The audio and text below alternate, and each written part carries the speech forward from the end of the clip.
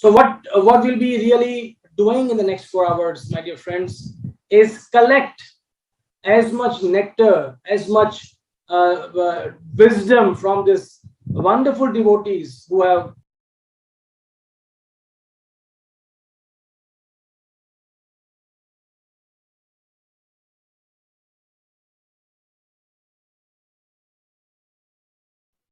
a wonderful session on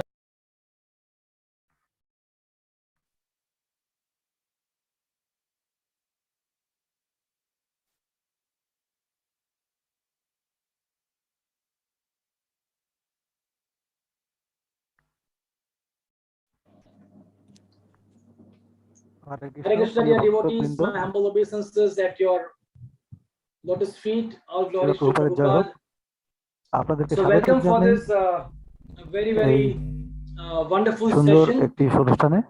on এই churning the sublime মহারাজের wisdom যে সূক্ষ্ম প্রজ্ঞা তার বিষয়ে মন্থন করার জন্য of the anecdotes এবং তার শিক্ষা, and the teachings from তার the various বিভিন্ন interactions ভক্তদের and সাথে যে আলাপচারিতার stories উপরে তার যে বিভিন্ন কাহিনী of the association with His Holiness Radhanath স্বামী Radha মহারাজ যে Swami সঙ্গলাভ যারা Maharaj. ঘনিষ্ঠভাবে করেছেন, আমার My বন্ধুগণ, dear friends, আমি শুরু করার আগে before I begin, it was আমি just very খুবই inspiring অনুপ্রেরণাদায়ক আমার কাছে for the various যদি speakers, if আপনাদের it is পক্ষে সম্ভব possible হয়, for you অনুবাদক যারা to keep your বক্তব্য videos রাখবেন যারা, on. You know, যদি it just আপনারা আরো becomes more personal, ব্যক্তিগতভাবে just মহারাজের becomes more আলাপচারিতাগুলোকে you can relate to each তুলে other ধরতে much পারেন। better. যেমন So আমাদের my একটাই humble অনুরোধ যে request is, যদি তা if সম্ভব it হয়, is দয়া করে possible, please আপনাদের keep your ভিডিওটি অন videos রাখবেন on. এবং And আগামী for the next 4 ঘন্টা ধরে 4 hours, my আমরা dear friends, we are going to be একটি সুন্দর embarking on a যাত্রা wonderful journey. নির্বাহ করব। এই যাত্রাটি হবে A journey আমাদের to really সেই collect সংগ্রহ করব সেই the অমৃতগুলি। nectar. আমরা এই We have called this অনুষ্ঠানটির নাম session দিয়েছি churning একটি the যাত্রা, একটি sublime সূক্ষ্ম wisdom. প্রজ্ঞা সংগ্রহ করার। Churning the sublime অবশ্যই আমরা wisdom. সবাই Obviously, জানি we all know যে churning is something very এটি close আমাদের to our হৃদয়ের খুবই hearts. কাছে। Churning is something very close to আমাদের our Lord's ভগবানের pastimes, যে লীলা Shri তার Krishna. প্রতি যে যাত্রা, And obviously, এবং when you একই সাথে churn, আপনাদের you have what gets collected is যা pure golden butter, একদম শুদ্ধ ঘি আপনাদের nectar. কাছে আছে, মাখন, অমৃত। So what we'll be আমরা যা really 4 doing in ঘন্টা the ধরে next আগামী 4 4 ঘন্টা hours, ধরে my করব dear তা হলো friends, is collect যতটা সম্ভব as much সেই nectar, অমৃতগুলি as সংগ্রহ much করব, wisdom from this সেই সমস্ত wonderful ভক্তদের কাছ থেকে যারা devotees who have তাদের who will be অভিজ্ঞতা sharing আমাদের their সাথে ভাগ করে interactions, নেবেন, their তাদের realizations, যা অনুভূতি তারা লাভ করেছেন, their feelings, তাদের যা their শিক্ষা তারা their পেয়েছেন learnings এই from the পরম পূজ্য interaction with রাধানাথ His স্বামী মহারাজের Holiness সাথে Radhanath Swami সঙ্গ লাভ Maharaj. করে। এই In this সুন্দর wonderful time of the year, the এই month of সুন্দর December is very এটি খুবই important, সুন্দর wonderful time সময় related to Radhanath Radhanath Swami স্বামী Maharaj. মহারাজের, And it will এবং be এটি wonderful to অত্যন্ত সুন্দর। really have this আজকে session সন্ধ্যার today এই evening অনুষ্ঠানটি as per the India time. ভারতের সময় But অনুযায়ী yes, for many এবং সারা people all পৃথিবী over the জুড়ে world, অনেক it could be লোকেরাই different timings. But আজকে yes, এটি শুনবেন। let us all আমরা সবাইকে আহ্বান embark করছি on this সবাই wonderful এই যাত্রাপথে journey যুক্ত of হতে, এই collecting অমৃত সংগ্রহের the nectar যাত্রা। from the wonderful ভক্তরা, devotees. আমরা We have got around 10 10 John Gopa Gopals এবং and গোপীকে Gopis, আমরা পেয়েছি আমাদের সাথে, you know, যারা who মন্থন will করবেন, be churning. এবং আমাদের 10 জন We have got ভক্তরা 10 আছেন devotees যারা এই who will অমৃত be থেকে churning মন্থন the করবেন। nectar. এবং And আমরা শুরু করব we will begin with অনুষ্ঠানটি একজন a wonderful Vaishnavi চমৎকার, who has spent যিনি decades Shila in প্রভুপাদকে service to সেবা Srila করার জন্য Prabhupada যুগ যুগ ধরে কাজ করে and চলেছেন, service to এবং His Holiness পরমপূজ্য Radhanath Radhanath Swami স্বামী Maharaj মহারাজকে, এবং has rendered অসাধারণ phenomenal সেবা service. সম্পাদন করেছেন। Not to embarrass her, কিন্তু শুরু করার but আগে before we begin, আমি this is going to be a very interactive session with the দর্শকদের সাথে audience, আমাদের and of course you will not be বার্তালাপ allowed to চলতে থাকবে unmute yourself. এই অনুষ্ঠানটিতে। But what I আসলে really আমি want চাই is, যে before একজন বক্তা a আসার আগে, speaker comes, তার বক্তব্য রাখার আগে, before the speaker comes, what I would really like to gather from the audience আশা করি is, যে we have Radhanath Radhanath Maharaj, Swami, Radhanath. Right? It is a wonderful way to really share what we feel about the qualities of Radhanath Swami, which is connected to his name. So every speaker before he comes, I will be asking you all, my dear friends, to share your wonderful thoughts about each letter. For example, his name starts with the R. R. So please, if you can share in 1, 2 or 3 words, not more than that, on the chat, what you feel is that wonderful quality of Radhanath Swami, which starts from R, something that you want to learn from, something that you want to take home, something that you feel that this is wonderful. For example, I can give example. R, I would say rigorous sadhana. So that's something to take home for me. The R stands for me, rigorous sadhana. And yes, we have wonderful devotees sharing. We have, so I want something which is, if possible, adjective followed by an activity. Rigorous sadhana. So we know that's a take home. But yes, you all can share. Reconciling differences, fantastic. Radical, interesting. Renunciation, realized soul, respectful to all. Very nice. Relishing bhakti, our respect at its best. Respecting everyone, remembering Lord Gauranga. Wonderful, wonderful, wonderful. Revolutionary saint, reciprocative. Wow, this is just very interesting, my dear friends. Wonderful. I think we will go on with this.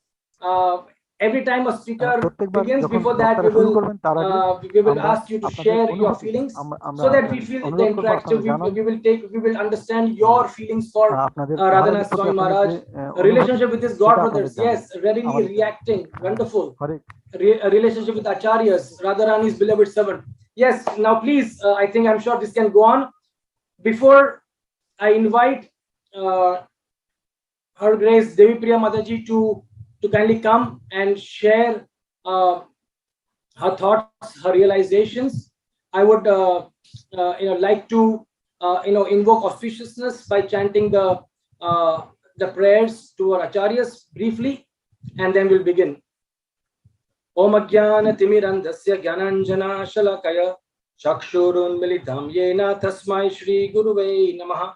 Nama Om Vishnupadaya Krishna Presthaya Bhutale Srimate Bhakti Vedanta Swami iti namine. Namaste Saraswati Deve Gauravani Pracharine Nirvishesha Shunyavadi Paschatya Deshatarine Vancha Kalpatarubhyascha Kripa Sindhubhya Evacha Patitanam Pavanebhyo Vaishnavebhyo Namo Namaha. Namo Mahavadanyaya Krishna Prema Pradayate Krishnaya Krishna Chaitanya Namine Gauratvishe Namaha. हे कृष्णा करुणा सिंधु दीनबंधु जगतपते गोपेश गोपिका कांत राधा कांत नमोस्तुते तप्त कांचन गौरांगी श्री राधे वृंदावनेश्वरी वृषभानुसुते देवी प्रणमामि हरि प्रिये। जय श्री कृष्ण चैतन्य प्रभु नित्यानंद श्री अद्वैत गदाधार श्रीवास आदि गौर भक्त वृंद। हरे Krishna Krishna Krishna Hare Hare, Hare Rama, Rama Rama, Hare Hare. Okay, so dear devotees, let us embark on this wonderful journey for the next 4 hours, and would like to begin this journey with Her Grace Devipriya Mataji. Mataji, please share whatever your pure heart would like to share with us.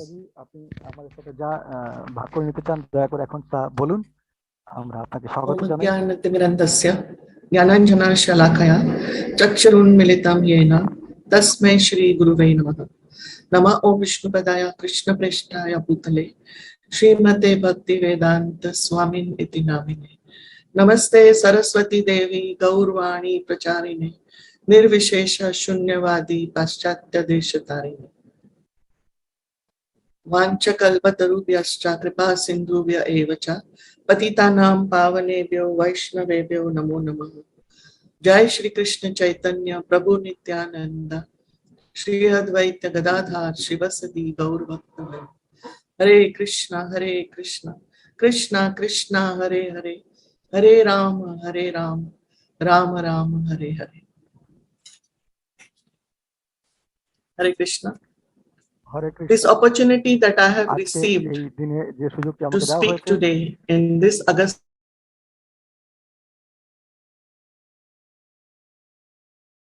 authority for this service.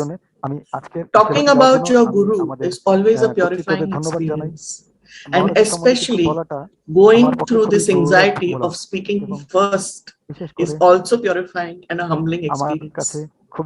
No matter how many qualities of Guru Maharaj you may speak, it will be like showing a small lamp to the sun. Nevertheless, I take this opportunity with all my heart and endeavor to the best of my ability to share my love, learnings, and gratitude for our beloved Guru Maharaj for my own purification. Taking a walk down the memory lane, meditating on Guru Maharaj's attributes, his unmatched personality, the wonderful interactions and learnings through all these years is an enriching experience in itself. Experiences and exercises like these force you to dive deeper and realize the depth of what we have received from Gurudev. It is impossible to measure or quantify the countless gifts we have received from Guru Maharaj. However, today I want to thank in particular a safe space, in other words, a sense of security. This safe space I'm referring to is not just a location on a map, but it is a feeling of security, emotional, psychological, social, physical, and of course, spiritual security. In this very sense of security, that ensures a feeling of hope, feeling of stability, and enables consistency. This safe space is a cocoon which envelops me when I perform all my activities. And the feeling of being in this cocoon also gives me a faint idea of how safe it would feel if we go home back to Godhead. In this very sense of security that helps a struggling devotee like myself sail through the various challenges life has to offer, small, big, or very big. When there are 100 ways in which we can get fooled by a false sense of security in this material world, Guru Maharaj has at every step helped us learn to distinguish between the two. The Shastras give us the Siddhantas, which at time appear to be very lofty to follow. And therefore, Gurudev gifted us the security through the counselor system. Those were the days when he was the only original counselor, and he will remain to be so for us. At this point, I would like to shift into a situation that was quite tempting and bewildering. One of my relatives offered me a very lucrative job. We discussed at home in great length. And in a confused state, Rohini Nandan Prabhu and myself both decided to meet Guru Maharaj. After hearing us and our financial situation, Maharaj asked Rohini Nandan Prabhu if he needed financial support. And of course, the answer was no. Then Maharaj told me, since money is not the need, and also you were not looking out for a job, I have something to say. Do you know that Yashoda Mai was a queen of Vrindavan, had many maidservants, and she could get anything done through these servants. But she personally grew the special grasses for the cows. She milked the cows, personally churned the butter for Krishna.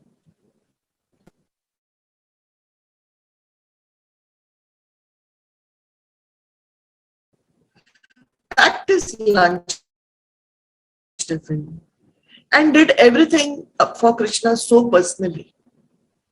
So now you tell me, Can anyone cook better than you?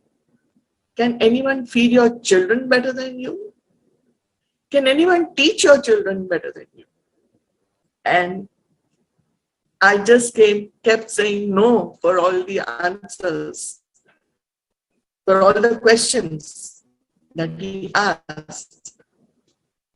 Very lovingly, he explained me the Siddhanta and expressed his desire and finally left it on me for my decision.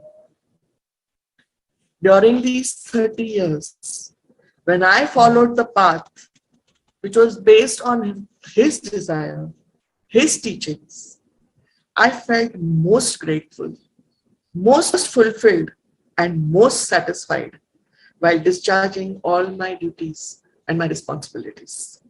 But in the recent past, in a much more bewildering situation, when I chose to follow my own desire, I found myself in a totally reversed situation.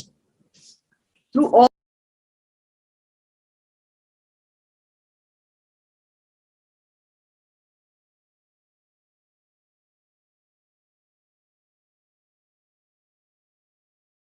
his actions, deeds, and words, at each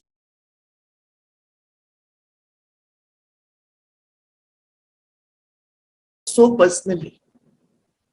So now you tell me, for a job, I have something to say. One of my relatives offered me a very lucrative job.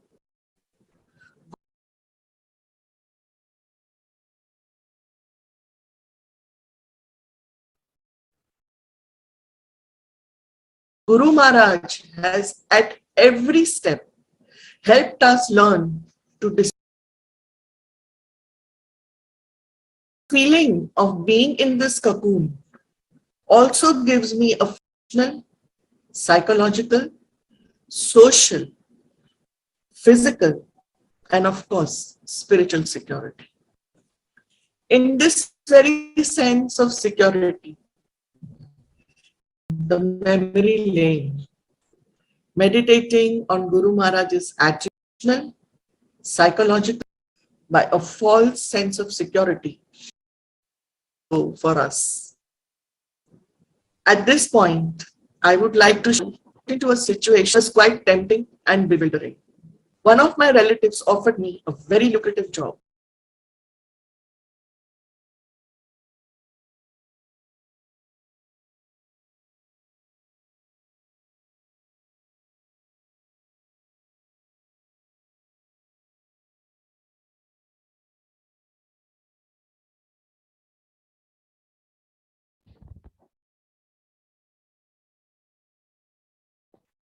We discussed at home in great length. And in a confused state, Rohini Nandan Prabhu and myself both decided to meet Guru Maharaj. After hearing us and our financial situation, Maharaj asked Rohini Nandan Prabhu if he needed financial support. And of course, the answer was no. Then Maharaj told me, since money is not the need, and also you were not looking out for a job, I have something to say. Do you know that Yashoda Mai was a queen of Vrindavan, had many maidservants, and she could get anything done through these servants.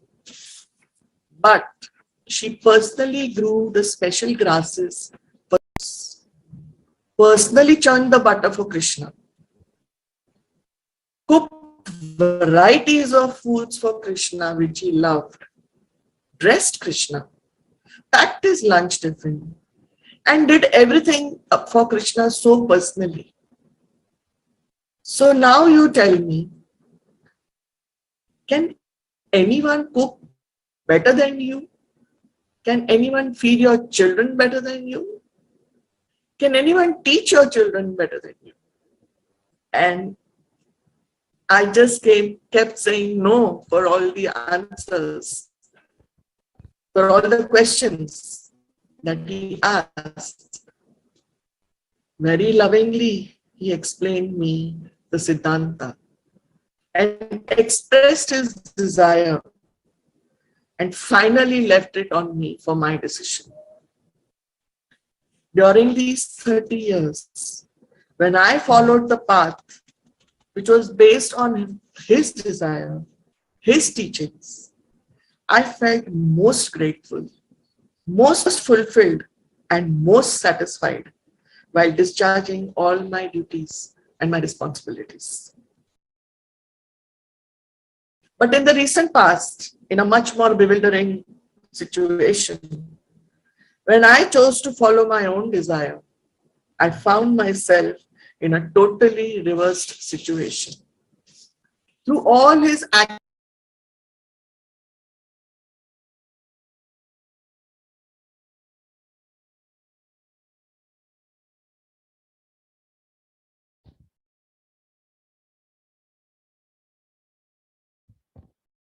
actions, deeds, and words, at each moment, Gurudev, through the teachings of Srila Prabhupada, has provided us all a safe and secure environment. Go. Palika Mataji said, both the mother and child cannot come out of the house. When Baldev was born, it was a Friday and I was at Mahaprabhu Prabhu's place at Khas Center. Maharaj came for the Friday program. Roninandan Prabhu requested Maharaj to give a name to a newborn baby boy. Maharaj called for me and the baby to Radha Vrindavan Natwarji's temple. But as the rituals go, Palika Mataji said, both the mother and child cannot come out of the house. So Maharaj meditated on Shri Radha Vrindavan Natwar for a long time. And he pronounced the name Baladev. Outside there were many devotees who were contemplating and guessing that the name could be Balaram because he is Roninandan Prabhu's son. After a month, when I went to temple, I met Maharaj and he asked me, do you know why I named your child Baladev and not Balaram? I said, no Maharaj, please tell me. He explained, Rohini's son means Bal. And I also wanted to add your name to it. And so I named him Baladev and not Balaram. This is how I felt secured in his dealings with me. For our security, he has provided fencing of devotee care. He has provided the keys of humility, tolerance, sincerity, seriousness, with no ulterior motives. He has given us the passwords, the holy name and Vaishnav Seva, and a watchman who's there in every house in the form of our deities of Shri Radha Krishna and Gauranga.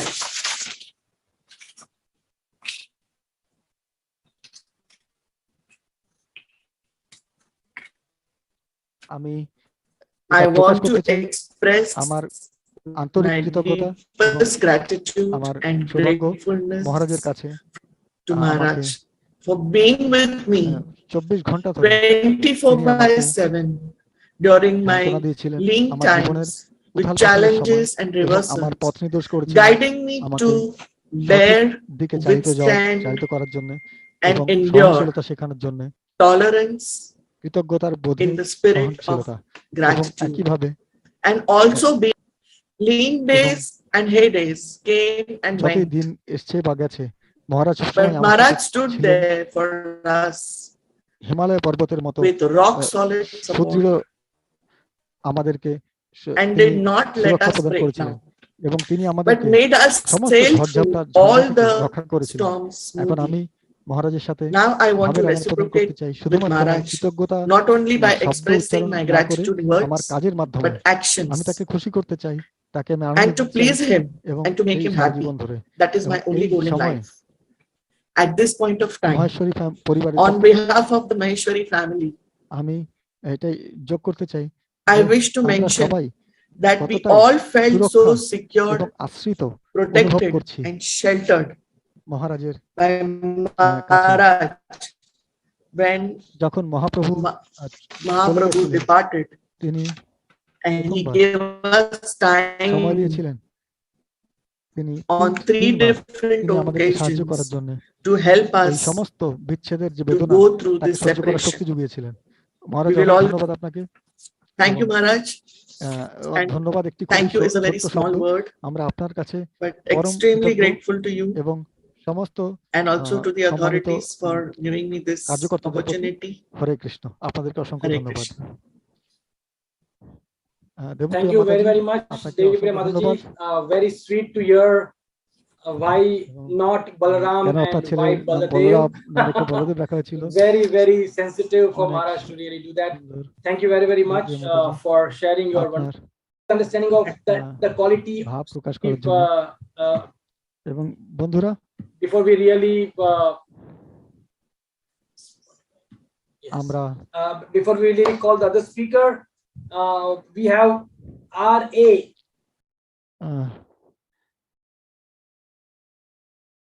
Radhanath Swami, R.A.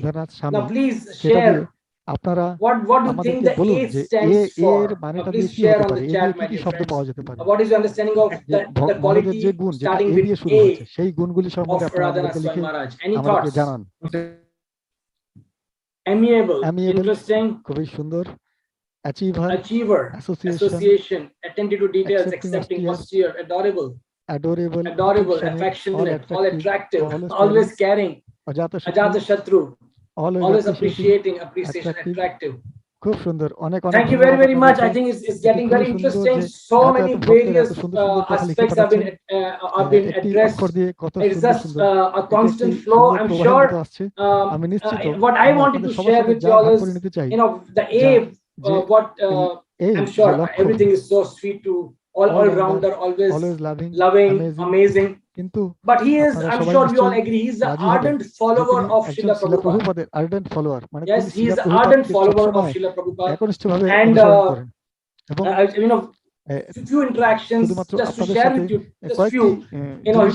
His Holiness Bhakti Swami Maharaj came to the hospital when he was just getting, it was just a new hospital.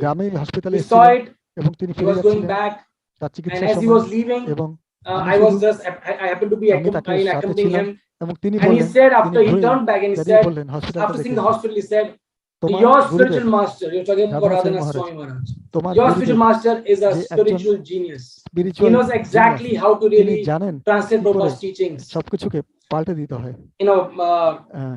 We have Shivram Swami Maharaj. He said, Prabhupada was a multifaceted personality, Shivram Swami said. Prabhupada, of course, we all know he's a multifaceted personality. But one very special facet of Prabhupada is the facet of care, devotee care. And Shivram Swami shared with us that it is that devotee care aspect of Prabhupada which is so beautifully shining in the personality of Radhanath Swami Maharaj. The other time we were interacting with Lokanath Swami Maharaj, and Lokanath Swami Maharaj said that every time he hears Prabhupada saying, sit properly, you all know that, right? When you're chanting, Prabhupada is chanting with us, and then in between he says, sit properly. And he said, sit properly, we can directly connect it to his own Radhanath Swami Maharaj. Whenever we see him chanting, it is the perfect description of sit properly. And then we were interacting with Niranjan Swami Maharaj, and he said, I really wonder how does he manage to do preaching, cultivating, strict sadhana, etc. How does he manage to do everything? So here we are, these are jewels of Prabhupada, Niranjan Swami Maharaj, Shivram Swami Maharaj. এনারা বলছেন এই সমস্ত কথাগুলি।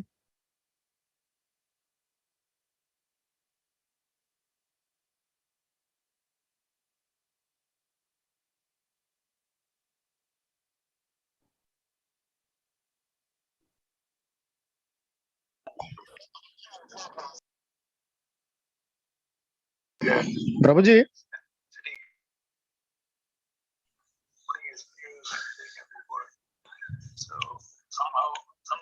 Prabhuji, reduce the volume on your YouTube.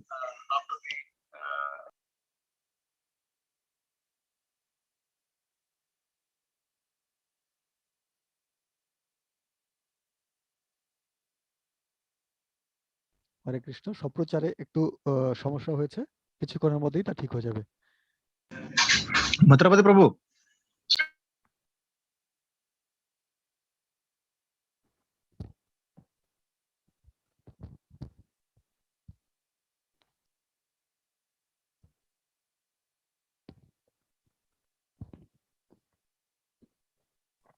Hare Krishna. Sorry, I think we have to be ready for all these technical issues. So I would like to invite personality who has spent decades, as I mentioned, that we invite His Grace Radha Gopinath Prabhu to share his wonderful realizations and interaction with His Holiness Radhanath Swami Maharaj. Radha Gopinath Prabhu, please. Hare Krishna. Gopinath প্রভু বলছেন। Hari Bol.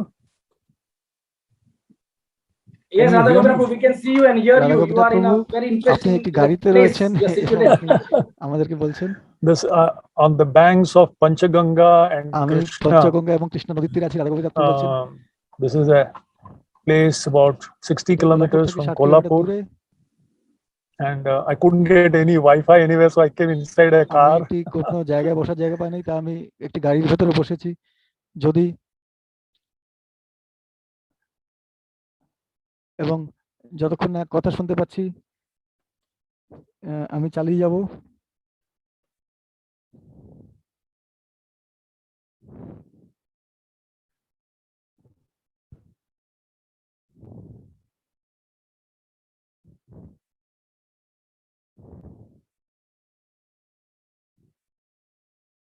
আমি কিছু অংশ শুনেছি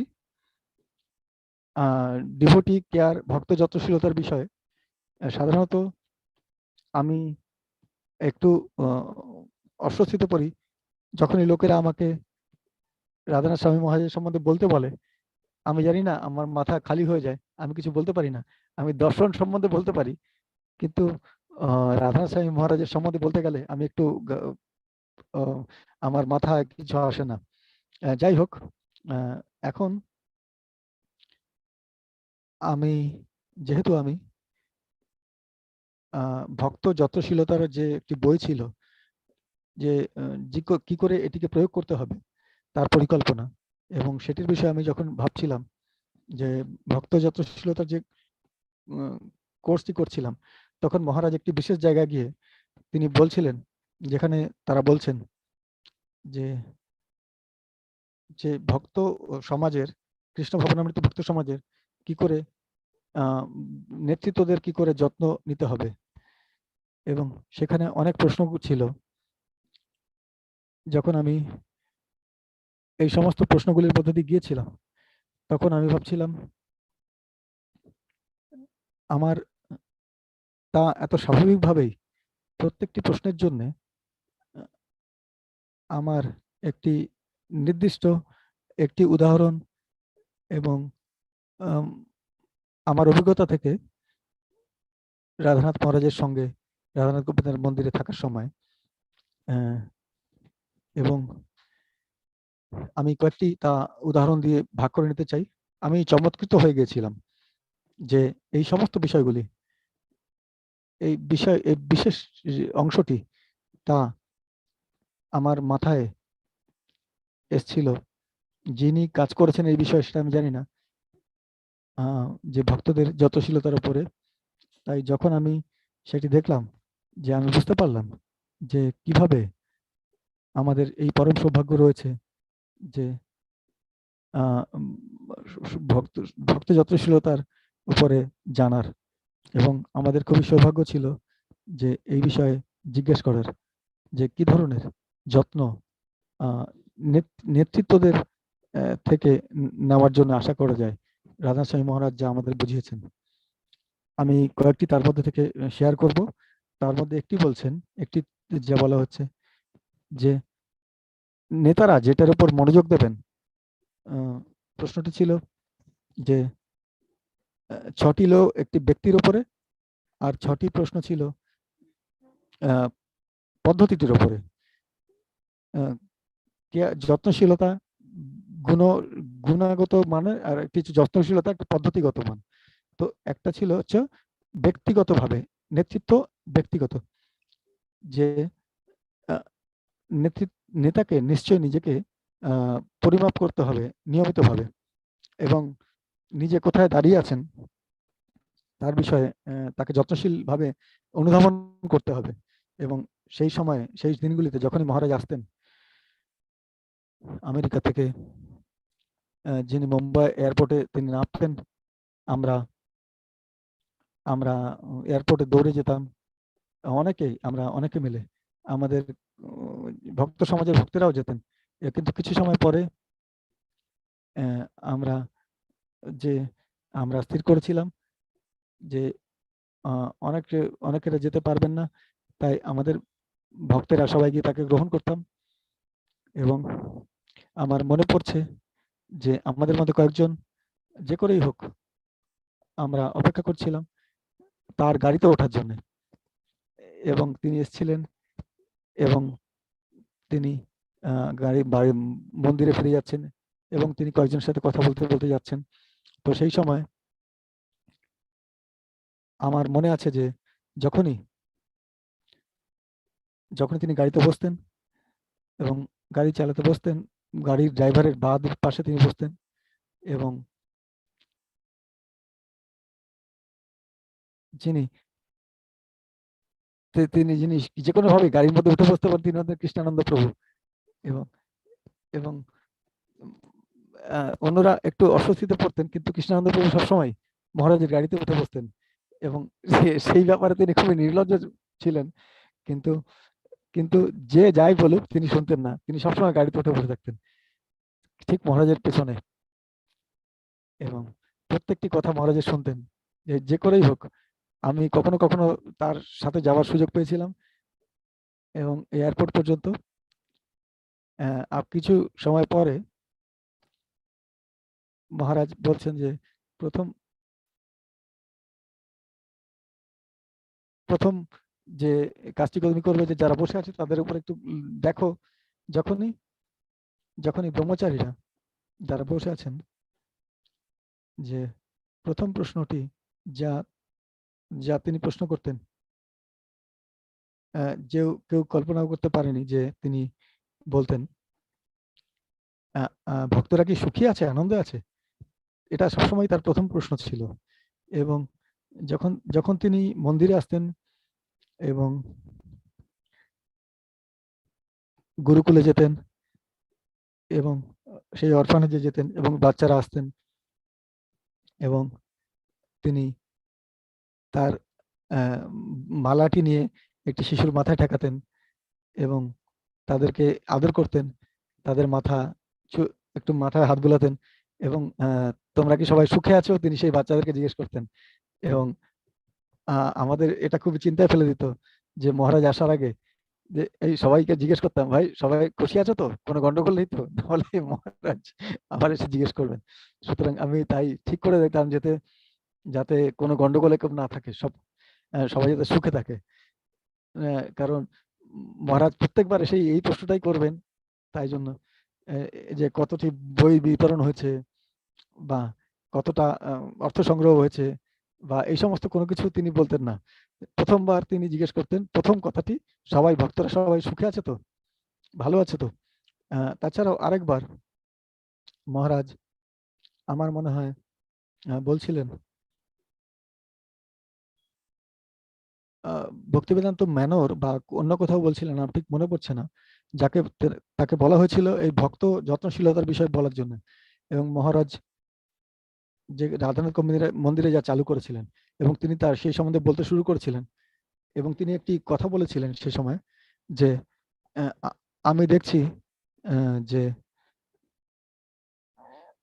আমি তাকে একটি দূরদৃষ্টি হিসাবে দেখেছিলাম যে ভক্ত যত্নশীলতার বিষয়ে সেই বিবৃতিটি তিনি খুবই সাধারণভাবে বলেছিলেন। তার বক্তব্য রাখার সময় তিনি বলেছিলেন যে একজন নেতাকে এই প্রশ্নটি নিজের করা উচিত যে প্রত্যেক ভক্তকে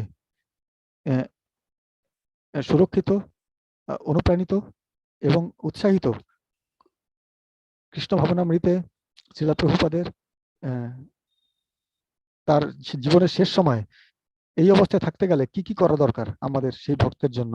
সুতরাং এটি এমন একটা পরম বক্তব্য হিসাবে আমি সেটাকে দেখেছিলাম, যে তার গভীরতাটি কত ছিল, যে প্রত্যেকটি ব্যক্তিগত ভক্তের কথা তিনি বলছিলেন, যে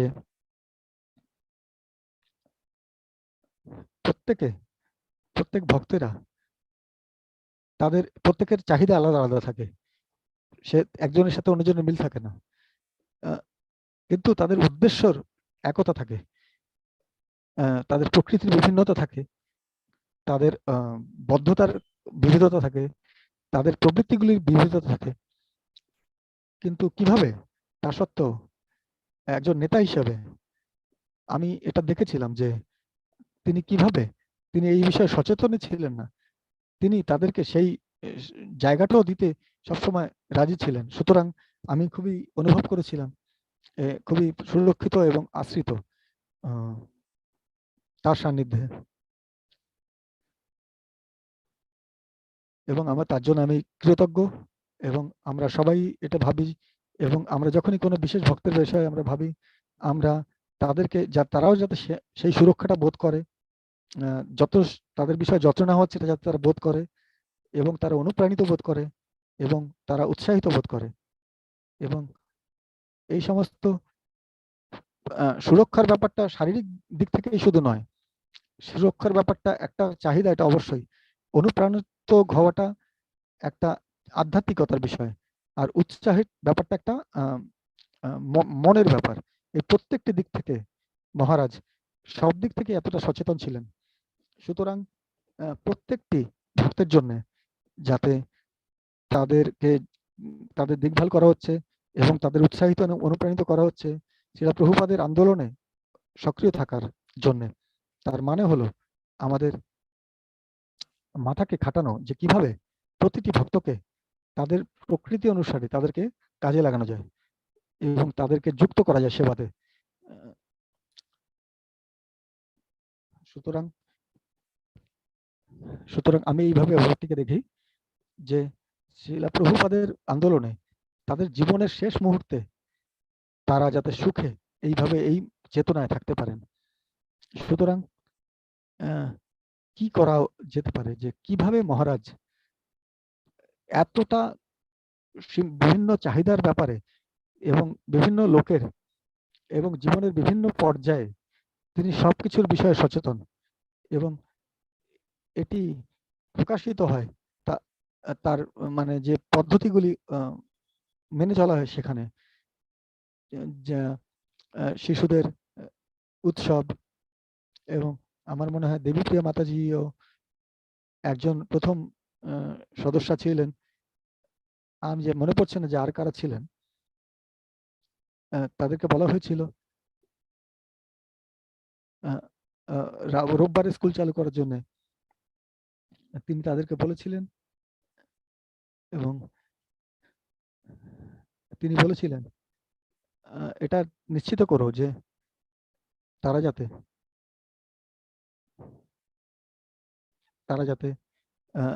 তাদেরকেও দেখভাল করার লোক আছে, তারা যাতে এটা মনে করে। বিশেষ করে একটি ঘর শেখা তখন আলাদা করে রাখা ছিল, একটি ঘর, সেই ঘরটিকে আলাদা করে রাখা ছিল, মিউজিক সিস্টেম এবং ক্যামেরা, যে বাচ্চারা সেই রবিবারের ফান স্কুলের সফলতাটা ছিল, তিনি কিছু বিশেষ খুব সাধারণ বিষয়গুলি করতেন, যেমন শ্লোকা মুখস্থ করা বা কিছু রান্না করা, এবং সেটা সফলতাটা যেটা ছিল যে বাচ্চারা রোববার দিন এই সানডে ফান স্কুলে আসার জন্য খুবই উদ্গ্রীব থাকতো, যেটা আমি দেখি যে এই সিস্টেম যেটি বানানো হয়েছিল তার সাফল্য হিসেবে। পরবর্তী কয়েক বছর পরে আমাদের দয়ালুরাম প্রভু এবং গোপেশ্বরী মাতাজি তারা এই সেবাটি করে যাচ্ছিলেন 6-7 বছর ধরে, 8 বছর ধরে। সেই সময় আমি তখন নবী মুম্বাইতে ছিলাম, আমি একটি রোববার ক্লাস নিচ্ছিলাম, এবং জানোবা মাতাজি কাঁদতে শুরু করেছিলেন। তো একজন জিজ্ঞাসা করলেন যে তুমি কেন কাঁদছো? যে প্রত্যেক ভক্তরা একটা ইট আনার কথা ছিল গোবর্ধন পূজার জন্য, রং করে, একটি ইটকে রং করে, এবং তিনি, তার একটি 6 বছরের মেয়ে ছিল, তিনি গোলাপ জামুন বানিয়েছিলেন এবং তিনি একটি থার্মোকল দিয়ে ইট বানিয়ে এনেছিলেন এবং তাকে মন্দিরে 12:30টার মধ্যে পৌঁছাতে হতো এবং 1:30টার সময় তিনি তখনও পৌঁছাতে পারেননি, নবমীতে আটকে ছিলেন। তাই জন্য তিনি কাঁদতে শুরু করেছিলেন সেই বাচ্চাটি। এবং আমি দয়ালুরাম প্রভুকে বললাম, প্রভু তোমার জীবন সফল। আমি প্রভুজি, তো তিনি বললেন আমি বুঝতে পারছি না আপনি কে বলছেন। আমি বললাম যে আমি রাধা গোপীনাথ প্রভু বলছি, যে পরম পূজ্য রাধানাথ স্বামী বলছেন যে যদি একজন শিশু এখানে আসতে না পারে সেই বাচ্চাটির কান্না করা উচিত, এবং আমি দেখছি যে আপনার মেয়ে সেখানে যেতে পারছে না বলে কাঁদছে, তাই জন্য আমাদের সানডে ফান স্কুলটা সফল, আপনাদের অভিনন্দন। সুতরাং আমি দেখেছি যে প্রত্যেকটি বিষয়ে মহারাজ তিনি প্রথমে বরিষ্ঠ বৈষ্ণব সেবা চালু করেছিলেন। অদ্বৈতানন্দ প্রভু তা শুরু করেছিলেন, অলোকানন্দ প্রভু, দামোদর প্রভু তারা যোগা শুরু করেছিলেন এবং আরো কত জিনিস শুরু করেছিলেন। এবং যাই হোক,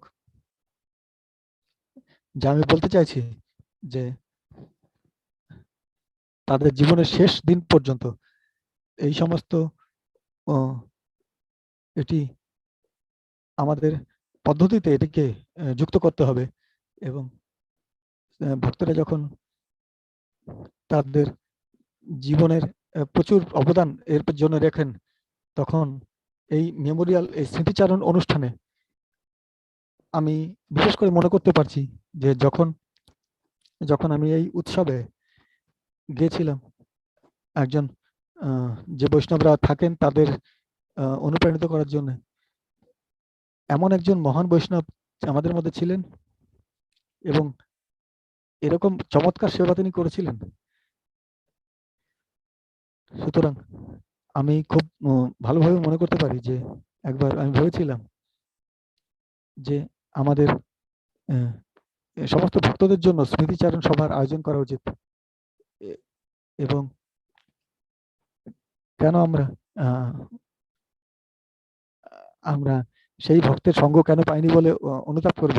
আমরা সেই স্মৃতিচারণ অনুষ্ঠানে আমরা সেই বৈষ্ণবদের স্মৃতিচারণ করে, এবং তা এতটাই হৃদয়স্পর্শী হয়ে থাকে এবং ভক্তদের গুণাবলীর কীর্তন হয় এবং তার সুযোগ সুবিধা লাভ করে তার সঙ্গ আমরা পেতে পারি। সুতরাং এটা হলো যা কিছু ঘটনা যা আমার মনে এসেছিল হঠাৎ করে এই বিবৃতিটির পেছনে। সুতরাং তিনি শুধু এটিকে খুব সাধারণভাবে বলেছিলেন যিনি তার প্রবচনের মধ্যে। সুতরাং আরেকটি বিষয় যা তিনি বলেন তা হলো কি করে নেতারা একটি বিশেষ কোনো ঘটনার প্রতি, একটি বা কোনো দুর্যোগের প্রতি তাদের প্রতিক্রিয়া কিরকম হবে। সুতরাং আমি স্বতঃস্ফূর্তভাবে সঙ্গে সঙ্গে আমার মনে হয়েছিল, এত কিছু ঘটনা আমার মনে এসেছিল যে খুব কঠিন ঘটনা ঘটেছিল, বিপজ্জনক ঘটনা, যেখানে মহারাজ অত্যন্ত সচেতনভাবে, সংবেদনশীলভাবে এবং অত্যন্ত সূক্ষ্মভাবে তিনি পুরো পরিস্থিতিটাকে পরিচালনা করেছিলেন, সমস্ত দিক বিবেচনা করে। উদাহরণ হিসাবে 1993 সালে যখন আমাদের নেতৃত্বদের মধ্যে একটি সংকট দেখা গিয়েছিল, যে তিনি বলেছিলেন তাদের সবাই আসুক, তাদেরকে এসে আমাদেরকে প্রশ্ন করতে বলো, তাদের মনে যা সন্দেহ আছে তা আমরা নিরসন করব, যে কোনো প্রশ্ন। এবং আমার মনেও কিছু প্রশ্ন ছিল এবং আমিও তাদের মধ্যে একজন ছিলাম, এবং সেই সময় আমি একটু নতুন ছিলাম এবং আমার মনে কিছু ধাক্কা লেগেছিল ওই ঘটনার জন্য। কিন্তু সেই সময় মহারাজ সবসময় তিনি নিজেকে সবার জন্য প্রস্তুত রেখেছিলেন, যে প্রতি ভক্তদের তাদের যে কোনো প্রশ্নের তিনি উত্তর দিতে তিনি সর্বদাই প্রস্তুত ছিলেন। এবং তখনই আমরা তার প্রতি একটা আশ্রয় অনুভব করেছিলাম। তাছাড়াও যখন প্রায় 8 জন ভক্ত মূর্তিনাথে গিয়েছিলেন, সেটি ছিল আরেকটি সংকট। যখন মহারাজ ওখানে গিয়েছিলেন এবং প্রত্যেকটি পরিবারের সদস্যদের সাথে মিলিত হয়েছিলেন, প্রভু দেবপ্রিয়া মাতাজি কুঞ্জবিহারী প্রভু, তাদের ছেলে আমাদের, সুতরাং তিনি সবার সাথে আলাদা করে মিলিত হয়েছিলেন সেই সংকটের সময় তাদের পরিবারের সাথে, এবং সমস্ত ভক্ত সমাজকে তিনি প্রবচন দিয়েছিলেন যে এই ধরনের সংকটকে কিভাবে দেখতে হবে এবং এই পরিস্থিতির সাথে কিভাবে মোকাবিলা করতে হবে। এরকম একটি কঠিন সময়ের মধ্যে কি করে আমাদের পার হতে হবে। সুতরাং ভক্তরা যাতে এই সমস্ত আবেগগত দিক থেকেও যাতে তাদের যত্ন না হয়। সমস্ত ইস্কনে আমরা কয়েক সপ্তাহ ধরে গুরু মহারাজ তিনি বলেছিলেন যে সবার কথা শোনা উচিত তোমাদের। সুতরাং সেই সময় তার শিষ্যদের নিয়ে তাদেরকে সাহস দেওয়া এবং তাদের সাথে উপযুক্ত সময় কাটানো।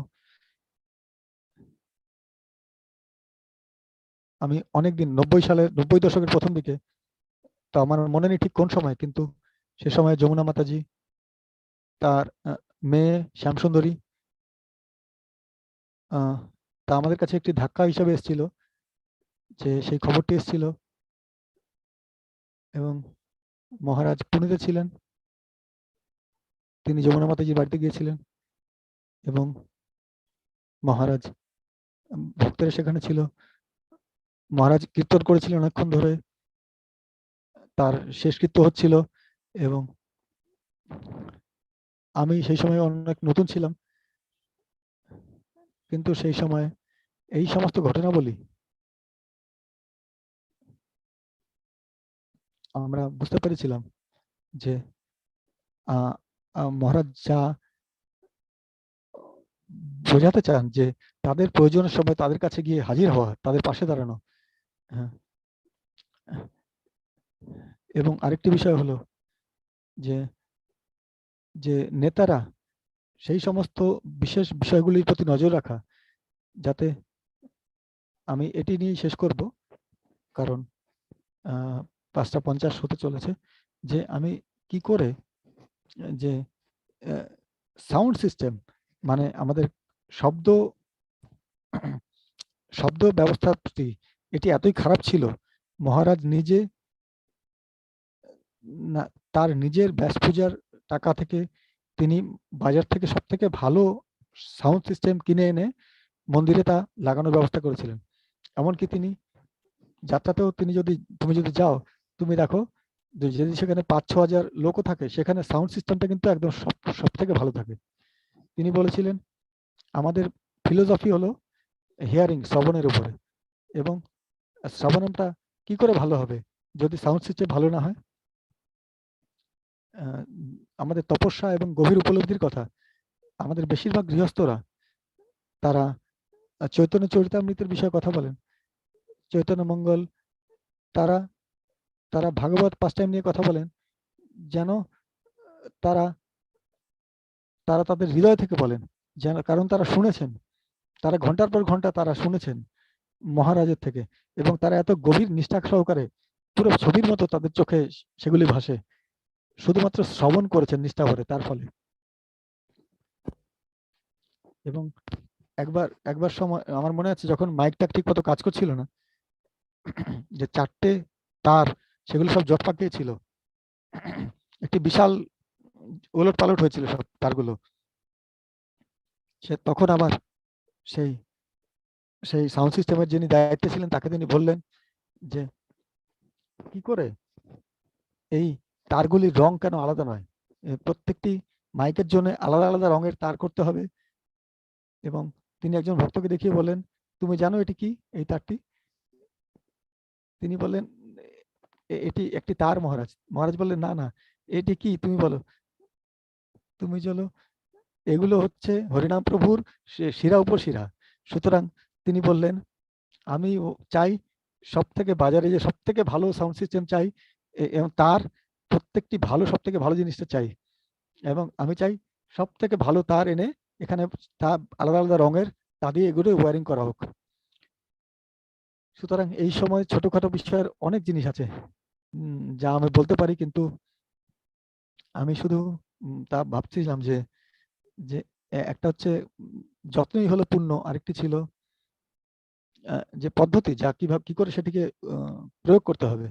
এবং যদিও আমাদের নেতৃত্বদের যে পদ্ধতি, আমাদের ব্রহ্মচারীরা এবং গৃহস্থরা রয়েছে, এবং তারপরে নেতারা আছে, তারপরে ম্যানেজমেন্ট আছে, তো তার এই গ্রুপ ম্যানেজমেন্ট এবং এবং তারপরে যে বরিষ্ঠ বৈষ্ণবরা একসাথে এসে তাদের তাদের গৃহস্থরা এবং ব্রহ্মচারীরা সবাই একসাথে এসে তারা একটি দল করবেন, তাদের নিজেদের মধ্যে আদান প্রদান করবেন, তাদের মধ্যে প্রতিনিধিত্ব যাতে ঠিকভাবে হয়। সুতরাং এইগুলি ছিল কয়েকটি বিষয় যা নিয়ে আমার মনে এসেছিল, এবং আমি বলতে চাই ধন্যবাদ। এবং আমি হরে কৃষ্ণ, সবাইকে ধন্যবাদ। রাধা গোপীনাথ প্রভু, আপনাকে অনেক ধন্যবাদ। আপনি এত চমৎকার ভাবে আপনার বক্তব্য প্রকাশ করেছেন এই তারগুলি সম্বন্ধে বিশেষ করে, এবং এটি একটি অসাধারণ অসাধারণ ব্যাপার। মানে যেটি একটি জড় পদার্থকে কি করে আপনি প্রাণ সঞ্চার করে দিয়েছেন আপনার এই কথার মাধ্যমে, এটি একটি অত্যন্ত অসাধারণ ব্যাপার। আপনি মহারাজ একটি সেবা, একটি লীলা সম্বন্ধে যখন মহারাজ গাড়িতে বসেছিলেন, মহারাজের গাড়ি থেকে বাড়িতে আসার পথে, মানে মন্দিরে আসার পথে, আমি মহারাজের গাড়ির পেছনে বসেছিলাম, এবং তিনি মহারাজ আমাকে জিজ্ঞেস করেছিলেন, তোমার কি আমার জন্য কোনো ভালো খবর আছে? আমি সবসময় ভালো খবর শুনতে চাই। এবং তো তখন লোকেরা সবসময় এত খারাপ খবর দেন ওনাকে, তো তার জন্য আমি তোমার থেকে ভালো খবর শুনতে চাই। হ্যাঁ, তো আমি কিছু ভালো খবর শুনতে চাই। তো রাধা গোবিন্দ প্রভু, আপনাকে অনেক ধন্যবাদ, আপনি এই কথাগুলি আমাদের মনে করে দিলেন। রাধা গোবিন্দ প্রভু হলেন একটি শ্রবণ যাত্রা এখন কোলাপুর ভক্তদের সাথে, তিনি ভ্যানে বসে আছেন। যখন তিনি শ্রবণ সম্বন্ধে বলছেন, তিনি শুধুমাত্র বলছেনই না, তিনি তার অভ্যাসও করছেন নিজে একটি শ্রবণ যাত্রার পরিচালনা করে। অনেক ধন্যবাদ রাধা গোবিন্দ প্রভু আপনাকে। হরে কৃষ্ণ।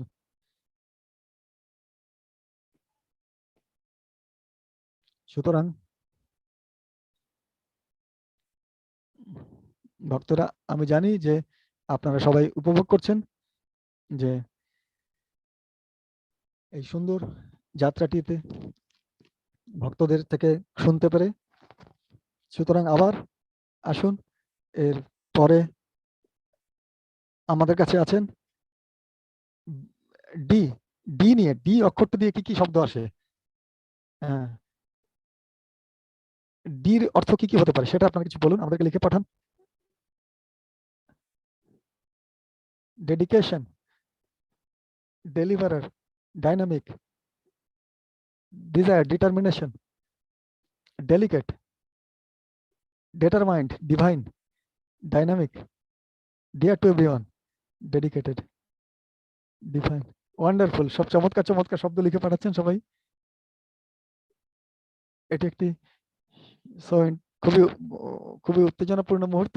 সবাই এই কথাগুলি লিখে পাঠাচ্ছেন, এবং মহারাজের এই গুণাবলীগুলির বিষয় ডি এর উপরে। তিনি হলেন একজন অত্যন্ত দৃঢ় প্রতিজ্ঞ একজন ব্যক্তি। তিনি তিনি অত্যন্ত অত্যন্ত দৃঢ় প্রতিজ্ঞ। তিনি তার জার্নি হোম যে বইটি আছে, সেখান থেকে তার যে দৃঢ় প্রতিজ্ঞতা, তার বিষয়ে তার তা ফুটিয়ে তোলে সেখানে। সুতরাং তার মাধ্যমে সেই বোঝের মাধ্যমে তার যে সমর্পণ, আমি আজকের পরবর্তী বক্তাকে আমন্ত্রণ জানাতে চাই। আজকের পরবর্তী বক্তা হলেন অত্যন্ত নিবেদিত প্রাণ। তিনি যুগ যুগ ধরে তিনি সেবা করছেন প্রভুপাদকে, মহারাজকে, বিশেষ করে শ্রী শ্রী রাধা গোপীনাথ মন্দিরের ভক্ত সমাজের প্রতি মহারাজকে সাহায্য করছেন অত্যন্ত ভালোভাবে। আমি আমন্ত্রণ করতে চাই কৃষ্ণচন্দ্র প্রভুকে, দয়া করে আসুন এবং আপনার অভিজ্ঞতা আমাদের সাথে ভাগ করে নিন, আপনার শিক্ষা রাধানাথ স্বামী মহারাজের সঙ্গে। হরে কৃষ্ণ। কৃষ্ণচন্দ্র প্রভু দয়া করে আসুন।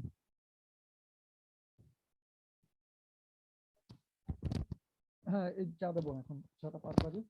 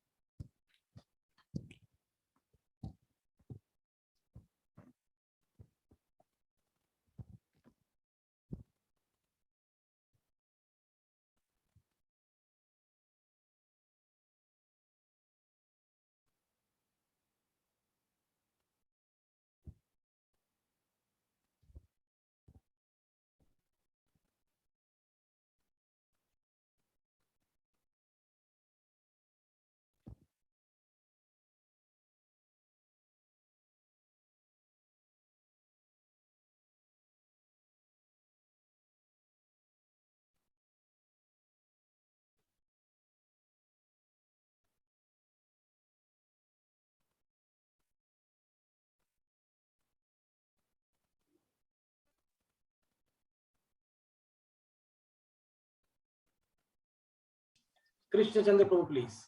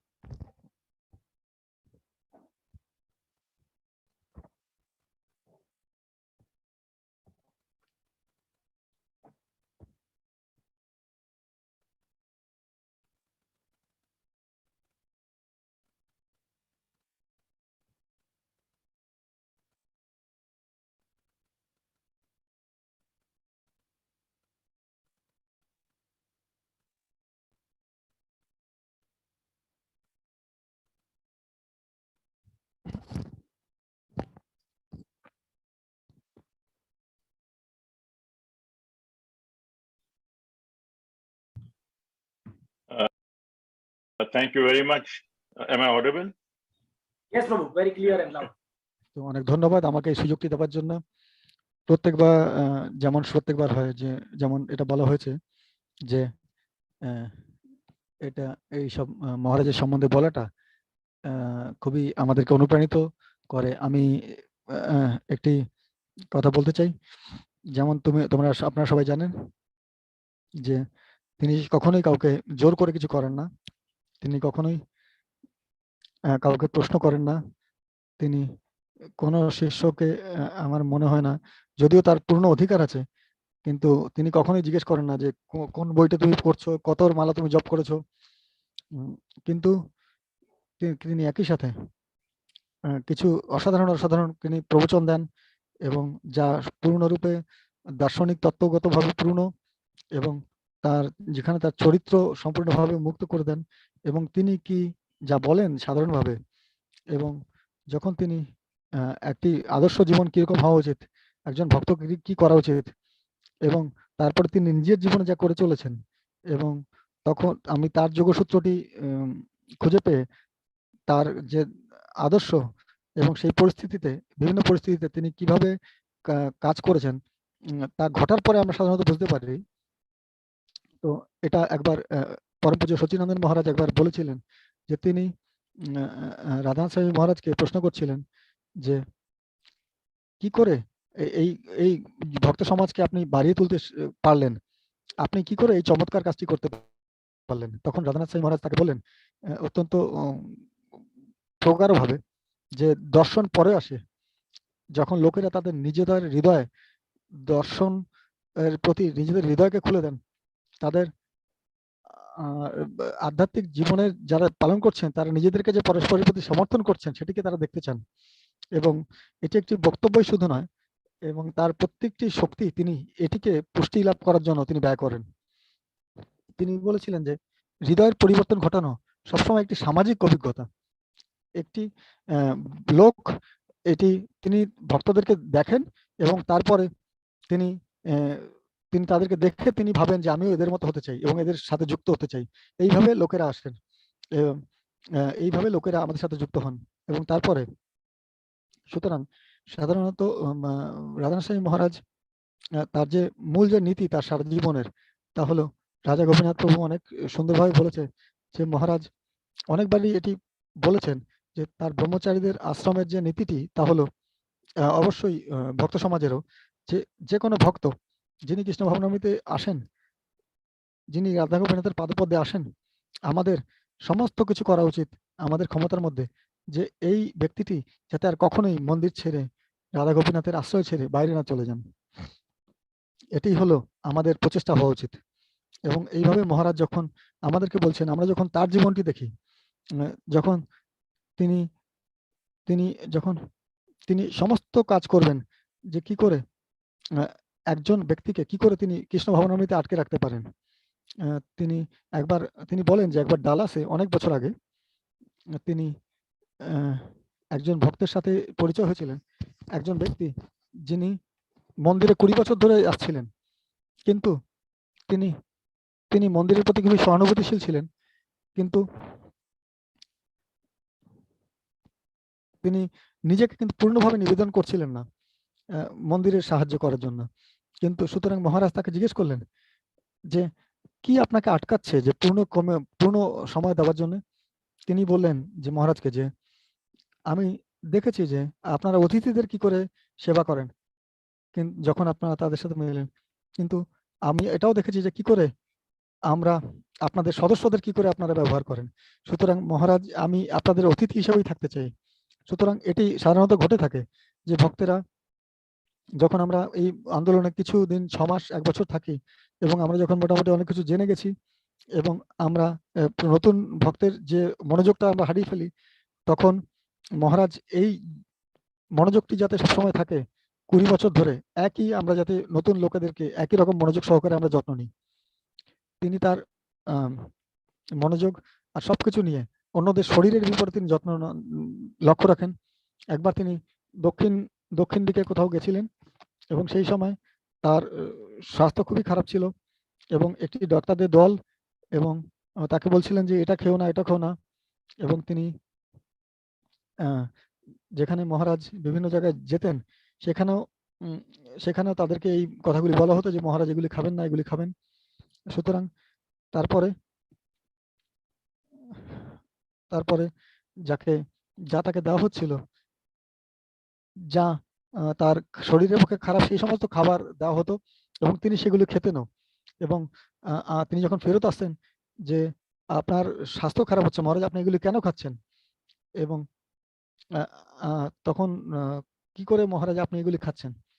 মহারাজ খুবই সুন্দরভাবে বললেন যে তোমাদের যা করা উচিত ওদেরকে বলা যে এগুলি তোমরা দেবে না সেটা বলার, কিন্তু সেগুলি যদি আমাদেরকে ওরা নিবেদন করে তাহলে কিন্তু আমি শুধু তাদের প্রেম এবং অনুভূতিটাকেই দেখি এবং সেই জন্য আমি সেটা গ্রহণ করতে বাধ্য হয়ে যাই। সুতরাং আমি সেই লোকটিকে আমি কিছুতেই আমি প্রত্যাখ্যান করতে পারি না। সুতরাং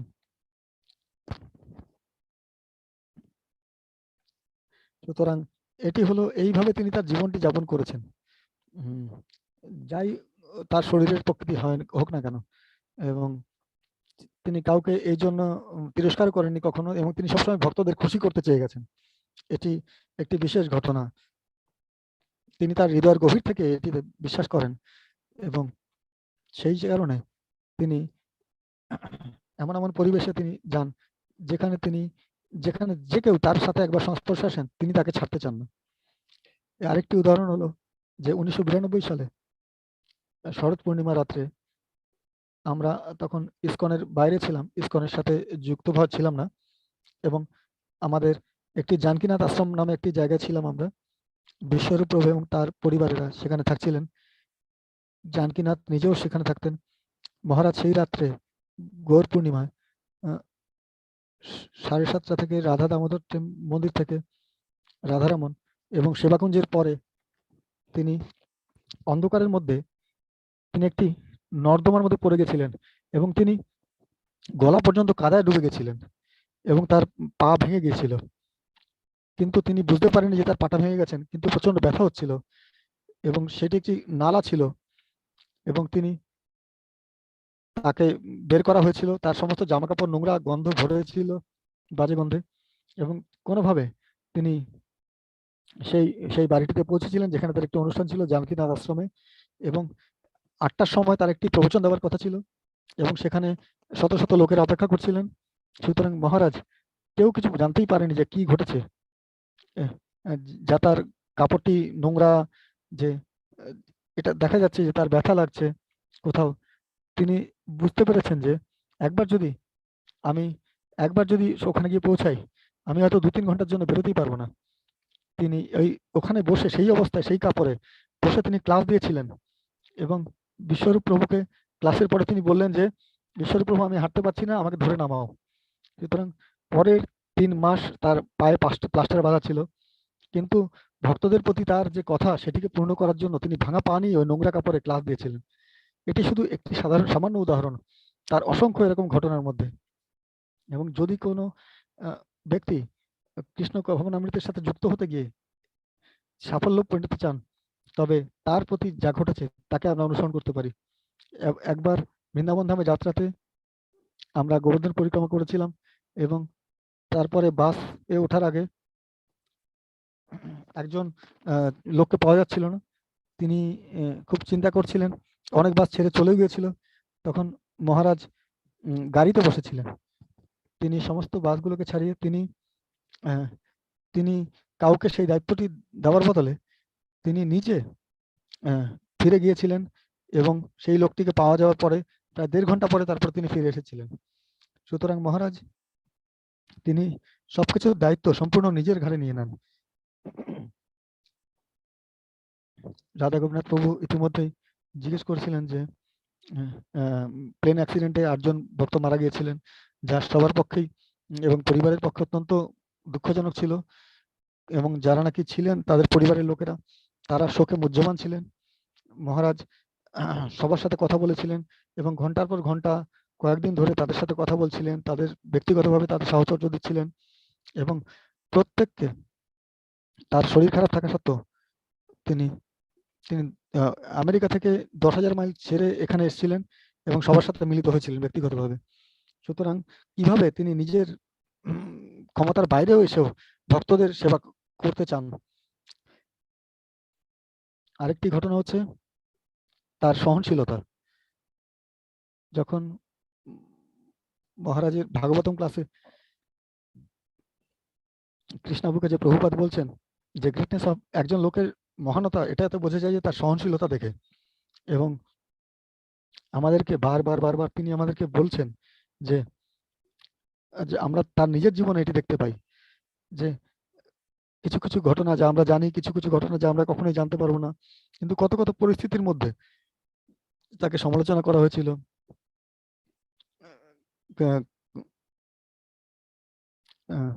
তারপর ইসকনের ভক্ত হওয়ার পর নিউ বৃন্দাবনে, তারপরে তিনি সন্ন্যাসী হবার পরে এবং তারপর গুরু হবার পরও, এবং তার নিজের শিষ্যরা তার বিরুদ্ধে কিছু সমালোচনা করেছিলেন। তিনি কখনোই কাউকে সমালোচনা করবেন না, কিন্তু তিনি নিজে সম্পূর্ণ তাদেরকে ক্ষমা করে তা ভুলে যান। কি করে? এটা তাকে কোনোভাবেই এটি কিছুভাবে তাকে হেলাতে পারে না তার জায়গা থেকে। যদিও তিনি যদি তাকে কেউ ভুলও বোঝে তিনি তাতে কিছু মনে করেন না, কিন্তু তিনি তার সেবা চালিয়ে যান। তার খ্যাতির কোনো হানি হচ্ছে সেটাও তিনি কিছু মনে করেন। তিনি কখনো নিজেকে প্রমাণ করতে চেষ্টা করেন না, নিজের কাজকে তিনি ব্যাখ্যা করতে চেষ্টা করেন না, এবং এই জার্নি হোম বইটি প্রকাশ হওয়ার পরে এইভাবে মহারাজ করেছিলেন। এবং আমরাও জানি যে কাউকে তিনি নিজেকে রক্ষা করার কোনো চেষ্টাই করেন না, যা খুবই কঠিন আমাদের পক্ষে। ইসকনে 1993 সালে প্রথম 4 বছর তার একটি সহনশীলতার দিকটি ছিল, যখন তিনি একজন সন্ন্যাসী ছিলেন এবং কিন্তু তিনি যুবক ছিলেন, কিন্তু তিনি একজন গুরুর সহকারী হিসেবে কাজ করছিলেন এবং সবাই তাকে ভালোবাসতো। তিনি অ্যাকচুয়ালি তিনিই ছিলেন যিনি সবার হৃদয় পরিবর্তন করেছিলেন, কিন্তু সেটাকে এইভাবে প্রকাশ করা হতো না। কিন্তু তার একইভাবে তার কোনো দায়িত্ব, কোনো মর্যাদা ছিল না। সুতরাং এটি খুবই একটি অস্বাভাবিক অবস্থা ছিল। কিন্তু লোকেরা তাকে প্রশ্ন করতেন, এবং কেননা তাকে নিয়ে সব বিভিন্ন অনুষ্ঠানে নিয়ে যাওয়া হতো এবং বিভিন্ন বাড়িতে, এবং তিনি রাধা গোপীনাথ মন্দিরের বাইরে ফিরে এসে বসে থাকতেন এবং অনেক কিছু পরিবর্তন সাধিত হচ্ছিল সেই সময়। মহারাজ নিজে কখনোই পূর্ণভাবে তিনি কাউর সমালোচনা করেননি। তিনি ধৈর্য ধরে তিনি তাকে যা যা করা হয়েছে, নতুন পদ্ধতি চালু করার চেষ্টা করেছে, সবকিছু তিনি পালন করে গেছেন যেরকম তাকে নির্দেশ দেওয়া হয়েছে। তিনি যখন তাকে নেতৃত্বের জায়গায় তিনি এসে পৌঁছেছিলেন, যখন তাকে দেওয়া হয়েছিল, তখন তিনি এই সমস্ত নীতিগুলিকে প্রণয়ন করেছেন। কাউন্সিলর সিস্টেম, ভক্ত যত্নশীলতা সিস্টেম, এগুলিকে। কারণ তিনি ভক্তদের সাথে ব্রহ্মচারীদের এক ঘনিষ্ঠ যোগাযোগ স্থাপন করতে সহায়তা করেছিলেন, এমনকি পয়সা কড়ির লেনদেনের ব্যাপারেও। এবং সুতরাং তিনি শুধু যখন তার সময় এসেছিল তার কর্তৃত্বে থাকার, তখনই তিনি এগুলি করতে পেরেছিলেন। সুতরাং এই সহনশীলতা তিনি সারা জীবন প্রদর্শন করে গেছেন। এবং আমি নিজে খুব খারাপ গাড়ি চালাই, কিন্তু অনেক অনেক সময় ঘটেছিল যখন আমি প্রায় অ্যাক্সিডেন্ট হতে হতে বেঁচে গেছিলাম মহারাজকে নিয়ে। কিন্তু একবারের জন্য মহারাজ কখনো তিনি বলেননি কিছু, কিন্তু হয়তো তিনি শুধু বলতেন কখনো বিশাল কিছু ঘটে গেলে হরি হরি। এটা ছিল এরকম একটি বিষয় ছিল যে আমাকে নিজেকে সংশোধন করে চলতে হতো। অনেক সময় আমরা ভক্তদের বাড়িতে যেতাম, আমরা 1 ঘন্টা ধরে গাড়ি চালাতাম এবং মহারাজ তার ভাগবতম পড়তেন। তিনি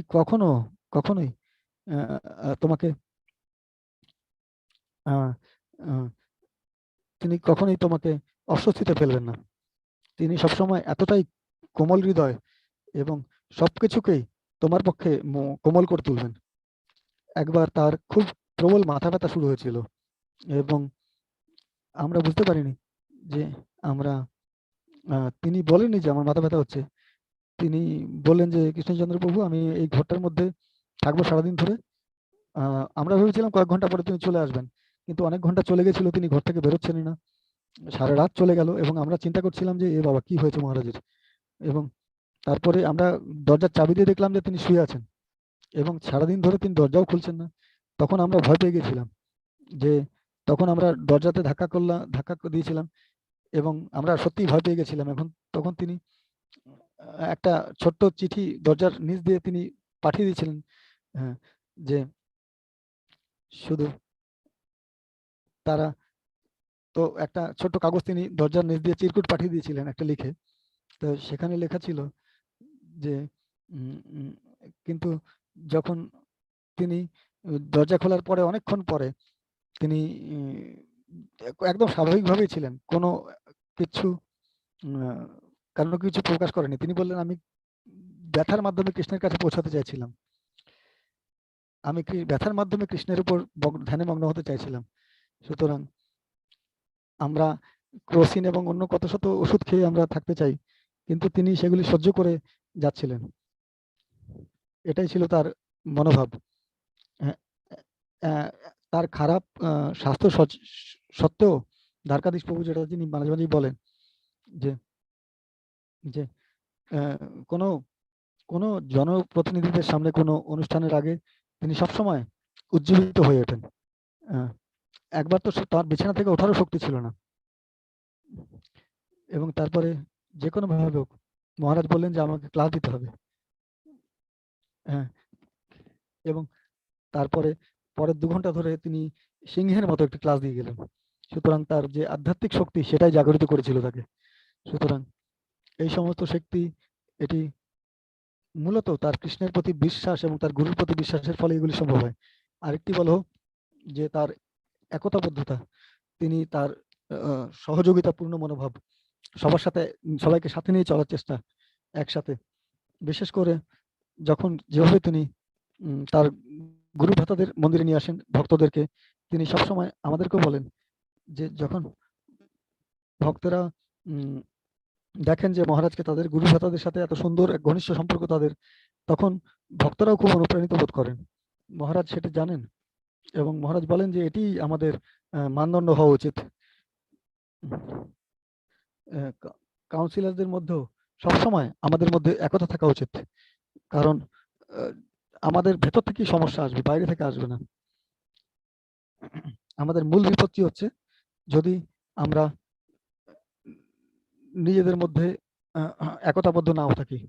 সুতরাং এইভাবে সবাই যাত্রাতে যেতে খুবই ভালোবাসে, কার্তিক যাত্রাতে, কিন্তু মহারাজের যে অসাধারণ প্রতিভা তা হলো যে সমস্ত কিছু এত সুন্দর সঙ্গ পাচ্ছেন ভক্তদের, ভক্তরা অনেক অনেক আলাদা আলাদা শহরে থাকছিলেন, কিন্তু 15 দিনের জন্য অথবা 3 দিনের জন্য পুনেতে আধ্যাত্মিক পুনর্চেতনা অথবা পরিবারের মতো বন্ধন গড়ে ওঠা, এই 64 জন লোক নিয়ে শুরু হয়েছিল, এখন 7,000 8,000 লোক আসছেন।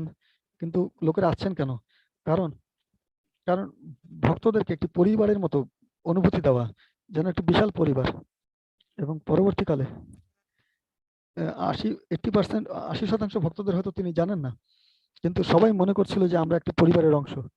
সুতরাং সবাই শুরুতে বলেছিলেন যে কোনো কোনো পেশাদার কাজ কথা বা অন্য কোনো জীবিকা বিষয়ক কথা কিছু হবে না, শুধুমাত্র কৃষ্ণ কথা ছাড়া আর কিছু কথা হবে না। 3-4 ঘন্টা কীর্তন, 3-4 ঘন্টা প্রবচন। সুতরাং আমাদের সম্পূর্ণ ধারণাটি হচ্ছে যে একটি অন্য জগতে আমাদেরকে নিয়ে যাওয়া, এবং যে করে হোক আমরা চাই যে আমরা এইভাবে চালিয়ে যেতে। সুতরাং তিনি কত চেষ্টা তার এনার্জি ব্যয় করেন এর জন্য। একবার একটি সময় এসেছিল যখন কিছু লোকেরা অনেক খরচার ব্যাপার ছিল একটি যাত্রাতে, তখন মহারাজ খুবই চিন্তিত হয়ে পড়েছিলেন। যতই গুরু দক্ষিণা তার কাছে আসতেন, তিনি তা ব্যবহার করতেন ভক্তদের পেছনে। আমরা কয়েক বছর প্রথম দিকে খুবই নির্লজ্জের মতো সেগুলো ব্যবহারও করতাম, কিন্তু তিনি দেখাচ্ছিলেন আমাদেরকে যে লোকেদেরকে যাত্রাতে নিয়ে যাওয়াটা খুবই গুরুত্বপূর্ণ, কারণ তিনি চাইছিলেন মূলত যে লোকেদের তাদের অভিজ্ঞতাগুলি একে অপরের সাথে ভাগ করে নেওয়া উচিত। এবং এই কারণে আমরা ভক্তদের সাথে এত আত্মিকতা বোধ করি, কারণ এই সমস্ত অভিজ্ঞতার জন্য। শুরুর দিকের বছরগুলিতে ইসকনের যখন আমরা যুক্ত হলাম, আমাদের অনেকেরা আমরা কি লাইফ মেম্বারশিপ স্কিম চালু করব, এটি টাকা ওঠানোর ভালো একটি পদ্ধতি। জুহু মন্দিরের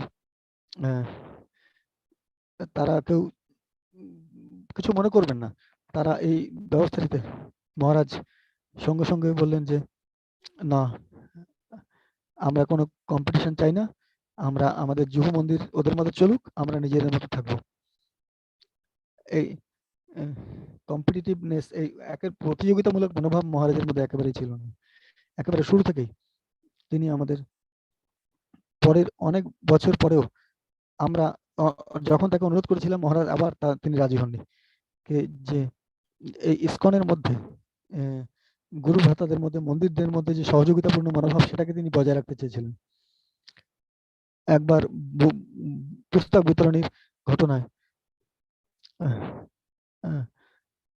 আমার মনে পড়ে একবার যে 96 বা 97 সালে যখন আমরা মহারাজের কাছে বলছিলাম যে মহারাজ, আমরা 80,000 বই বিতরণ করেছি এবং পরের বার আমরা 1 লক্ষ বই বিতরণ করব। মহারাজ, সবাই বলল জয়। মহারাজ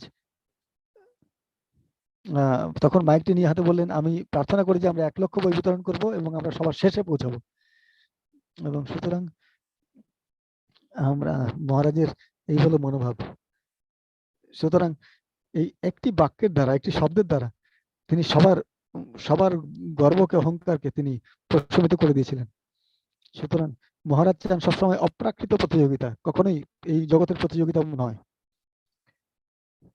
লোকেদেরকে তাদের হৃদয় পরিবর্তন করার প্রতিযোগিতা।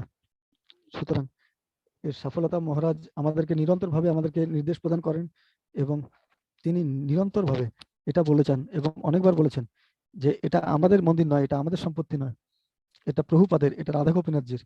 আমরা এটার সম্বন্ধে কোনো আসক্ত হতে পারি না, এর সম্বন্ধে গর্বও বোধ করতে পারি না। আমি জানি আপনারা অনেক শুনেছেন যে তিনি কখনোই বলেন না এটা আমার রুম, তিনি বলেছেন এটা যে যে তার যে একটি এটার ছোট্ট ছোট্ট একটি ঘর আছে তার, তিনি বলেন এটা তাদের রুম, ঘর, হ্যাঁ, তারা আমাকে একটি ঘর দিয়েছেন। সুতরাং এটি হচ্ছে তার মনোভাব।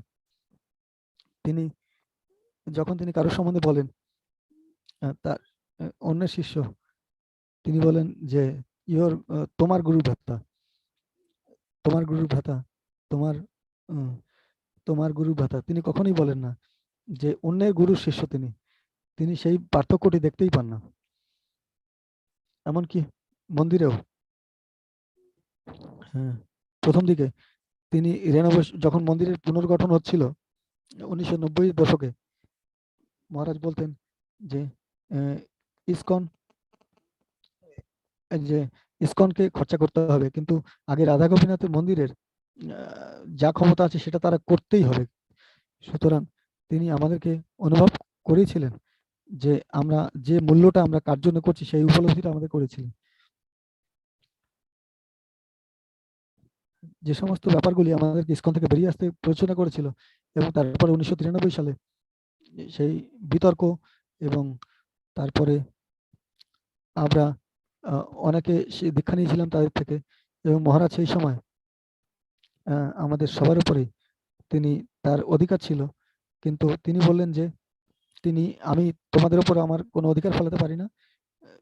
তিনি তখন সেটা ছেড়ে চলে গিয়েছিলেন, এবং তারপরে যখন ভক্তরা তাকে চেয়েছিলেন তখনই তিনি এসেছিলেন।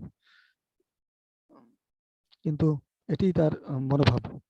এবং তারপরে মহারাজ তিনি একদম ছোট ছোট ঘটনাও যা ভক্তরা তার প্রতি সেবা করেছেন সেটি তিনি মনে রাখেন, তিনি তার জন্য পরম কৃতজ্ঞ থাকেন। প্রভুপাদ অনেক সময় বলে থাকেন যে আমার গুরু মহারাজ তোমাদের সবাইকে পাঠিয়েছেন। মহারাজও সেইভাবে বলেছিলেন যে কৃতজ্ঞতা বোধই হলো মূল বুদ্ধি। সুতরাং ভক্তেরা যারা দেহত্যাগ করছেন বা যাদের কোনো অসুবিধা হয়েছে তাদের জন্য তোমরা জপ করো, তাদের সাথে কথা বলো। তিনি তার নিজের পথ ছেড়ে কাউকে গিয়ে তিনি সাক্ষাৎ করেন, নিজে তাদের সাথে মিলিত হন, তাদের কথা শোনেন। এমনকি আমেরিকাতেও কিন্তু তার একটি মূল সেবা হলো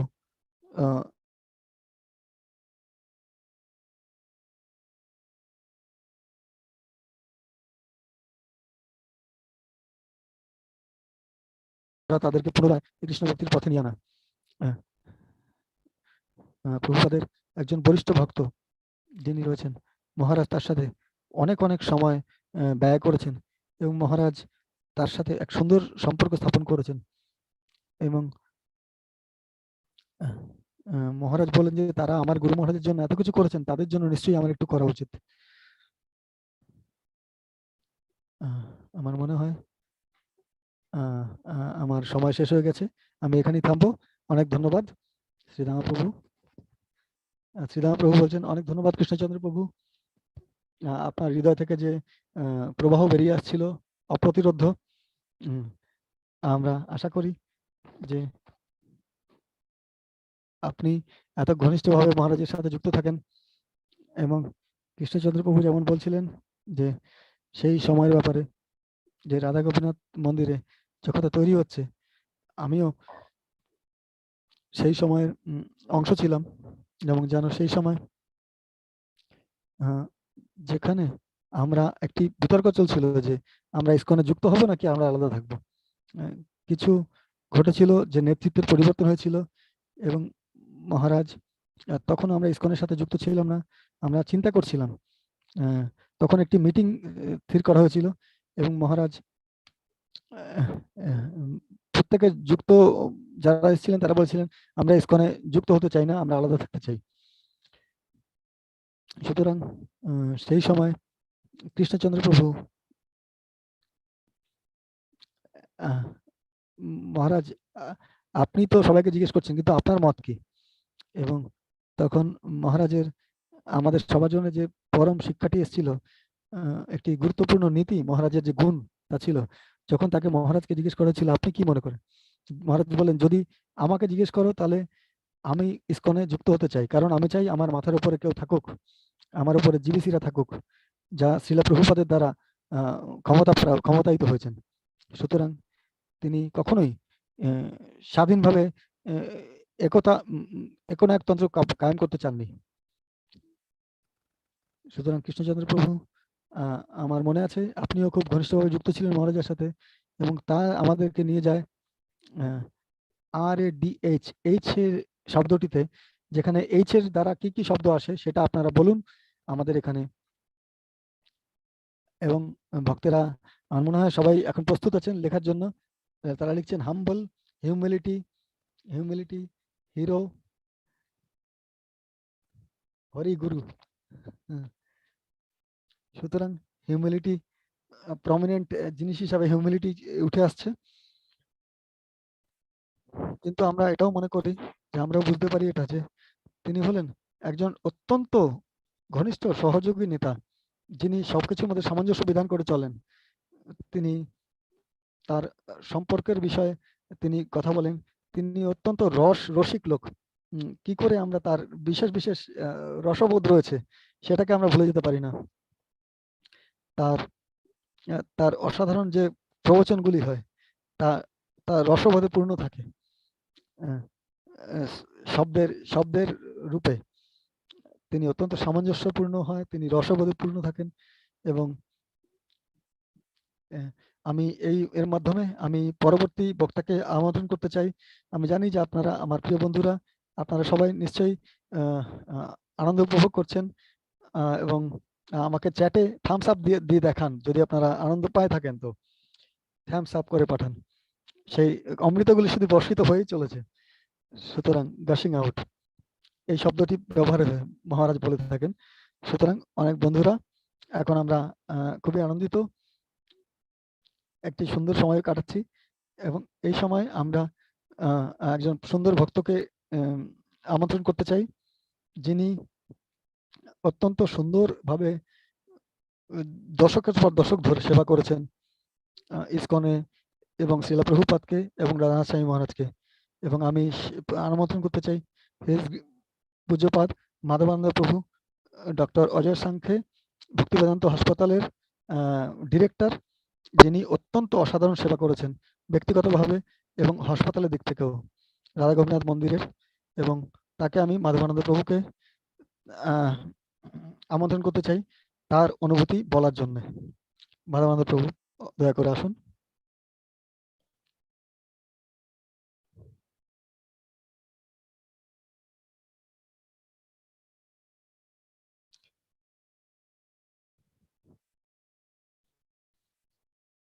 হরে কৃষ্ণ। মাধবানন্দ প্রভু, আপনাকে স্বাগত। ধন্যবাদ ধন্যবাদ শ্রীরামা প্রভু, আপনাদের সবাইকে ধন্যবাদ। এই সুন্দর যে বিবৃতিগুলি চলছে এখনো পর্যন্ত, তা খুবই অনুপ্রাণিত করছে আমাদেরকে। বলাটা সম্পূর্ণ গৌণ হয়ে যায়, আমরা শ্রবণময় মগ্ন থাকতে চাইছিলাম। আমি শুধু কিছু বিষয় শেয়ার করব যা কৃষ্ণচন্দ্র প্রভু এত কিছু সুন্দর সুন্দর গুণাবলী সম্বন্ধে বলেছেন, যে কি করে মহারাজ ভাবেন, একজনের চিন্তার প্রকৃতি এরকম হয়, তার স্বাভাবিকভাবে তার প্রতি আসে।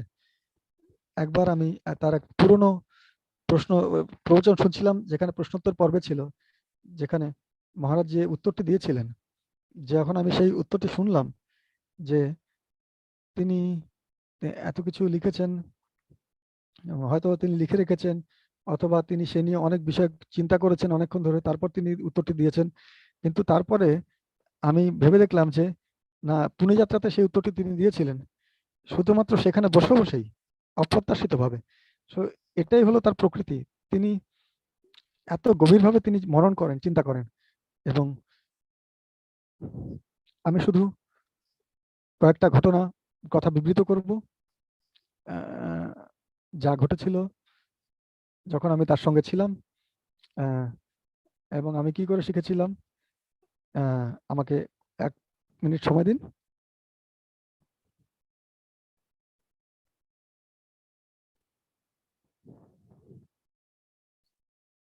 তো মহারাজ, আমি প্রথমবার তার সম্বন্ধে শুনেছিলাম বিশ্বর প্রভু, গিরিজাজ প্রভু এবং দ্বারকাধীশ প্রভু, এবং আমি কখন জুহুতে যাইনি, এবং একজন সন্ন্যাসী সেখানে এসেছেন এবং তিনি এত চমৎকার, এবং কি করে তিনি হাসেন, কি করে তিনি নৃত্য করেন সেটা তারা আমাকে করে দেখাচ্ছিলেন, কি করে তিনি কীর্তন করেন এবং তার কীর্তনের দ্বারা সবাই কত আনন্দ পান। সুতরাং তার কথা শুনে আমি তাকে সাক্ষাৎ করতে খুবই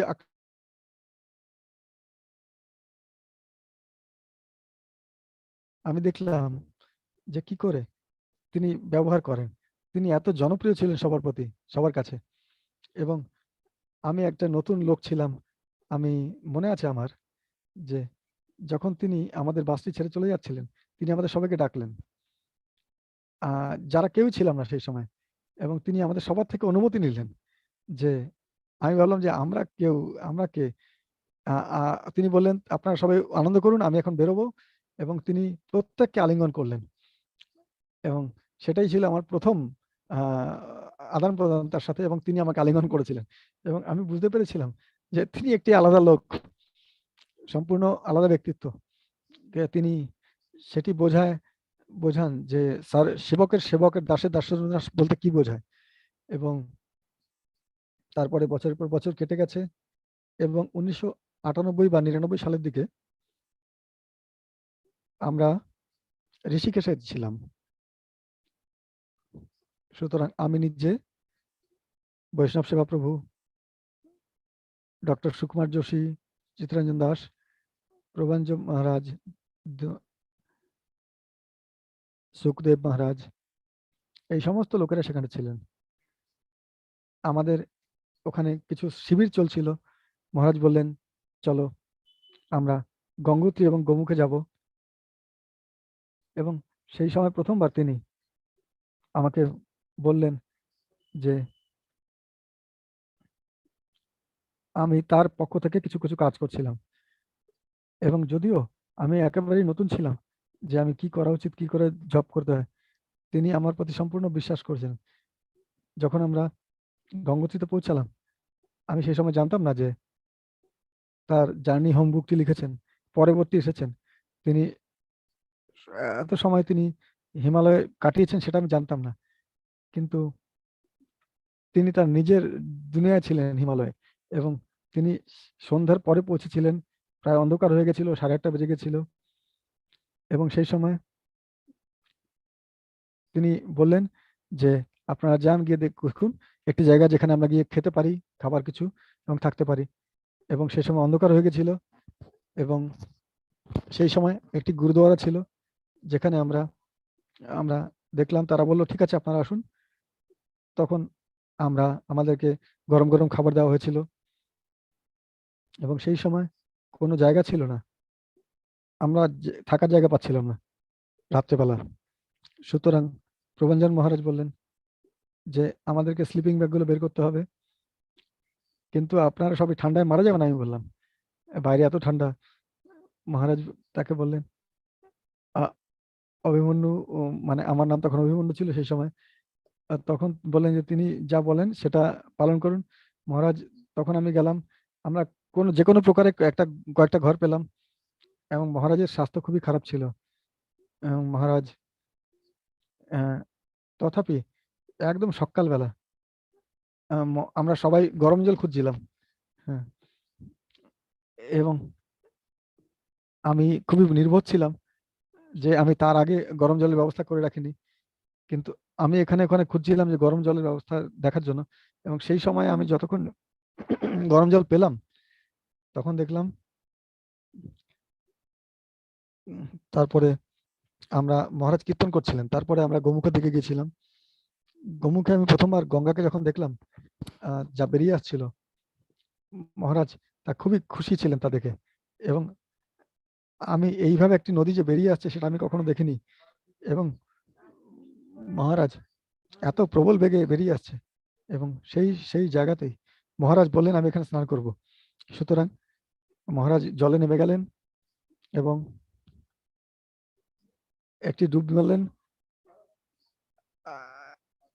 একটি বড় পাথরের বরফের চাঙর এসলো এবং সেখানে পড়লো। তিনি সেই প্রচন্ড ঠান্ডা জল নিয়ে তিনি গায়ত্রী করলেন, গায়ত্রী জলের মধ্যে দাঁড়িয়ে। যে আমি ভাবলাম যে কি করে কেউ করতে পারে, কারণ তারপরে আমিও ঠিক করলাম যে আমিও একটু ডুব মারবো, কিন্তু আমার শরীরটি সম্পূর্ণ লাল হয়ে গিয়েছিল। এবং হ্যাঁ, এবং তারপরে আমাকে দেখে আর কেউ জলে নামতে সাহস করেনি। তখন তারপরে আমরা ফেরত এসেছিলাম। মহারাজ আমাদের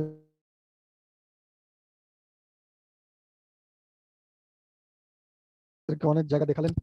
তিনি এত কিছু পাথর মাঝখানে মাঝখানে আসছে, কিছু কিছু আসছে, আবার কিছু কিছু জেগে উঠছে। এইভাবে ভক্তের জীবন এইরকম হওয়া উচিত। তার সবসময় কৃষ্ণের পাদপথে যাবার জন্য নিবেদিত হওয়া উচিত। একটা কাঠের চাঙর সেখানে আটকে ছিল। তখন তিনি বলেন এর মাধ্যমে আমরা কি বুঝতে পারি? তারা জলের মধ্যে চলছিল এবং ঘুরপাক খাচ্ছিল। মহারাজ তারপর বললেন এই পাথরের কাঠটি, এই গাছের গুড়িটি তিনি আমাদের শেখাচ্ছেন যে কি করে সহনশীল হতে হয়। যে আমাদেরকে মানে তাকে কেটে ফেলার পরেও সে এখনো টিকে থাকার চেষ্টা করছে, যে কোনোভাবে সে। আমরা তারপরে ঋষিকেশে ফিরে এসেছিলাম। আমার অনেক সমস্যা হয়েছিল, আমি সবার যত্ন নিতে পারিনি ঠিক মতো। এবং শেষ পরে যখন আমরা ঋষিকেশে এসে নেমেছিলাম একটি বাসে করে, একটি জনসাধারণের জন্য যে বাস, সেখানে কোনো আলাদা গাড়ি ছিল না। তখন কারণ যেহেতু আমাদের কাছে বেশি টাকা ছিল না, আমি একটি একটি ডঙ্গা ভাড়া করলাম, ঘোড়ার ডঙ্গা। সেটা তা এত মানে আমাদের মালপত্রেই ভর্তি ছিল যে যখন মহারাজ বসতে যাবেন সেখানে ডঙ্গায়, সেই ঘোড়াটি উল্টো দিকে উঠে দাঁড়ালো গাড়ির ভারে, মালের ভারে। কেননা তত ভার ছিল, এত মাল ভার ছিল। মহারাজ সঙ্গে সঙ্গে বললেন এটা যথেষ্ট হয়েছে, এবং সেটা দেখে তিনি আর গাড়িতে উঠলেন না, তিনি সঙ্গে সঙ্গে হাঁটতে শুরু করলেন।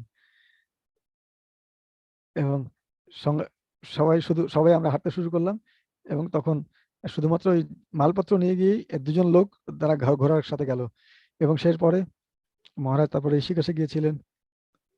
এবং আমার এত খারাপ লাগছিল যে আমি মহারাজের যত্ন নিতে পারছি না, এবং লোকেদেরকেও। এবং আমি খুবই খারাপ মনে করছিলাম নিজের প্রতি।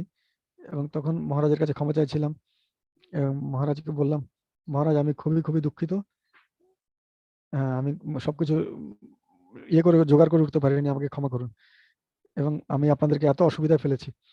মহারাজ তখন একটি বললেন যে আমি সেই সময় বুঝতে পারিনি। মহারাজ বললেন আমার জীবনটি হলো অসুবিধার জন্য তৈরি, সুতরাং সেই সময় আমি বুঝতে পারিনি। আমি সেই সময় বুঝতে পারিনি যে কি বোঝাতে চাইলেন তিনি, যে আমার জীবনটি অসুবিধার জন্য তৈরি। এবং সেই সময় লর্ড ভগবান চৈতন্যের মহাপ্রভু লীলা, ভক্তদের লীলার মাধ্যমে আমরা চৈতন্য মহাপ্রভুকেও একই রকম ভাবে এত অসুবিধার মুখোমুখি হতে হয়েছিল যে ভক্ত হিসাবে। সুতরাং একজন ভক্ত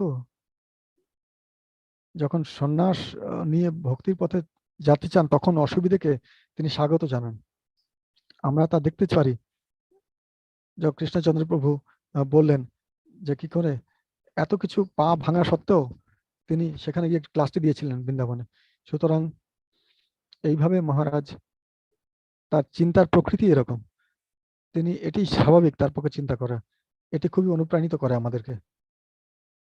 তারপরে পরবর্তী সময়ে রাধা গোপীনাথ মন্দিরে আমরা আলাদা ছিলাম ইসকনের থেকে। আমাদের এই ছোট্ট ঘরটা ছিল, ঘর কয়েকটা ছিল, এবং আমাদের সব যা কিছু তার ছিল তার মাত্র কিছু একটা লকারই ছিল, আর তাই আমাদের ছিল, আর কিছু ছিল না। এবং তিনি একা বসে থাকতেন আর সবাই তাকে ঘিরে বসে থাকতো। এবং কয়েকজন ব্রহ্মচারী ছিলেন, তাদের ব্যবহারও সংশয়াতীত ছিল না তখন। এটি যেভাবে চলছিল সেটাই ভালো ছিল না। মহারাজ সেই সত্ত্বেও তার সম্পূর্ণ দায়িত্ব পালন করে যাচ্ছিলেন, যে কি করে সবাইকে শুদ্ধ করে তুলতে হবে। সেই সময় আমিও আমারও উদ্ধত্ত ছিল কিছু। আমি আমি মহারাজকে বললাম, মহারাজ, আমিও সেই সময় ব্রহ্মচারীদের সাথে ছিলাম, যে আমাদেরকে আমাদেরকে আপনার নেতা হিসাবে আমাদেরকে এদেরকে আপনার শাসন করা উচিত। তো আমি মহারাজকে নির্দেশ দিচ্ছিলাম একদিক থেকে, যে মহারাজ আপনার এটা করা উচিত। শ্রীনাথজি প্রভু এটা দেখে খুবই বিচলিত হয়ে পড়েছিলেন, যে মহারাজ সমস্ত দায়িত্ব নিয়ে বলছিলেন। তিনি বললেন যে আমি জানি যে আমার এটার দায়িত্ব আমার উপরে আসে। তখন শ্রীনাথজি প্রভু খুবই রেগে গিয়েছিলেন। তখন তিনি বললেন, কে দায়িত্ব নেবে, কে এর জন্য দায়ী? তখন মহারাজ বললেন, আমিই দায়ী। তখন মহারাজ চুপ করে গেলেন শ্রীনাথজি প্রভু যখন বললেন, এবং গোটা ইসকনের দুনিয়াতে লোকেরা আমাকে ডাকে যে কি করে আমি ব্রহ্মচারীদের সাথে ব্যবহার করি সেটা দেখার জন্য। আমি আমি তাদের পিতা হিসাবে, তাদের বন্ধু হিসাবে, তাদের পথ প্রদর্শক হিসাবে, তাদের গার্জিয়ান হিসাবে কি করে আমি তাদের সাথে ব্যবহার করি, এবং সবাই জানতে চায় কি করে আমি তাদের সাথে এটা করি। আমি সেটা তাদেরকে ডিসিপ্লিন শিখিয়ে করি না। আমি তাদের পিতা, এবং আমি তাদের কেয়ারটেকার, আমি তাদের ভালোবাসি, এবং এইভাবেই আমি তাদের প্রতি যত্নশীল হয়ে থাকি। সুতরাং এটি হলো আরেকটি গুণ যা আমি তার মধ্যে দেখেছিলাম, যে মহারাজ কখনোই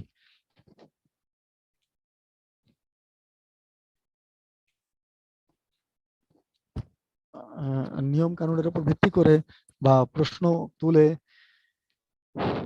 এমনকি গুরু হিসেবেও তিনি আমাদেরকে শাসন করা উচিত, কিন্তু তিনি আমাদেরকে কখনোই শাসন করেন না। তিনি শুধু আমাদের প্রতি এতটাই যত্নশীল হন যে সবাই স্বাভাবিকভাবেই তার মত অনুযায়ী চলতে চেষ্টা করে। সুতরাং এটাই মহারাজের এক অসাধারণ যত্নশীলতার উদাহরণ। আরেকটি বিষয় যা হলো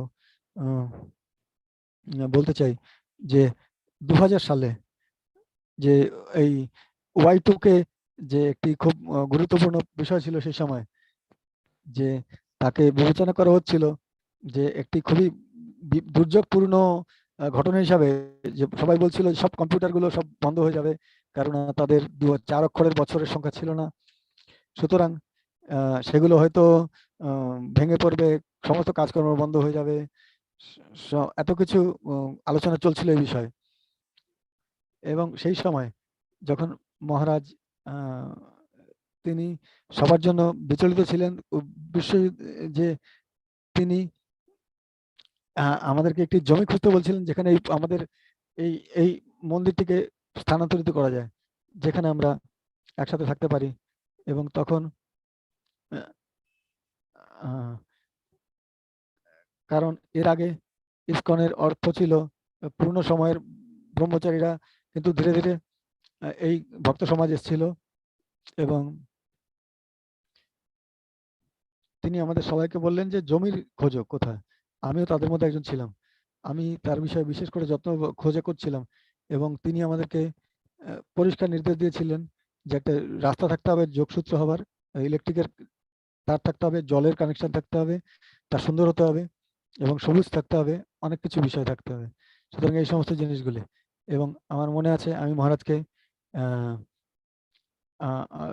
ডজন ডজন জায়গা দেখিয়েছিলাম, ধানু থেকে আলিবাগের মধ্যে পুরো সামুদ্রিক অঞ্চলে। এবং মহারাজ তিনি দেখবেন জায়গাটা দেখতেন সবকিছুই পূর্ণতা আছে, জায়গাটি সুন্দর, গাছপালা আছে এবং মহারাজ প্রত্যেকটা জায়গায় জমিটা চারদিকে হাঁটতেন এবং ঘুরে এসে বলতেন আরো জমি দেখো। সুতরাং এটা অনেকবার ঘটেছিল আমার সাথে। একটা জায়গাতে তখন আমি একটা জায়গায় মহারাজকে আমি জিজ্ঞেস করলাম, মহারাজ আপনি কি খুঁজছেন আসলে? সবকিছু ঠিকঠাক আছে, আপনার যা যা চাই, তারপরেও আপনি আলাদা কি খুঁজছেন? মহারাজ তখন শান্তভাবে বললেন, আসলে আমি কৃষ্ণ থেকে একটি নির্দেশের অপেক্ষায় আছি। সুতরাং তখন আমি বুঝতে পারলাম যে এখানে রোড কানেক্টিভিটি বা রাস্তা, ইলেকট্রিসিটি বা জল, এর থেকেও আরো বিশেষ কিছু রয়েছে যা মহারাজ পেতে চাইছেন। এবং তখন আরেকটি বিষয়, যখন মহারাজ ভেতরে খুব ঘনিষ্ঠভাবে যুক্ত থাকেন, বাইরের দিক থেকে তিনি বোঝা যায় না, কিন্তু ভেতরে তিনি ভগবানের সাথে যুক্ত আছেন। সুতরাং আমি দেখতে পাই যে এই সময় গোবর্ধন ইকো ভিলেজ জমিটি যখন নেওয়া হয়েছিল, মহারাজ সেই নির্দেশটি পেয়েছিলেন এবং এইভাবেই তিনি এই সুন্দর জায়গাটি বানিয়ে তুলেছেন পৃথক স্থান হিসেবে আমাদের সবার জন্য। সুতরাং এখন তিনি সেই পবিত্র স্থানটি বানিয়েছেন সেখানে, কিন্তু প্রত্যেকবারই তিনি যখনই জিবি থেকে হাসপাতালে আসেন, তিনি কথা বলেন, তিনি নিয়ম মাফিক কথা বলেন এবং যে কেন ভক্তেরা গোবর্ধনী কলেজে আসছে না, অনেক বিষয়ে তিনি কথা বলেন। সুতরাং একবার আমি স্থির করলাম যে মহারাজ আপনি আমাকে বলতে পারেন যে আপনার দূরদৃষ্টিটি কি এই জায়গাটি সম্বন্ধে? তখন মহারাজ বললেন, কারণ আপনি চাইছেন যে 3 স্টার হোটেলের মতো সুযোগ সুবিধা থাকার এবং ভক্তদের যাতে ওখানে নিয়মিত আসেন এবং আরো অনেক বিষয় আছে যারা আপনি চাইছেন। তখন মহারাজ বললেন, এটি একটি পবিত্র ধাম যেখানে ভক্তরা আসতে পারে, অনুপ্রাণিত লাভ করতে পারে এবং কিছু সেবা করতে পারে। এটি একটি পবিত্র ধাম ভক্তদের জন্য। সুতরাং আমি উৎসাহিত হয়ে উঠলাম, হ্যাঁ হ্যাঁ, এটি একটি পবিত্র জায়গা এবং আমাদের কিছু করতে হবে এবং আমাদের এই পবিত্র ধামটিকে আমাদের সামনে নিয়ে আসা উচিত। সুতরাং তারপরে মদনমোহনজি এলেন। আমরা স্থির করেছিলাম যে আমরা মদন মোহনকে এত বিখ্যাত করে দিয়েছিলাম যে হাজার হাজার লোকের আসতে শুরু করেছিল,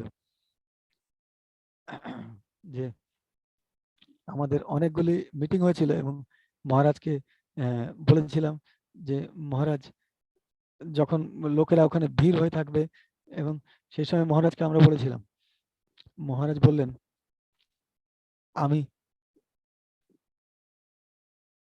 আমি একটি পবিত্র স্থান চাই, কিন্তু আমি এটাকে একটি বাজারের মতো করতে চাই না, যাতে লোকেরা আসুক সেখানে অনুপ্রাণিত হতে।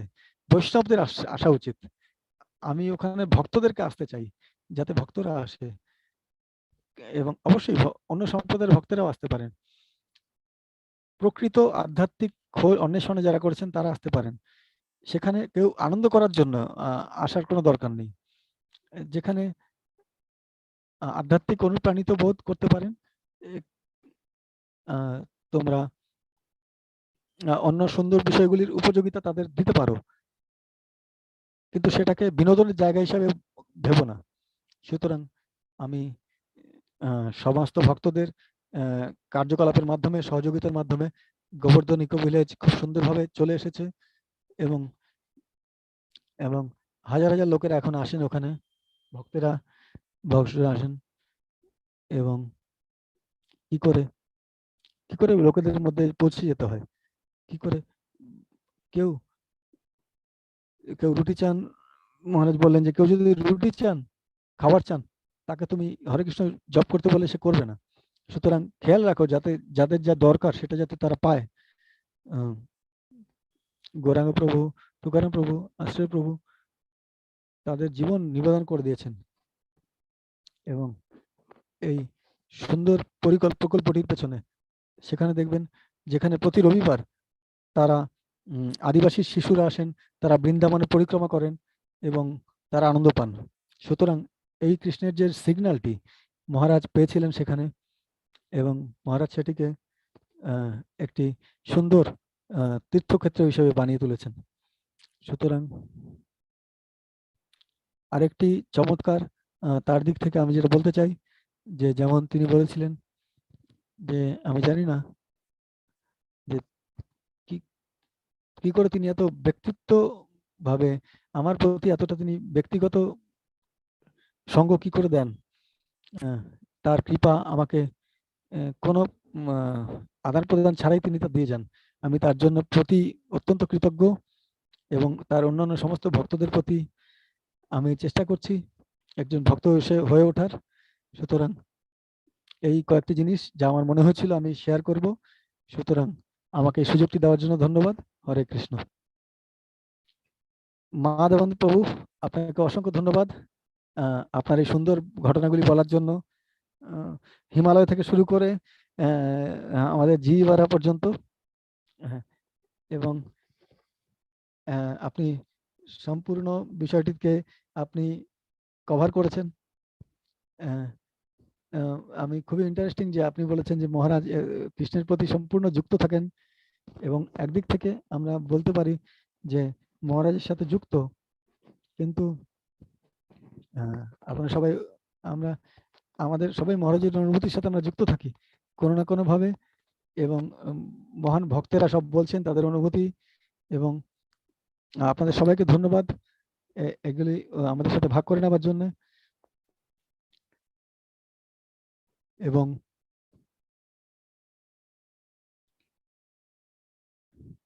আমি শুধু আরেকটা জিনিস বলতে চাই, আরে এ এ অক্ষরের উপরে কি কি শব্দ হতে পারে মহারাজের গুণ যা বোঝায় সেটা আমাদেরকে জানান। Angel, always connected, absorption in Krishna,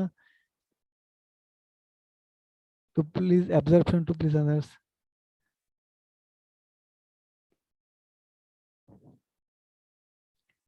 সবাই এই অনুষ্ঠানটি এত চমৎকার ভাবে দেখছেন। আমি মহারাজের একটি গুণ যা বলতে চাই এ দিয়ে শুরু হয়, তা হলো অ্যাটেনশন টু ডিটেল, মানে তার বিশদের প্রতি এত নজর, মানে যে কোনো জিনিসের তিনি একেবারে বিশদে চলে যান, খুঁটিনাটির প্রতি তার নজর কখনো এড়ায় না। এবং একবার ভক্তের বাড়িতে আমি সারা রাত ছিলাম এবং রাধান স্বামী মহারাজ এবং আমি একটি ঘরে ছিলাম, এবং সেই ঘরটি ছিল একটি অত্যন্ত বিত্তশালী ভক্তের বাড়িতে। মহারাজ সারা রাত সেখানে কাটিয়েছিলেন এবং সেখানে সন্ধ্যেবেলায় আমি সকালবেলায় উঠেছিলাম এবং মহারাজ আমাকে ডেকে পাঠালেন। তিনি বললেন, একজন বৈষ্ণবের তিনি নিশ্চিত করেন যে তুমি যে রুমে ছিলে যে তা যেন তুমি যখন ঢুকেছিলে তুমি যখন বেরিয়ে আসছো তার থেকে বেশি পরিষ্কার থাকে। একজন বৈষ্ণব এটা নিশ্চিত করবেন যে সেই ঘরটি যাতে আরো বেশি পরিষ্কার থাকে যখন তুমি সেখান থেকে বেরিয়ে আসছো তখন তুমি ঢুকেছিলে তার থেকেও। সুতরাং আমি সেই বালিশটাকে উল্টোপাল্টা করে রেখেছিলাম, বিছানাটা অগোছালো ছিল, সবকিছু। এটাই হচ্ছে রাধানাথ স্বামী মহারাজের চরিত্র। সো অসংখ্য অসংখ্য ধন্যবাদ সবাইকে এই কথাগুলি শোনার জন্য, এই অনুষ্ঠানটিতে যোগদান করার জন্য উৎসাহীভাবে।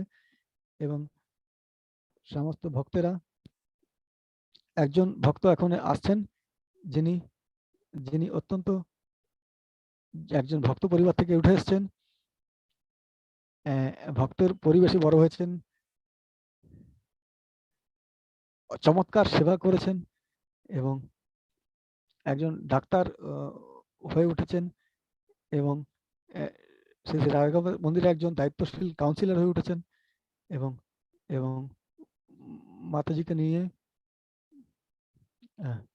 আমরা রুক্মিণী মাতাজিকে অনুরোধ করছি যে দয়া করে আসুন এবং আপনার শিক্ষা আপনার অনুভূতি আমাদের কাছে নিবেদন করুন রাধানাথ মহারাজের সঙ্গে। রুক্মিণী মাতাজি, দয়া করে আসুন, আমাদেরকে আপনার যে অনুভূতি সেটি দয়া করে বলুন।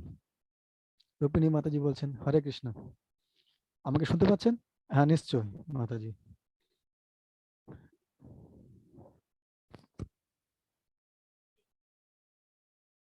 Please go ahead. ओम ज्ञानतिमिरान्धस्य ज्ञानाञ्जनशलाकया चक्षुरुन्मिलितं येन तस्मै श्रीगुरुवे অনেক ধন্যবাদ ভক্তদেরকে এবং হরে কৃষ্ণ। পরিচালক বৃন্দকে আমাকে এই সুযোগটি দেওয়ার থ্যাংক ইউ জন্য, ভেরি মাচ এই কয়েকটি চিন্তা ভাগ করে নেওয়ার জন্য, যে কি করে আমাদের পরমপ্রিয় গুরুদেব আসলে আমাদের আমি একটু দেরি করে যুক্ত হয়েছি মহারাজের সাথে গোপীনাথ মন্দিরে গুরু মহারাজের কাছে। তা এই কারণে নয় যে আমি সত্যের অন্বেষণে ছিলাম বা কিছু খুঁজে বেড়াচ্ছিলাম, এটা ঘটেছিল কারণ আমার পিতামাতা অন্য অনেক ভক্তদের পরিবারের মতো তারা আমাদের পিতামাতা মহারাজের সাথে কৃষ্ণ ভাবনামৃতের সাথে যুক্ত হয়েছিলেন এবং তারা রাধা গোবিনাথ মন্দিরের সাথে যুক্ত হয়েছিলেন এবং গুরুদেবের সাথে যুক্ত ছিলেন। সুতরাং আমি শুধু আমার নিজের কথাই বলতে পারি না, আমি যারা আমরা একসাথে বড় হয়েছি তাদের অনেকের কথা বলতে পারি। রাধা গোপীনাথ মন্দিরের চত্বরে যারা আমরা খেলে ধুলে বড় হয়েছি, আসলে রাধা গোপীনাথ ছিল আমাদের একটি বাড়ির মতো এবং সেই জন্য সম্পূর্ণ কৃতিত্বটি যায় গুরু মহারাজের কাছে। যেমন কৃষ্ণচন্দ্র প্রভু বলছিলেন, রাধা গোবিন্দ প্রভু এবং মাধবানন্দ প্রভু, যে কমিউনিটি তৈরি করার ব্যাপারে ভক্ত সমাজ, যে কি করে গুরু মহারাজ এত এত শক্তি দিয়েছেন এই রাধা গোপীনাথের এই বিশাল পরিবারটিকে গড়ে তোলার জন্য। সুতরাং আমি হলাম সেই প্রেমেরই গ্রাহক একজন, গুরু মহারাজ যা তৈরি করেছেন। সুতরাং আমি এসেছিলাম কারণ আমার পিতামাতারা এখানে যুক্ত ছিলেন, কিন্তু এখনো আমি যে এখানে বসে আছি আপনাদের সবার সামনে এবং আপনাদের সবার মধ্যে, তার কারণটি হলো সেই প্রেমময়ী পরিবারটি যা গুরু মহারাজ তৈরি করেছিলেন। সুতরাং আমি এতটাই আনন্দ পাই এটা বলতে যে আমি আশীর্বাদ ধন্য হয়েছি এই একটি চমৎকার পিতামাতা পেয়ে, যা আমাকে যত্ন করে গড়ে তুলেছেন। কিন্তু আমি এতটাই আনন্দ পাই এটা বলতে যে আমার এত মায়েরা আছেন, এত অনেক পিতারা আছেন যারা আমার দেখাশোনা করেন। কারণ আমরা প্রকৃত অর্থেই আমরা সবাই এই বিষয়ে শপথ নিতে পারি যে আমরা সবাই একসাথে বড় হয়েছি, যে আসলে তার এত এত ভক্তেরা, প্রায় তাদের সমস্ত মাতাজিরা এবং পিতারা, তারা সবাই তারা আমাদেরকে পুষ্টি দিয়েছেন, তারা আমাদেরকে নির্দেশ করেছেন, তারা আমাদের উৎসাহিত করেছেন, তারা আমাদেরকে তিরস্কার করেছেন, শাসন করেছেন, তারা আমাদের প্রশংসা করেছেন, তারা আমাদেরকে মানুষ করে তুলেছেন। আসলে মহারাজের পরিবারটাই এরকম এবং এটা অসম্ভব মহারাজের যে কঠিন পরিশ্রম সেটি ছাড়া এটিকে গড়ে তোলা। আমার মনে আছে যে 89 সালে আমরা প্রথমবার আসছিলাম, 97-98 সাল পর্যন্ত যখনই মহারাজ বোম্বেতে ছিলেন, তিনি কখনো একটি দিনও যেত না যখন একটি সৎসঙ্গ প্রোগ্রাম হতো না সন্ধ্যেবেলায়। বোম্বের চারপাশ জুড়ে প্রত্যেক দিন বলতে গেলে এবং প্রত্যেক সপ্তাহে আমাদের কাছে সুযোগ থাকতো যে আমরা যেতেও পারি, নাও যেতে পারি, কিন্তু তিনি ছিলেন একজন, তাকে প্রত্যেক জায়গায় যেতেই হতো। তিনি সমস্ত ভক্তদের সাথে কথা বলতেন, নতুন যারা আসতেন তাদের সাথে কথা বলতেন এবং এইভাবে প্রত্যেকটি পরিবারের সাথে এত এত বিভিন্ন প্রেক্ষাপট থেকে পরিবারদের সাথে তিনি যুক্ত করেছিলেন এবং এই যে বন্ধন, এত গভীর বন্ধন তিনি তৈরি করেছিলেন। এবং আজকের দিনেও এই করোনা ভাইরাস সত্ত্বেও, কোভিড সত্ত্বেও, আমি এই মনিটর স্ক্রিনে দেখতে পাচ্ছি সুবর্ণ প্রভু, রবীন্দ্রনাথ প্রভু, দেবপ্রিয়া মাতাজি, এত সিনিয়র বৈষ্ণবরা রয়েছেন, তারা আমাদেরকে সাহায্য করেছেন এত সুন্দর এবং সুন্দর একটি শৈশব আমাদের উপহার দেওয়ার জন্য, এত সুন্দর উপহার প্রেমময়ী, তার জন্য আমরা চিরকৃতজ্ঞ তাদের কাছে। এবং যখনই মহারাজ দেখতেন যে আমাদেরকে আমরা 2-3 জন সবসময় থাকতাম এবং ওখানে মহারাজ আমাদেরকে জিজ্ঞেস করতেন যে তোমরা কি একে অপরের ঘনিষ্ঠ বন্ধু?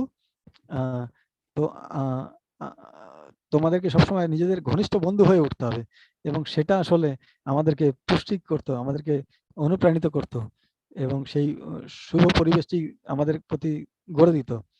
এবং মহারাজ, আমি কয়েকটি কথা বলতে চাই, যে একটি বিষয় যে আমি বলতে চাই যে মহারাজ যে কোনো তার ক্লাস থেকে, যে কোনো লেকচার থেকে 88-89 সালের তিনি লেকচার থেকে তিনি কখনোই ছাড়তেন না যে তৃণাদপি শুনিছেন কথাটি বলতে, এবং দাসের দাসের দাসানুদাস সবার মনোভাবটি ভক্তদের। সুতরাং এই যে নীতিটি, এটি বারংবার বারংবার করে আমাদের প্রতি বলা হতো। এবং যখন আমি এটি বিষয়ে ভাবছিলাম যে এই নীতিটি, যে এই দাসের দাসের দাসের দাসানুদাস হয়ে থাকা, তো তিনি নিজে প্রকৃতপক্ষে এটিকে একদম হৃদয়ের অন্তঃস্থল থেকে অনুসরণ করেন, এবং সেই কারণে তিনি আমাদেরকে তা শেখাতে চান এবং আমাদেরকে তা ব্যবহারিকভাবেও শিক্ষা দিতে চান। যখন আমি এটিকে দেখি যে প্রকৃত অর্থে এটি ঘটছে, একবার তিনি আমাদেরকে এইভাবে একজন আমাদেরকে শিক্ষা ট্রেনিং দিতে এসেছিলেন। একবার 1990 সালের দিকে যখন আমরা বৃন্দাবনে গিয়েছিলাম, এবং আমরা টিনেজ ছিলাম, আমরা যুবক ছিলাম, আমরা শিশু ছিলাম, এবং এত শক্তি ছিল আমাদের অনেক উৎসাহ ছিল, এবং আমরা শুধু আনন্দে থাকতে চাইতাম। কারণ বৃন্দাবন বলে নয়, কারণ মহারাজ আমাদেরকে এমন ভাবে নিয়ে যেতেন যে সারা পৃথিবী আমাদের জন্য কোনো অস্তিত্বই ছিল না, কারণ মহারাজ আমাদের সাথে ছিলেন। সুতরাং আমার মনে আছে আমরা বর্ষানাতে গিয়েছিলাম, এবং আমরা সবাই মনে করতে পারি যে মহারাজ আমাদেরকে বর্ষানা নিয়ে যেতেন, এবং দিনের প্রথম ভাগটা ছিল আমরা শ্রীজি মন্দিরে যাব, এবং তারপরে সেই দীর্ঘক্ষণ ধরে কীর্তন চলতো, এবং তারপরে মহারাজ প্রবচন দিতেন, এবং তারপরে যখন আমরা বেরিয়ে আসতাম ওখান থেকে শ্রীজি মন্দির থেকে, আমরা বাকি সমস্ত জায়গাগুলিতে সেটা প্রায় সন্ধে হয়ে যেত। সুতরাং মান মন্দির এবং আমরা যখন পৌঁছলাম সেটা অন্ধকার হয়ে যেত। আমি মনে করতে পারি যে আমরা কখনোই মান মন্দিরে দিনের আলোয় পৌঁছেছিলাম বলে, তা সবসময় অন্ধকার হয়ে যেত। সুতরাং এই বছরটিতে, সেই বছরটিতে আমরা মহারাজ সামনে থাকতেন, এবং এই কীর্তন পার্টি থাকবে তার সাথে, এবং তারপরে ভক্তেরা, তারা বয়স্ক ভক্তেরা থাকবেন, তারপরে মাতাজিরা থাকবেন, এবং সুতরাং একটি লম্বা মিছিলের মতো লাইন থাকতো। এবং যারা যারা কম বয়সে, তাদের অত ধৈর্য থাকতো না, তারা সাংখ্রিকোল নামে একটি জায়গা ছিল, সাংখ্রিকোরে অত্যন্ত একটি সংকীর্ণ জায়গা ছিল, যেখান থেকে সবাইকে বর্ষানাতে পেরোতে হতো।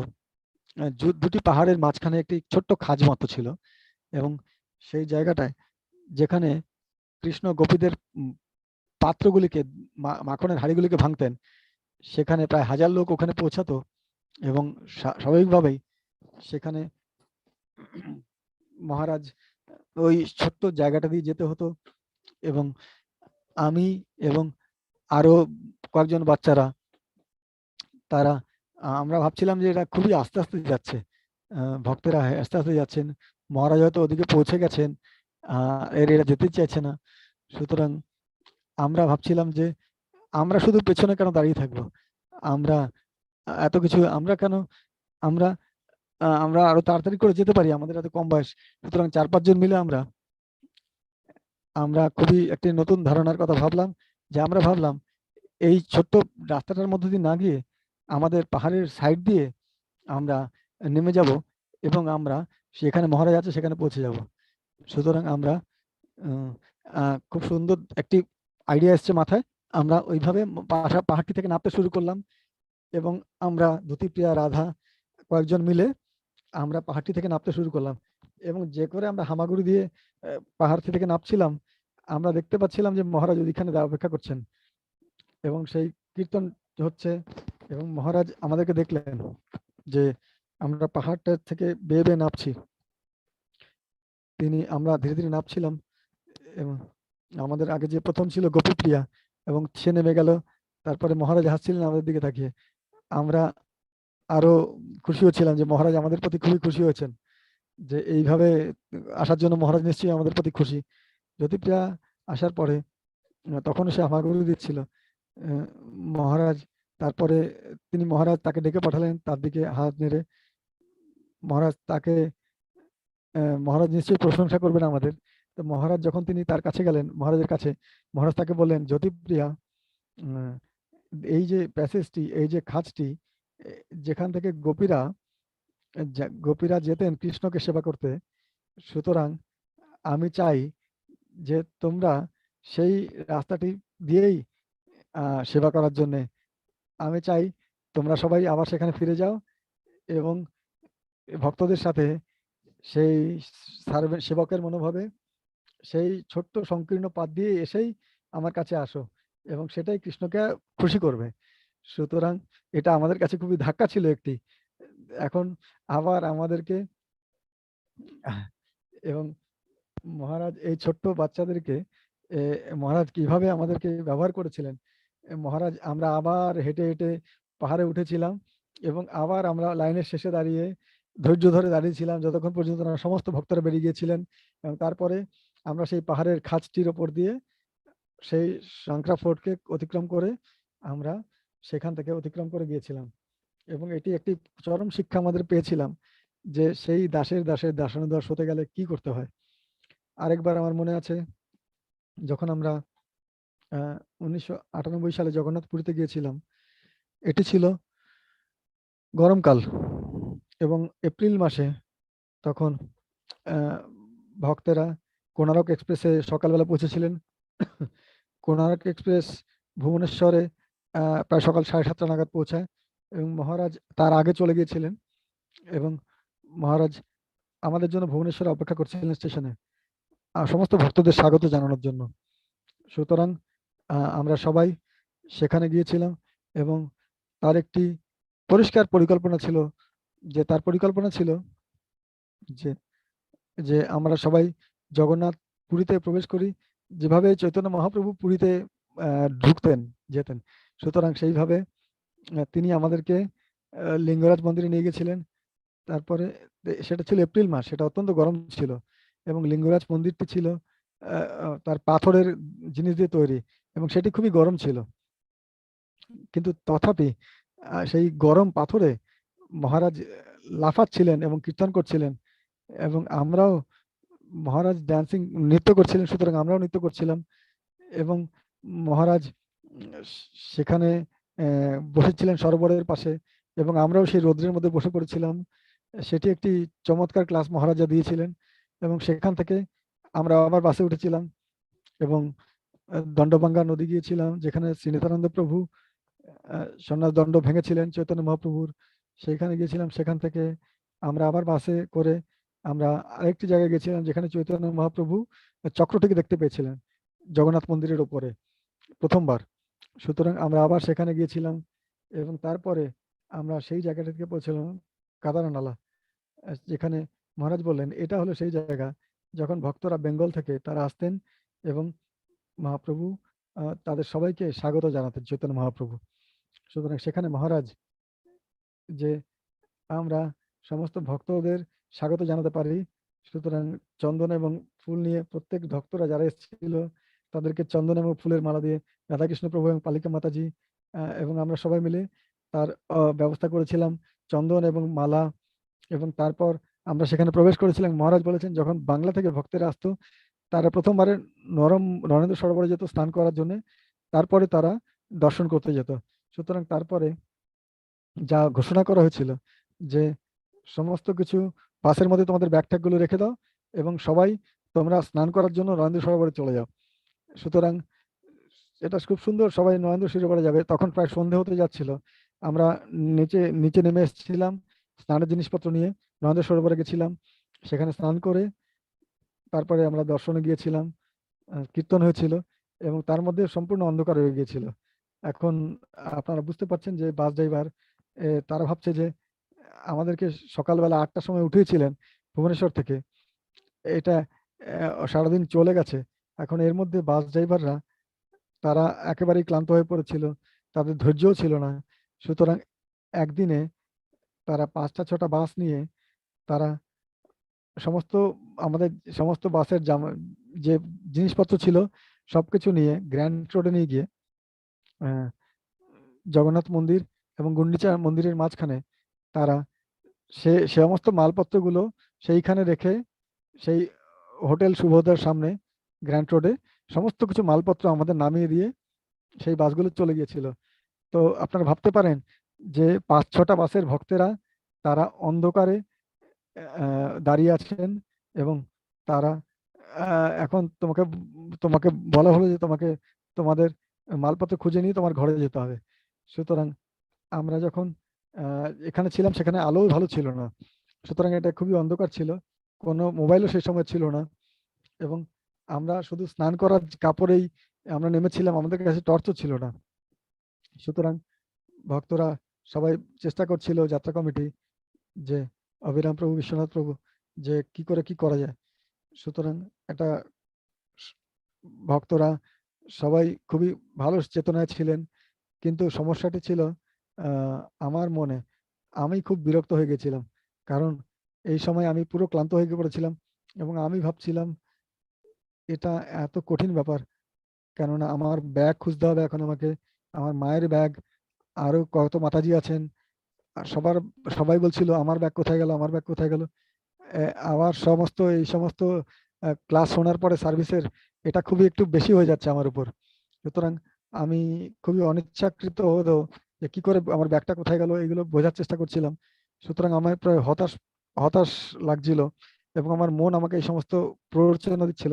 এবং সেই সময় আমি যখন এই পুরো জায়গাটিতে খুঁজছিলাম, আমি দেখলাম এক কোণে একটি রাস্তার আলোর নিচে যে মহারাজ একটি কোণে দাঁড়িয়ে আছেন, তার জপপীঠ নিয়ে বসে আছেন এবং তিনি জপ করছেন। এবং তিনি সেখানে তিনি হলেন যতক্ষণ পর্যন্ত না তিনি শেষ ভক্ত, তার শেষ লাগেজটি নিয়ে চলে গেছিলেন, মহারাজ সেখানে বসে জপ করছিলেন। এবং আমি সেটা দেখে এতটাই অনুপ্রাণিত হয়েছিলাম যে তিনি এই যে দাসের দার্শন দাস বলেন, তিনি শুধু সেটি বলেনই না, তিনি নিজে সেটি করে দেখান এবং তিনি সবার জন্য এতটা গভীরভাবে ভাবেন এবং আমাদেরকে শিক্ষা দেন নিজের আচারে। আরেকটি ঘটনা ঘটেছিল যে মহারাজ সবসময় বলেন যে কাঞ্চিপুরমে, সেটা ঘটেছিল খুব সম্ভবত 2005 সালে হয়তো, এবং 2003 বা 4 সালে মহারাজ সবাইকে কাঞ্চিপুরমে নিয়ে গেছিলেন এবং সেখানে আরো অনেক জায়গা ছিল যাবার মতো।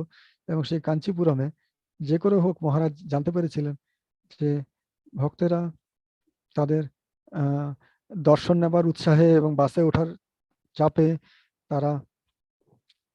তারা ভক্তেরা একে অপরকে ধাক্কাধাক্কি করছিলেন এবং ভক্তেরা, বয়স্ক লোকেরা, তাদেরকে অসুবিধা হচ্ছিল এবং সুতরাং সেই জিনিসটি মহারাজের কানে গিয়েছিল।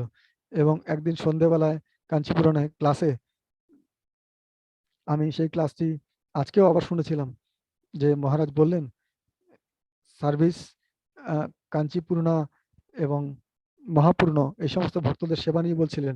এবং তা বলার পরে শেষে তিনি 15 মিনিট ধরে তিনি অত্যন্ত কঠোরভাবে বলছিলেন।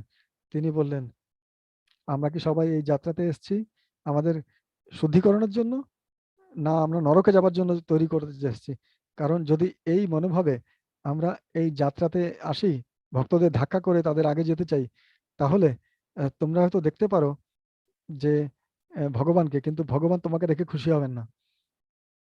সুতরাং তিনি বললেন যে যাত্রাটিকে একটি নোংরায় পরিণত করতো না। সুতরাং যাত্রাটি যাতে সুন্দরভাবে হয় সেই দিকে মনোযোগ দাও। মহারাজ খুবই কঠোরভাবে বলছিলেন এবং এই ভাবটি যা আমাদেরকে গড়ে তুলতে হবে তা হলো দাসের ভাব। এবং সব থেকে বড় যেটা তুমি করতে পারো যে অন্যদেরকে নিজের আগে যেতে দাও। এবং সেই কথাগুলি এতটাই তীব্র ছিল যে সবাইকে নাড়া দিয়ে গেছিল। প্রত্যেক ভক্ত তার নিজের ব্যক্তিগত দায়িত্ব রয়েছে যে তুমি ভালোভাবে ব্যবহার করো এবং ভালোভাবে কথা বলো এবং সবাইকে অসুবিধার সৃষ্টি করো না। সুতরাং যেমন তিনি সেই কথাগুলি বলেছিলেন, ভক্তরা বললেন হরিবল সবাই বলে, হরিবল বলল। মহারাজ সঙ্গে সঙ্গে বললেন, এটা হরিবল বলাটা কত সহজ, কিন্তু আমাদের হরিবল বলা উচিত এবং আমাদেরকে হরিবল বাঁচা উচিত, সুতরাং আমাদের হরিবল বলাটাও উচিত। সুতরাং সবকিছুই এই হরিবলের নীতিতে চলা উচিত, তখনই আমাদের জীবন সফল হবে। এবং আবার সেই দাসের দাসের দাসানুদাস সবার ভক্তদের যে মনোভাব, সে এই কয়েকটি ঘটনা যা মহারাজ এত গভীরভাবে তীব্রভাবে তা এই এখনো তিনি এই বিষয়গুলির উপরে অত্যন্ত গভীর। এবং তৃতীয় যে বিষয়টি, যে তার করুণা গুরু মহারাজের, যেমন আমি শুনছিলাম ব্যাস পূজা ওপেনিং এ, যে কি করে মহারাজের করুণা শুধু মানব জাতির প্রতি নয়, তা কেবলমাত্র গরুদের প্রতিই নয়, এমনকি অন্য জন্তু জানোয়ারদের প্রতিও। একবার মহারাজ উটিতে গিয়েছিলেন তার চিকিৎসার জন্য, যেখানে তিনি তার চিকিৎসা হচ্ছিল, সেখানে ওই বিচে তিনি হাঁটতে যেতেন এবং সেখানে একটি ছোট্ট কুকুরের বাচ্চা ছিল এবং সেই কুকুরটির বাচ্চাটি তার একটি রাস্তার ধারে থাকতো এবং মহারাজ এই বাচ্চা কুকুরটিকে দেখতেন রোজই, প্রত্যেক দিন। এবং তিনি দেখতেন যে মাটির মধ্যে একটি এই ছোট্ট কুকুরটি গর্ত করছেন এবং একদিন কয়েকদিনের মধ্যে তারা একটি ছোট্ট গর্ত করে ফেলেছিল এবং তারা এই গর্তটার মধ্যে বসে থাকতে খুব মজা পেত সেই ছোট্ট কুকুরটি, এবং সেই গর্তটার মধ্যে ঢুকে সে মাথাটা শুধু বের করে রাখতো। এবং মহারাজ যতদিন সেখানে ছিলেন, তার মধ্যে একদিন এই রাস্তার ধারে সেই কুকুরটি একটি গাড়ির চাকার নিচে চাপা পড়ে গিয়েছিল এবং মহারাজ তার সেই তীব্র চিৎকার, মায়ের আর্ত চিৎকারটি শুনতে পেয়েছিলেন এবং মা অত্যন্ত ক্রন্দন করে কাঁদছিল কুকুরটির। এবং মহারাজ সেখানে গিয়েছিলেন এবং সেখানে দেখলেন যে ছোট্ট কুকুরটি যে গর্তের মধ্যে ছিল সেখানে পিষে গেছিল এবং মহারাজ তার জন্য জপ করছিলেন। এবং যখন তিনি জপ করছিলেন, সেই কুকুরের মাটি সেখানে চুপচাপ দাঁড়িয়ে বসেছিল মহারাজের পাশে। তিনি বুঝতে পেরেছিলেন যে এই ব্যক্তিটি যে অন্য লোকেদের মতো নয়, এই ব্যক্তিটি সেই মাটি তার কান্না থামিয়ে মহারাজের পাশে চুপচাপ বসেছিল, কারণ সেই করুণার যে ভাবের যে তরঙ্গ, তা সেই কুকুরটির প্রতিও তা প্রবেশ করেছিল এবং তার হৃদয়কে স্পর্শ করেছিল। এবং আমি শুধু এই বিষয়টিকে ভাবছিলাম যে অনেক ভক্তরা, আমাদের ব্যক্তিগত যোগসূত্র নেই মহারাজের সাথে, সুতরাং কেন মহারাজের সাথে আমাদের কোনো যোগাযোগ ঘটে না, সুতরাং আমাদের অতটা সরাসরি যোগাযোগ নেই, সুতরাং কতবার এই গত কয়েক বছরে কত ঘটনা ঘটেছে যেখানে আমরা বুঝতে পেরেছি, যে আমি নিজেও বুঝতে পেরেছি যে কিছুটা পরিমাণে যে যে একজন গুরু মহারাজ এবং তার শিষ্যের জন্য তা শুধু বাহ্যিক প্রেক্ষাপটে হয় না, তা শুধু কত গভীরভাবে আমরা তার নির্দেশগুলিকে পালন করছি তার উপরে নির্ভর করে। মহারাজ যত নিষ্ঠা ভরে আমরা তার নির্দেশগুলিকে গ্রহণ করব, কোনো অসৎ উদ্দেশ্য ছাড়া। সুতরাং এই কয়েক মাস আগে আমাদের এক গুরু ভগিনী শোভাসাক্ষী দেবী দাসী, তিনি একটি অত্যন্ত সাধারণ মহিলা, কাঞ্জুর মার্গের ভক্ত সমাজের অংশ, সেই ভক্ত পরিবারের ছিলেন। তিনি একাই কৃষ্ণ ভবনামৃত অভ্যাস করছিলেন অনেক বছর ধরে এবং একটু সামান্য সেবা তিনি করতেন। এবং লকডাউনের সময় তার ক্যান্সার হয়েছিল এবং এই কম বয়সে, এবং এই সমস্ত চিকিৎসার পরেও কিছু করা যায়নি এবং তার অবস্থার অবনতি হচ্ছিল। এবং গত কয়েক মাস আগে যখন তার অত্যন্ত খারাপ হয়ে গিয়েছিল তার অবস্থা, এবং আমি মনে করছিলাম যে তিনি আমাদের সাথে কথা বলছিলেন এবং তিনি শুধু তার অনুভূতি বললেন, তার ইচ্ছেটা, যে তিনি বুঝতে পারছিলেন যে তিনি আর বাঁচবেন না। তিনি তার ইচ্ছাটি বললেন যে হতে পারে আমি কি গুরু মহারাজ তো আমেরিকায় আছেন, যে যিনি মহারাজের সাথে একবার কথা বলেনি, তিনি বলেন আমি কি গুরু মহারাজকে কিছু লিখতে পারি, যে মহারাজকে ধন্যবাদ দেবো যে তিনি যা কিছু করেছেন আমার জন্য সেই জন্য, এবং আমি তার আশীর্বাদ নিতে চাই। সুতরাং আমরা বললাম হ্যাঁ নিশ্চয়ই আপনি লিখুন। এবং তারপরে সেটাই ছিল, এবং তার কয়েকদিনের মধ্যে তার স্বাস্থ্য একদম খারাপ হয়ে গেল এবং তিনি কোমা চলে গিয়েছিলেন প্রায়। এবং তারপরে কত কত ঘটনা ঘটেছিল। তাদের পরিবারের লোকেরা কেউ ভক্ত নয়, কিন্তু একমাত্র এই সেই একনিষ্ঠ তার তীব্র ইচ্ছার জন্য যে কোনো ভাবেই হোক, যে কি করে তা ঘটেছিল আমরা জানি না। এবং বিশ্বরূপ প্রভু এবং ভক্তদের, ভক্তিবেদান্ত হসপিটালের ভক্তদের কাঞ্জুর মার্গ থেকে এই ভক্তটি ভক্তিবেদান্ত হসপিটালে পৌঁছে গিয়েছিলেন এবং সেই শেষের কয়েকদিন এবং শুধুমাত্র তিনি কখনোই বলেননি যে তিনি মহারাজকে লিখেছেন যে কেউ কিছু বলেওনি ভক্তিবেদান্ত হসপিটালে, কিন্তু তার যে ইচ্ছেটা ছিল তার হৃদয়ের মধ্যে, যে তার যে বিশ্বরূপ প্রভু তিনি একটি যে করেই হোক, যে কয়েকদিনের মধ্যেই যে যে তিনি কোমা স্টেজে যাওয়ার আগেই তিনি মহারাজের সাথে কথা বলেছিলেন এবং তিনি মহারাজকে বলা হয়েছিল যে শোভাসখী ইনি, এবং মহারাজ তার অত্যন্ত ব্যস্ততা সত্ত্বেও তার সাথে কথা বলেছিলেন এবং প্রকৃতপক্ষে তিনি তার সাথে কথা বলেছিলেন এবং যা যা তার হৃদয়ের মধ্যে কথা ছিল সে চিঠিতে লেখার থেকেও তার যে প্রবল ইচ্ছা ছিল মহারাজকে কথা বলার, এবং সেই ইচ্ছাটি পূর্ণ হয়েছিল। আমরা দেখতে পাই যে মহারাজের আদান প্রদানটি কি করে তা পূর্ণ হয়েছিল এবং কিছুদিন পরে ভক্তদের তত্ত্বাবধানে তার শরীর তিনি ছেড়েছিলেন এবং ঈশ্বর প্রভু যখন মহারাজকে সেই খবরটি পাঠিয়েছিলেন তখন মহারাজ 1 মিনিটের মধ্যে মহারাজ একটি খবর পাঠালেন, আমি তার জন্য কনস্ট্যান্টলি, আমি নিরন্তর তার জন্য জপ করে যাচ্ছি এবং প্রার্থনা করছি। সুতরাং এই যোগসূত্রটি আপনি কল্পনা করতে পারেন যে এই আত্মাটি এখানে পড়ে আছেন এবং একজন ভক্ত, এবং তার এত একনিষ্ঠ ইচ্ছা ছিল এবং মহারাজ কোথায় অত দূরে যাচ্ছেন, কিন্তু সেই মুহূর্তে মহারাজ প্রার্থনা করছেন তার জন্য এবং সেই মুহূর্তে সেই আত্মাটি তার শরীর ছেড়ে যাচ্ছে। সুতরাং এবং এরকম আরো অনেক অনেক অনেক অনেক ঘটনা ঘটছে যা আমাদেরকে এতটাই বিশ্বাস এবং দৃঢ় নিশ্চয়তা যায় যে গুরু মহারাজের সাথে এই যে তিনি একজন সাধারণ মানুষ নন এবং আমাদের গুরু মহারাজ পরম গৌরবান্বিত এবং সেই সমস্ত ভক্তেরা যারা তার সংস্পর্শে আসেন তাদেরও গৌরব। সুতরাং আমার যে দায়িত্ব আছে, যে আমারও অনেক দায়িত্ব আছে অনুসরণ করার।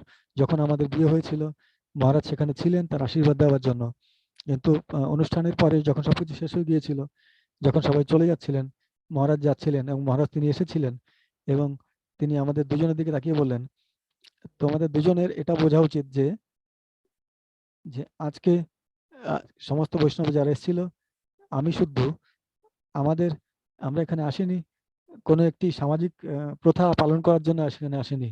লোকেরা সামাজিক দায়বদ্ধতা পালন করার জন্য যায়, কিন্তু আজকে কোনো বৈষ্ণবেরাই, আমিও এখানে কোনো সামাজিকতার খাতিরে আসেনি। আমরা এখানে এসেছি শুধুমাত্র আমাদের প্রেমের কারণে তোমাদের দুজনের প্রতি। সুতরাং তিনি অত্যন্ত কঠোরভাবে এই কথাগুলি বলেছিলেন এবং তিনি গভীরভাবে তোমাদেরকে তাকিয়ে বললেন, এবং এই প্রেমটি তোমরা কখনোই এর প্রতিদান এই জীবনে তার প্রতিদান দিতে পারবে না, এই বৈষ্ণবদের যে প্রেম তোমরা পেয়েছো। সুতরাং এই যে ছোট্ট কথাটি যে তুমি করতে পারো, যে প্রতিটি সময় এই বৈষ্ণবদের সেবায় নিয়োজিত হয়ে কাটাতে চেষ্টা করো। সুতরাং অসংখ্য ধন্যবাদ আপনাদেরকে, সমস্ত বৈষ্ণবদের যারা আমাদেরকে সুযোগ দিয়েছেন এই আমার হৃদয় খুলে কথা বলার জন্য, এবং এই সমস্ত নির্দেশ গুরু মহারাজের যা আমার জীবনের মূল কেন্দ্র হয়ে উঠুক, আমাদের জীবনের কেন্দ্র হয়ে উঠুক, এবং আমি আজ যাতে আপনাদের সেবক হয়ে উঠতে পারি। অনেক ধন্যবাদ। হরে কৃষ্ণ। শ্রীরামপ্রভু বলছেন, অনেক ধন্যবাদ মাতাজি এই সুন্দর সুন্দর অসাধারণ অভিজ্ঞতাটি শেয়ার করার জন্য। এখন আমি আমাদের একটু তাড়াতাড়ি করতে হবে, আমাদের আরো কয়েকজন চমৎকার ভক্তরা রয়েছেন। আমি আসছি এন এন এন অক্ষরটি দিয়ে কি কি হতে পারে? Nectarine lectures, nectarine love, nurture, nectar,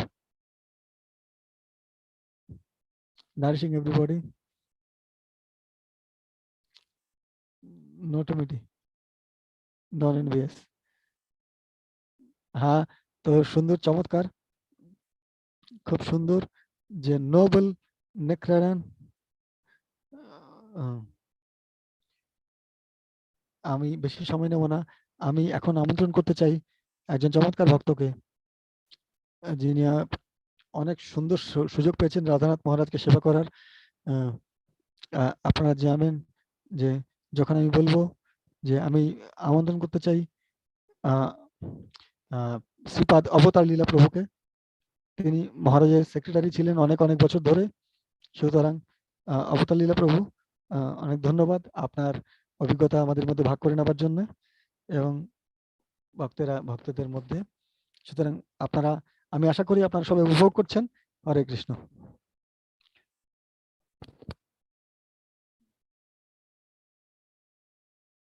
I'm sure all of you are enjoying, continue enjoying another few hours remaining. Hare Krishna. Om Jnanatimirandasya Jnananjanashalakaya Chakshurunmilitam Yena Tasmai Shri Guruve Namah. Thank you very much, Sridhama Prabhu, and thank you very much everybody else who is behind this whole organization. And when Sridhama Prabhu told me that you should come and speak, I was very hesitant because there are so many stalwarts who have had association with Maharaj so closely. And I was also telling him that many of the secretarial interactions cannot be spoken in public also. So, but I said, no, you should come and you should speak. So I'm so grateful. I'm so happy to also, and feeling blessed to be in the presence of Vrishbhanu Prabhu, Raninandan Prabhu, Devipriya Mataji, Madhvanand Prabhu, seeking all of their blessings. And I hope to share something within the stipulated time. So, first of all, I would also express gratitude to all the senior devotees at Chopati who gave me this opportunity, beginning with Gauranga Prabhu, and then later on Brachand Prabhu, who has to suffer from the consequence of they choosing me as Maharaj's servant. Because আমি শুধু কয়েকটি চিন্তা এখানে প্রকাশ করতে চাই, যিনি আমাকে ব্যক্তিগতভাবে অনুপ্রাণিত করেছেন এবং যা আমার পক্ষে পরম সৌভাগ্যবান ঘটনা ছিল। সেই সময় অত্যন্ত ক্ষুদ্র সামর্থ্যে আমি সেবা করার সুযোগ পেয়েছিলাম এবং সেই সমস্ত লোকেরা যা আমাকে এই বিশাল দায়িত্ব দিয়েছিলেন তা পালন করার। হে পরম পূজ্য ভক্তি তীর্থ মহারাজ একবার বলেছিলেন যে সব থেকে শ্রেষ্ঠ অফারিং যে যাকে তুমি ভালোবাসো তাকে তুমি দিতে পারো, যে যাদের শিক্ষা অনুযায়ী একটি ভক্ত সমাজ গড়ে তোলা। সুতরাং এটি একটি বিশাল দায়িত্ব এবং মহারাজ এবং অন্যদের আশীর্বাদ নিয়ে আমরা আশা করি আমরা সেটা করতে পারবো। সুতরাং সেখানে যেটা চারটি বিষয় আছে যার সম্বন্ধে আমি সবসময় চিন্তা করি। প্রথমটি হলো যা মহারাজ তার নিজের ব্যক্তিগত উদাহরণ দিয়ে শেখাতে চান। এটি শুধুমাত্র একটি মানবীয় দয়া বা করুণার ব্যাপার নয়, তা ছিল চিন্ময়ের আধ্যাত্মিকতার একটি গভীর বিষয়। যিনি সবসময় একটি জায়গায় যখন একজন লোককে তা অনুপ্রাণিত করে কৃষ্ণ ভাবনায় অনুপ্রাণিত হতে, এটি আপনি এই দুনিয়াতে লোককে পাবেন যে কারোর ভালো কাজের প্রশংসা করতে এবং অনেক কিছু প্রাপ্ত করতে, কিন্তু এই দুনিয়াতে একটি লোককে খুঁজে পাওয়া খুব মুশকিল হয় যখন তিনি এতটাই নিমগ্ন থাকেন। এই নিমগ্নতা হলো এমন একটা জিনিস যেটা তিনি কৃত্রিমভাবে আপনি উৎপন্ন করতে পারেন না, যেটা তিনি কোনো দিন এক রাতে বা কয়েক রাতের মধ্যে এটা আসে না। মহারাজ হলেন এমন এক ব্যক্তিত্ব যিনি সম্পূর্ণ হৃদয় দিয়ে তিনি করেন, যা কিছুই করেন তিনি তার বুদ্ধি এবং মন দিয়ে নয়, তার সম্পূর্ণ হৃদয় দিয়ে তিনি সম্পূর্ণ নিমগ্ন হয়ে তা করেন। সুতরাং প্রথম যে ধারণাটি যা আমি ধ্যান করি তা হলো তিনি হলেন যে যখন তুমি জপ করো মনোযোগ দিয়ে, যখন ভক্তির সৌন্দর্য হলো বা জীবনের পরিহাসটি হলো যে যখন একজন ভক্তি কেউ অভ্যাস করছেন কোনো পিছনের কোনো সাহায্য ছাড়া, গুরু কৃষ্ণের সহযোগিতা ছাড়া, এবং মহারাজ সবসময় এই বিষয়টিতে জোর দেন যে জপটা মনোযোগ দিয়ে করো। এবং আরেকটি হলো একবার যখন দীক্ষা নেওয়ার কথা ছিল এবং মহারাজ সমস্ত জপ মালের উপর জপ করার কথা ছিল, মহারাজ যখন বেরিয়ে আসবেন তখন আমরা আমাদের ওই বিটগুলো গ্রহণ করার কথা ছিল এবং তখন মহারাজ ফিরে এসে বললেন তার হারমোনিয়ামে বসে এবং তিনি তখন ভজন করতে শুরু করলেন। শুধুমাত্র তিনি এটি শুধু তিনি কোনো একটা ফর্মালিটি হিসেবে করেনি। তিনি মহারাজ বললেন যে সকাল থেকে আমার দরজা বন্ধ ছিল, যখন আমাদের দরজা বন্ধ থাকে তখন আমরা ভাবি যে আমরা বিশ্রাম করছি বা অন্য কোনো চিন্তা করছি। আর আজকাল দিনে তো আমরা নেটফ্লিক্সে সিনেমাও দেখি। এখন যখন মহারাজ আমাদের দিকে দেখলেন, তিনি বললেন, এবং তিনি তার জানলা দিয়ে তিনি তুলসী মহারানীর বাগানটি দেখা যাচ্ছিল। তিনি বললেন, আমি সকাল থেকে জব করে যাচ্ছিলাম এবং এটাই আমি করি, সকাল যখন আমার দরজা বন্ধ থাকে এটাই আমি করে থাকি। এবং আমরা একে অপরের দিকে তাকাচ্ছিলাম, কারণ আমরা ভাবছিলাম যে মহারাজ হয়তো বিশ্রাম করছেন। কারণ মহারাজ যদি বিশ্রাম করেন তাহলে আমিও গিয়ে একটু শুয়ে পড়ি, সেই চেতনাই থাকে আমাদের। সুতরাং মহারাজ বিশ্রাম করছেন, চলো তুমিও একটু বিশ্রাম করে নাও। সুতরাং এটাই হচ্ছে আমাদের মনে চলে, কিন্তু মহারাজ জব করছিলেন। সুতরাং সবসময় পরম প্রার্থনামূলক মনোভাবে থাকেন তিনি। আমার মনে আছে মহারাজ সবসময় হরে কৃষ্ণ জপের আশ্রয়ে থাকেন। একবার যাত্রাতে মহারাজকে কেউ দেখা করতে এসেছিলেন। মহারাজ, আপনার ব্যক্তিগত বিগ্রহ কোথায়? মহারাজ তার মালাটি খুলে বের করে দেখালেন যে এটি আমার বিগ্রহ। হরে কৃষ্ণ কৃষ্ণ কৃষ্ণ হরে হরে, হরে রাম রাম রাম হরে হরে। এবং আমাদের আশ্রমে আমাদের দিনের বেলায় আমরা যখন দেখি মহারাজ জপের জন্য আসছেন, এখন মহারাজ ওখানে কোণে বসে আছেন এবং জপ করছেন, এবং সেখানে প্রভুপাদ রয়েছেন, এবং লোকেরা অনেক সময় যারা তার ঘনিষ্ঠ অনেক। আমি একবার, মহারাজ কেন জপের মধ্যে আসেন? কারণ তার শরীরটা এত খারাপ, এবং কারণ তিনি শুধু উদাহরণ স্থাপন করতে আসেন না, তিনি প্রভুপাদের শিষ্য হিসাবে তিনি সেখানে জপ করতে যান, প্রভুপাদের নিজের গুরুদেবের প্রতি তার যে নিষ্ঠা সেটা প্রকাশ করতে। একবার মহারাজ বলছিলেন, তিনি বললেন, আমি আমি কখনো লিখিনি কিছু, আমি কোনো লেখক নই বা কবি নই। যখন তিনি জার্নি হোম লেখার পরে, এখানে তিনি জার্নি উইদিন প্রকাশ হয়েছিল, তারপরে আমি একজন লেখক বা কবি নই। সুতরাং আমি শুধু প্রার্থনা করতে শুরু করেছিলাম, এবং আমি শুধু আমার প্রার্থনাগুলিকে লেখার চেষ্টা করছিলাম কাগজের মধ্যে, এবং তারপরে গ্র্যাজুয়ালি সেই বইটি প্রকাশিত হয়েছিল। আমি শুধু প্রার্থনা করতে শুরু করেছিলাম, তো জার্নি উইদিনটা সেইভাবে প্রকাশিত হলো।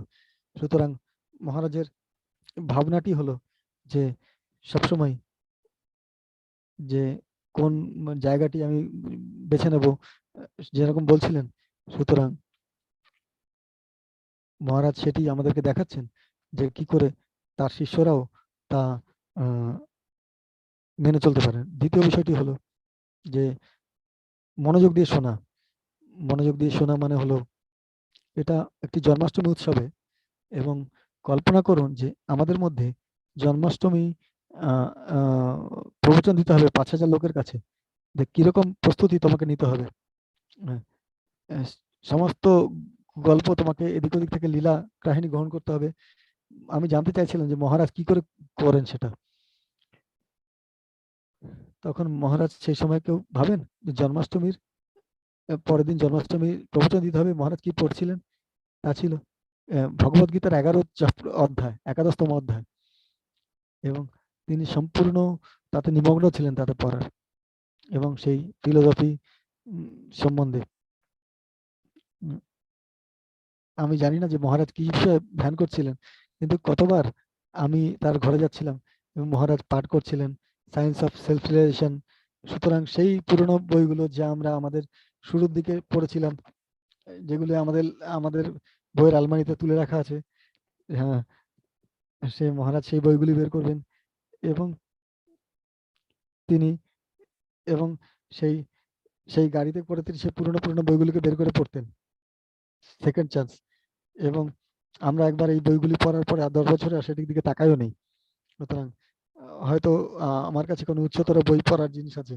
সুতরাং এত মনোযোগ সহকারে শোনা, প্রতিটি লাঞ্চ প্রসাদ যা মহারাজ নিতেন সবসময় তখন প্রভুপাদের প্রবচন তাতে চলতো, এবং মহারাজ একবার বলেছিলেন, আমি আমার ব্যক্তিগত সঙ্গ দিই আমার লেকচারের মাধ্যমে, সুতরাং যদি আমার ব্যক্তিগত সঙ্গ চাও তাহলে আমাকে দয়া করে আমার লেকচারে আসো এবং শ্রবণ করো।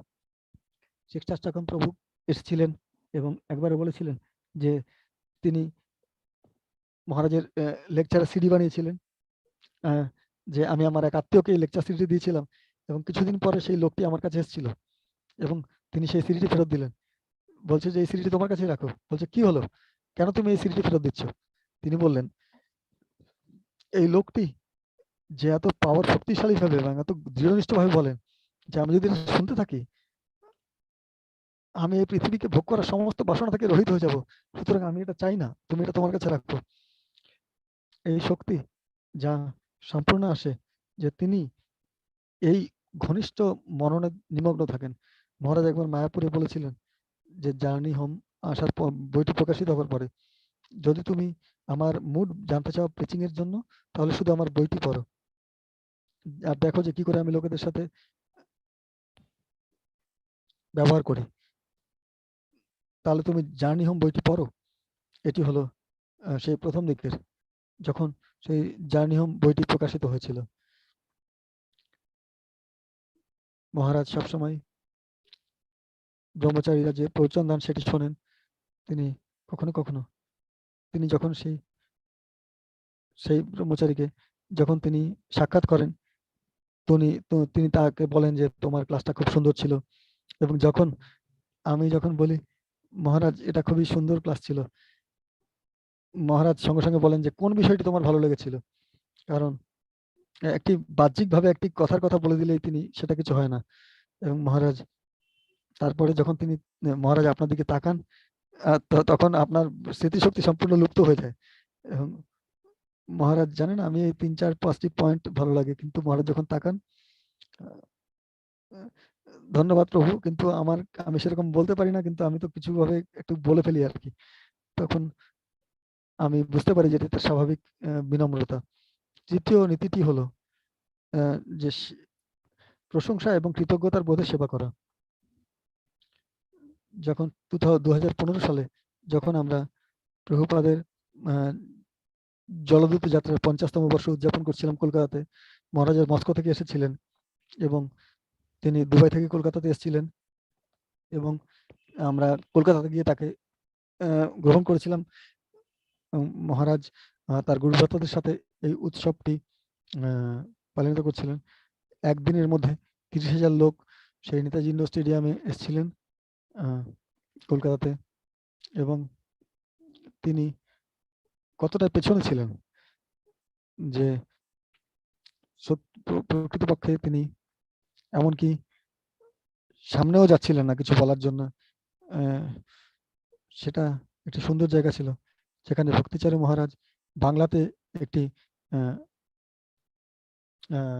একটি প্রবচন দিয়েছিলেন এবং সেই সময় মিসেস কিরণ বেদী তিনি বলেছিলেন আমি স্বামীজিকে মিলিত হতে চাই, এবং তারপরে মহারাজ তার সাথে মিলিত হলেন প্রভুপাদের ঘরে কলকাতা মন্দিরে এবং তিনি বসেছিলেন এবং কয়েকজন ভক্ত ছিলেন, মহারাজও বসেছিলেন, আমিও তার পাশে দাঁড়িয়েছিলাম দরজার কাছে, এবং সেই সময় তিনি মহারাজের সাথে কথা বলতে শুরু করলেন এবং অনেক অনেক আবেগঘনভাবে তিনি কথা বলতে চাইছিলেন জার্নি হোম নিয়ে, এবং তিনি বলছিলেন সেটা ছিল ইন্টারন্যাশনাল যোগা ডে এবং সেই নরেন্দ্র মোদী ভারতের প্রধানমন্ত্রী যোগের জন্য একটি উৎসবের আয়োজন করেছিলেন, এবং আমাদের একজন ভক্তি রাধারমণ প্রভু কলকাতা থেকে তিনি এত উৎসাহ ছিলেন যে তিনি অনেক জার্নি হোম নিয়ে তিনি সেই সমস্ত বিখ্যাত লোকেদেরকে দিতে চাইছিলেন, এবং তিনি একটি বই তাকে দিয়েছিলেন এবং তার মধ্যে একটি নাম্বার ছিল যেটা মন্দিরের নাম্বার ছিল, এবং তিনি কয়েক মাস পরে সেই নাম্বারে ফোন করেছিলেন তিনি বইটি পড়ার পরে, এবং তিনি সেই নাম্বারে ফোন করেছিলেন এবং তিনি বলেছিলেন যে আমি এই বইটি পেয়েছি কারোর থেকে, আমি জানি না কার থেকে পেয়েছি, কিন্তু এই নাম্বারটি আমি পেয়েছি, আমি জানি না কে বলছেন আপনি, আমি জানি না আপনি কে বলছেন, আমি জানি না আমি কার সাথে কথা বলা উচিত, কিন্তু এবং সেই ফোনটা আসলে রাধারমণ প্রভুই তুলেছিলেন। রাধারমণ প্রভু বলেছিলেন আমি যে আপনাকে বইটি দিয়েছিলাম এবং আপনার সাথে আমারই সাক্ষাৎ হয়েছিল। সুতরাং তিনি বললেন, হ্যাঁ আমি স্বামীজির সাথে দেখা করতে চাই, আপনি দয়া করে ব্যবস্থা করুন। তারপরে মহারাজ কলকাতা আসার কথা ছিল এবং তিনি বললেন হ্যাঁ ঠিক আছে, তিনি আসছেন, যখনই তিনি আসবেন আপনি আসবেন, এসে দেখা করবেন। সুতরাং তিনি এসেছিলেন। তারপরে আমরা জানি যে যে সেইখানে সেই উৎসবটির যে রেকর্ডিং ছিল, যে পরের দিন তিনি সামনে এসে মহারাজের গৌরবান্বিত করেছিলেন, তার জার্নি হোম বইটির উপরে বলেছিলেন, এবং তার ঠিক তারপরে তিনি মঞ্চে গিয়ে মহারাজকে গৌরবান্বিত করছেন। মহারাজ নিচে এসেছিলেন এবং বললেন যে যেখানে যেখানে আগের দিন সকালে তিনি সেই জায়গাটায় গেছিলেন, সেই ডকে, খিদিরপুর ডকে, যেখানে জলদূত জাহাজে প্রভুপাদ উঠেছিলেন, এবং সেই সেই জায়গাটিতে মহারাজ যেতে চাইছিলেন। সুতরাং সকালে আমরা সেখানে গিয়েছিলাম। সেখানে মহারাজ জননীদাস প্রভু মুক্তিচারী ছিলেন, প্রভু ছিলেন। কেন যে আমরা কি সেই জায়গাটিতে যেতে পারি? মহারাজ বললেন, আমরা বললেন যে হ্যাঁ যেতে পারি। আমরা ভাবছিলাম যে যে হাজার হাজার লোকের সামনে তাকে গৌরবান্বিত করা হয়েছিল, কিন্তু মহারাজ তার গুরু ভ্রাতাদের সাথে থাকতে চাইছিলেন সেই সুন্দর স্মৃতি নিয়ে। এটা অত্যন্ত ব্যস্ত সময়, অনেক গাড়ি ভিড় ছিল, কিন্তু সেই সময় তিনজন বিখ্যাত লোক একটি ব্রিজের মধ্যে দাঁড়িয়ে ছিল। এখন একটি ব্রিজ আছে, কিন্তু এটি ছিল একটি ছোট্ট একটি খালের মতো, যা মূল নদীর সাথে যুক্ত করে, এবং জলদূত ডকটা এদিকে ছিল। আর প্রথমে আগে সেই সময় কোনো ব্রিজ ছিল না, সেই সময় সেটি বৃষ্টি বন্ধ ছিল। এক সময় মহারাজকে জিজ্ঞেস করলো, জলদূত এখানে ছিল, গঙ্গা সেদিকে, এই মাঝখানে বৃষ্টি ছিল, কি করে জলদূতটা ওদিকে গেল? মহারাজ বললেন, হ্যাঁ কি করে জাহাজটি গেল ওদিকে, এবং তারপরে তারা আমার দিকে দেখলো যে কি করে জাহাজটি গেল। তখন আমিও জানতাম না যে কি করে গেল ওদিকে, এবং আমি বললাম আচ্ছা কি। তখন আমি ব্রিজে দেখলাম যে ব্রিজটা মাঝখান থেকে ভাগ হয়ে যায়, খুলে যায়। আর আমি যেটা বললাম, এই ব্রিজটা না মাঝখান থেকে খুলে যায়, এটা ভাগ হয়ে যায় কিছু সময়, এবং সেই সময় জাহাজগুলো এখান থেকে বেরিয়ে যায়। তখন পঙ্কজানগিরি প্রভু বললেন যে খুব বাচ্চা শিশুর মতো তিনি বললেন, ব্রিজ খুলে যায়? আচ্ছা, আমি সে কখনো এরকম শুনিনি। আমি আমি ভেবেছিলাম এটা স্পিরিচুয়াল ব্রিজ। ভেবেছিলাম হাইড্রোলিক সিস্টেম লাগানো আছে। মহারাজ বললেন যে তুমি গল্প করো না, এখানে যেটা ঘটনা সেটাই বলো। আমি একটু সাইডে গেলাম, একজন পুলিশ দাঁড়িয়ে ছিল সেখানে। আমি তার দেখে বুঝতে পারছিলাম যে এই লোকটির কোনো সংযোগই নেই। আমি তার সাথে হিন্দিতে কথা বলি, আমি বুঝতে চেষ্টা করি যে ব্রিজটা খোলে কিনা। আমি তাকে ব্রিজটাকে সম্বন্ধে জিজ্ঞেস করলাম, সে পুলিশটা থেকে আমি জেনে এলাম। তখন মহারাজদের জিজ্ঞেস বললাম আমি, তখন মহারাজা বললো আচ্ছা ঠিক আছে, ব্রিজ খুলে যায়, ঠিক আছে। এবং আমরা প্রায় আধ ঘন্টা এই ব্রিজটার মধ্যে দাঁড়িয়েছিলাম শুধুমাত্র প্রভুপাদের কথা বলার জন্য, ওই ট্রাফিকের মাঝখানে, যে প্রভুপাদ এখান থেকে বোটে উঠে, এখান থেকে জলদূতে করে চড়ে এখান থেকে ছেড়েছে। কিন্তু পূর্ণ ধারণাটি ছিল যে যা কলকাতায় উৎসবটি উদযাপন করা হচ্ছিল, যে কি করে আমি সেবা করতে পারি, কি করে আমরা শিলা প্রভুপাদের প্রতি আমাদের কৃতজ্ঞতা জ্ঞাপন করতে পারি, এবং তা ছিল এত গভীর।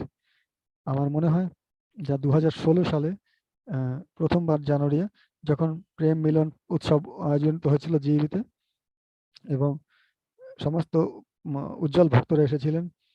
মহারাজ সেই কুটিরটিতে ছিলেন গোবিন্দজির সামনে, এবং সে তখন হঠাৎ করে আমি ব্রতচন্দ্র প্রভু থেকে একটি ফোন পেলাম।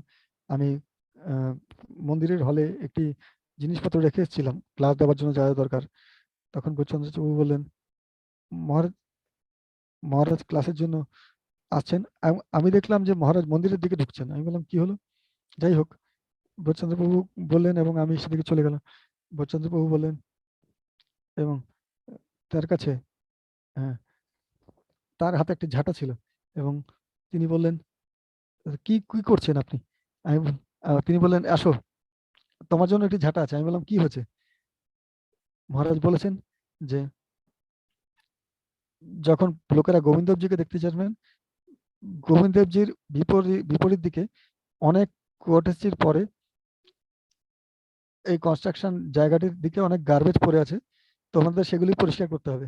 মহারাজ সেই সময় ভক্তেরা গোবর্ধন বন্টির বিষয়ে যে দায়িত্ব ছিলেন, মহারাজ বললেন, মহারাজকে আমরা বলেছিলাম যে আমরা পরিষ্কার করে দেবো, মহারাজ আমরা পরিষ্কার করে দেবো আমরা বলেছিলাম। বললেন কে কে আসবে? মহারাজ বললেন যে জন্মাষ্টমীতে কি লেবাররা কাজ করেন? না, বৃন্দাবন ফরেস্টের কাজ কখনোই থেমে থাকতে পারবে না, আমার ব্যক্তিগত সেবকেরাই এটা পরিষ্কার করবে, তাদেরকে নিয়ে এসো। এবং এটা নিশ্চিত করো যাতে তাদেরকেও সাহায্য না করে। সো চন্দ্র প্রভু আমাদেরকে ডাকলেন এবং আমাদের সবাইকে বলা হলো যে সবাই ওইখানে লেকচার শুনছিলেন এবং আমরা ওখানে ঝাড়ু নিয়ে ওই যে গার্বেজ গুলো পড়েছিল সেগুলো পরিষ্কার করার কাজে লেগে গেছিলাম। এবং মহারাজ, সাধারণত লাঞ্চ করার সময় আমি বাইরে দাঁড়িয়ে থাকি যে যদি কোনো প্রশ্ন থাকে কিছু করার, এবং আমি বাইরে বসেছিলাম। মহারাজ তারপর জিজ্ঞেস করলেন, বৈচন্দ্র প্রভু তুমি কি সত্যি সেটাকে পরিষ্কার করেছো? হ্যাঁ মহারাজ আমরা করেছি পরিষ্কার। মহারাজ বললেন অবতার লীলাও কি ওখানে ছিল? মহারাজ হ্যাঁ ওখানে ছিল। ঠিক আছে ঠিক আছে ঠিক আছে, চলো গিয়ে আমরা দেখি চলো গিয়ে আমি দেখি সত্যি পরিষ্কার হয়েছে কিনা। তখন আমি ভাবছিলাম বাপরে মহারাজ গিয়ে দেখে, তখন মহারাজ চারিদিকে গিয়ে ঘুরে দেখলো, হ্যাঁ ঠিক আছে এখন সুন্দর লাগছে, হ্যাঁ খুবই সুন্দর করেছো, ঠিক আছে। তারপর তিনি বললেন ব্রজকুমার প্রভুকে, ব্রজচন্দ্র যখন কখনো কোনো কিছুর উপর মন স্থির করেন তখন এমনকি দেবতারা এসেও সেটি করতে তাকে সাহায্য করেন। কেউ কি বৃন্দাবন ফরেস্ট দল থেকে কেউ এসেছিল এটা করার জন্য? তখন ব্রহ্মচারীরা বললো যে না না এটা দুজনেই করেছে। মহারাজ এত সুন্দর খুশি হয়েছিলেন, আপনি দেখেই বুঝতে পারবেন যে যখন তখন প্রকৃত তার হৃদয় থেকে কোনো কৃতজ্ঞতা বা আনন্দ বেরিয়ে আসছিল যখন ভগবানের জন্য কোনো সেবা করা হয়, তা তাকে এতটাই খুশি করে তোলে। সুতরাং অ্যাপ্রিসিয়েশন মানে প্রশংসা এবং কৃতজ্ঞতা, এবং তারপরে যে শেষ বিষয়টি সম্পর্ক প্রকৃত স্নেহের ভিত্তিতে, যা মহারাজ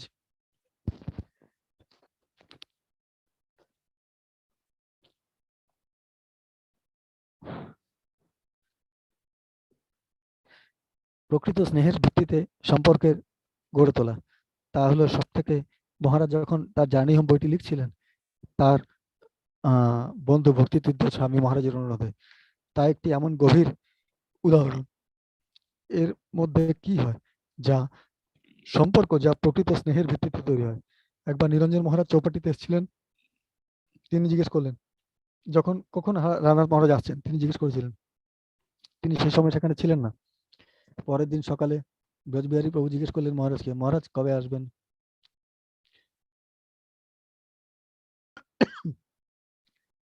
নিরঞ্জন প্রভু বললেন আমি শুতে পারছি না। বললেন আমি একটি স্বপ্ন দেখলাম।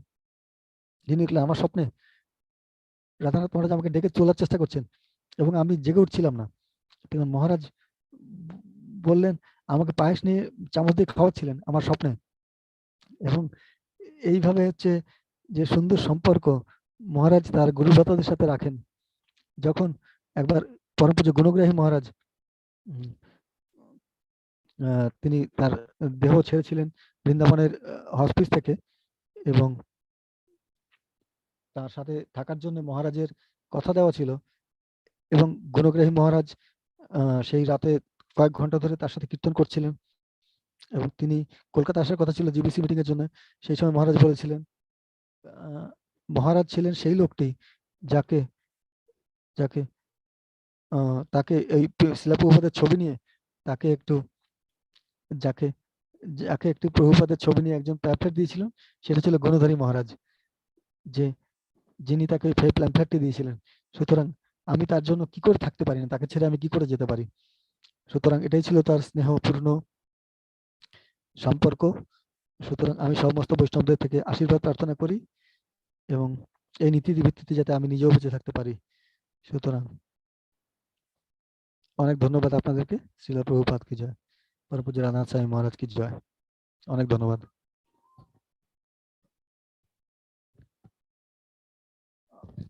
অসাধারণ অবতার লীলা প্রভু জয়। অনেক ধন্যবাদ আপনাকে। শ্রীরাম প্রভু বলছেন এটা এতই সুন্দর ঘটনা যে মহারাজের এই লীলাগুলি অত্যন্ত আমাদের পরম্পরার সাথে সামঞ্জস্যপূর্ণ এটি, এবং তিনি সমস্ত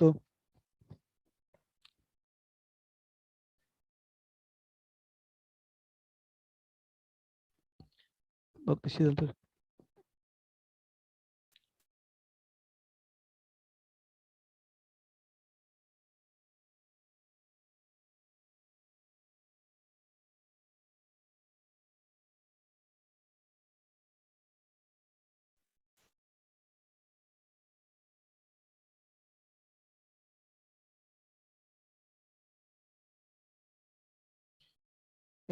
আরেকটি এ শব্দ আছে, এ অক্ষর আছে, এই এ দিয়ে কি কি শব্দ হতে পারে আপনারা দয়া করে দিন, আমাদেরকে জানান। Adapt all the simple affectionate,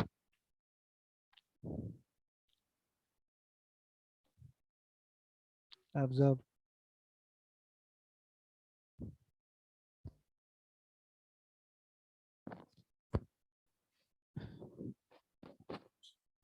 আপনারা সবাই মহারাজকে প্রশংসা করছেন এত সুন্দরভাবে এই সমস্ত গুণাবলী বিবৃত করে। এবং এই সময় আমাদের আরেকজন ভক্ত, যিনি অত্যন্ত চমৎকার ব্যক্তিত্ব, তিনি অত্যন্ত চমৎকারভাবে সেবা করেছেন রাধানাথ মহারাজের, তার সুন্দর সেবামূলক মনোভাব দিয়ে। আমাকে আমন্ত্রণ করতে দিন শুভবিলাস প্রভুকে। আমরা জানি যে তিনি অনেকগুলো বই লিখেছেন। শুভবিলাস প্রভু, দয়া করে আসুন এবং আপনার শ্রদ্ধার্ঘ্য অর্পণ করুন।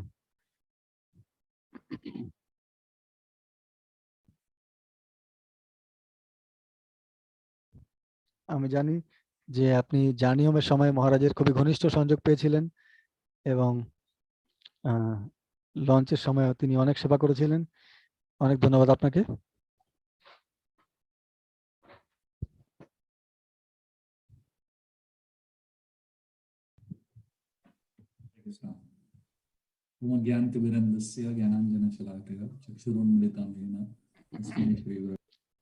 হরে কৃষ্ণ। এটি অত্যন্ত আনন্দের যে এত সুন্দর বৈষ্ণবদের সঙ্গে আমি আজকে এখানে আসতে পারছি কিছু বলার জন্য, যারা আমাকে অনুমতি দিয়েছেন এই সঙ্গে এসে কিছু বলার জন্য। আমি কোনোভাবেই নিজেকে যোগ্য বলে মনে করছি না, কিন্তু আমার মনে হয় যে এই সুযোগটি এসছে, সুতরাং আমি মহারাজকে গৌরবান্বিত করার এই সুযোগটি আমি ছাড়তে চাই না। তো আমি মহারাজের সাথে বেশ কয়েক বছরের অত্যন্ত ঘনিষ্ঠ সঙ্গ লাভ করেছিলাম, যা আমার জীবনের অমূল্য সম্পদ। আমি কখনো মনে করতে পারি না যে আমার জীবনের কোনো কিছুই যা এর থেকে সুখের সময় হতে পারে যা আমি আর মহারাজ একসাথে করছিলাম। আমি কিছু খুব সুন্দর জিনিস শেয়ার করতে চাই, যাতে আমি খুব অনুপ্রাণিত হয়েছিলাম মহারাজের বিষয়ে। কয়েক বছর আগে আমি যা মহারাজ নিজেও ব্যাখ্যা করেছেন সেই বিষয়ে বলতে চাই। কয়েক বছর আগে আমরা রাধানাথ মহারাজকে আমন্ত্রণ করেছিলাম গোয়াতে কয়েকটি অনুষ্ঠানের জন্য, এবং একটি বিশেষ অনুষ্ঠানে, সেই অনুষ্ঠানটির ঠিক আগে এখানে মহারাজ জিজ্ঞেস করলেন যে এটা আমি কি বিষয় বলবো। সুতরাং আমরা সেখানে একটি কেন্দ্রের অনুষ্ঠানের উদ্বোধনের অনুষ্ঠান ছিল সেটি, এবং এটা একটি ভক্তদের একটি বিশাল সংঘ ছিল এবং কংগ্রিগেশনের বড় বড় ভক্তরাও ছিলেন। সুতরাং ভক্তরা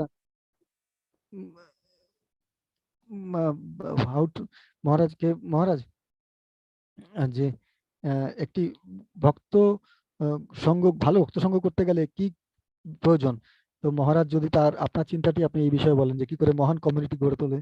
মহারাজ তারপরে একটি প্রবচন দিলেন এবং আমি তাকে বলি যে সব থেকে যে গভীর লেকচারটি সেই একটি 6টি জিনিসের ব্যাপারে, যে একটি ভালো ভক্ত সঙ্গ কি করে গড়ে তোলা যায়। তা আমি সেটাকে বলি 6টি সি। তো মহারাজ যে কাঠামোটি গঠন করেছিলেন, তো আমি যখন মহারাজের অত্যন্ত স্বতঃস্ফূর্তভাবে, মহারাজ কোনো কাগজ কিচ্ছু নেই, মহারাজ স্বতঃস্ফূর্তভাবে এটি বলেছিলেন, এবং এই লেকচারটি থেকে 6টি সি, যা একটি সুন্দর ভক্ত সমাজ গড়ে তুলতে গেলে যা লাগে, আমি সেই 6টি সি শেয়ার করতে চাই। এবং সেই নীতিগুলি কি যা এই 6টি সি পেতে গেলে করতে লাগে, যা আজকের আলোচনা হতে চলেছে আমার দিক থেকে। প্রথমটি নীতিটি ছিল, মহারাজ বলেছেন, তা হলো কোঅপারেশন, কৃষ্ণের প্রতিবিধানের জন্য সহযোগিতা। কৃষ্ণের প্রতিবিধানের জন্য সহযোগিতা।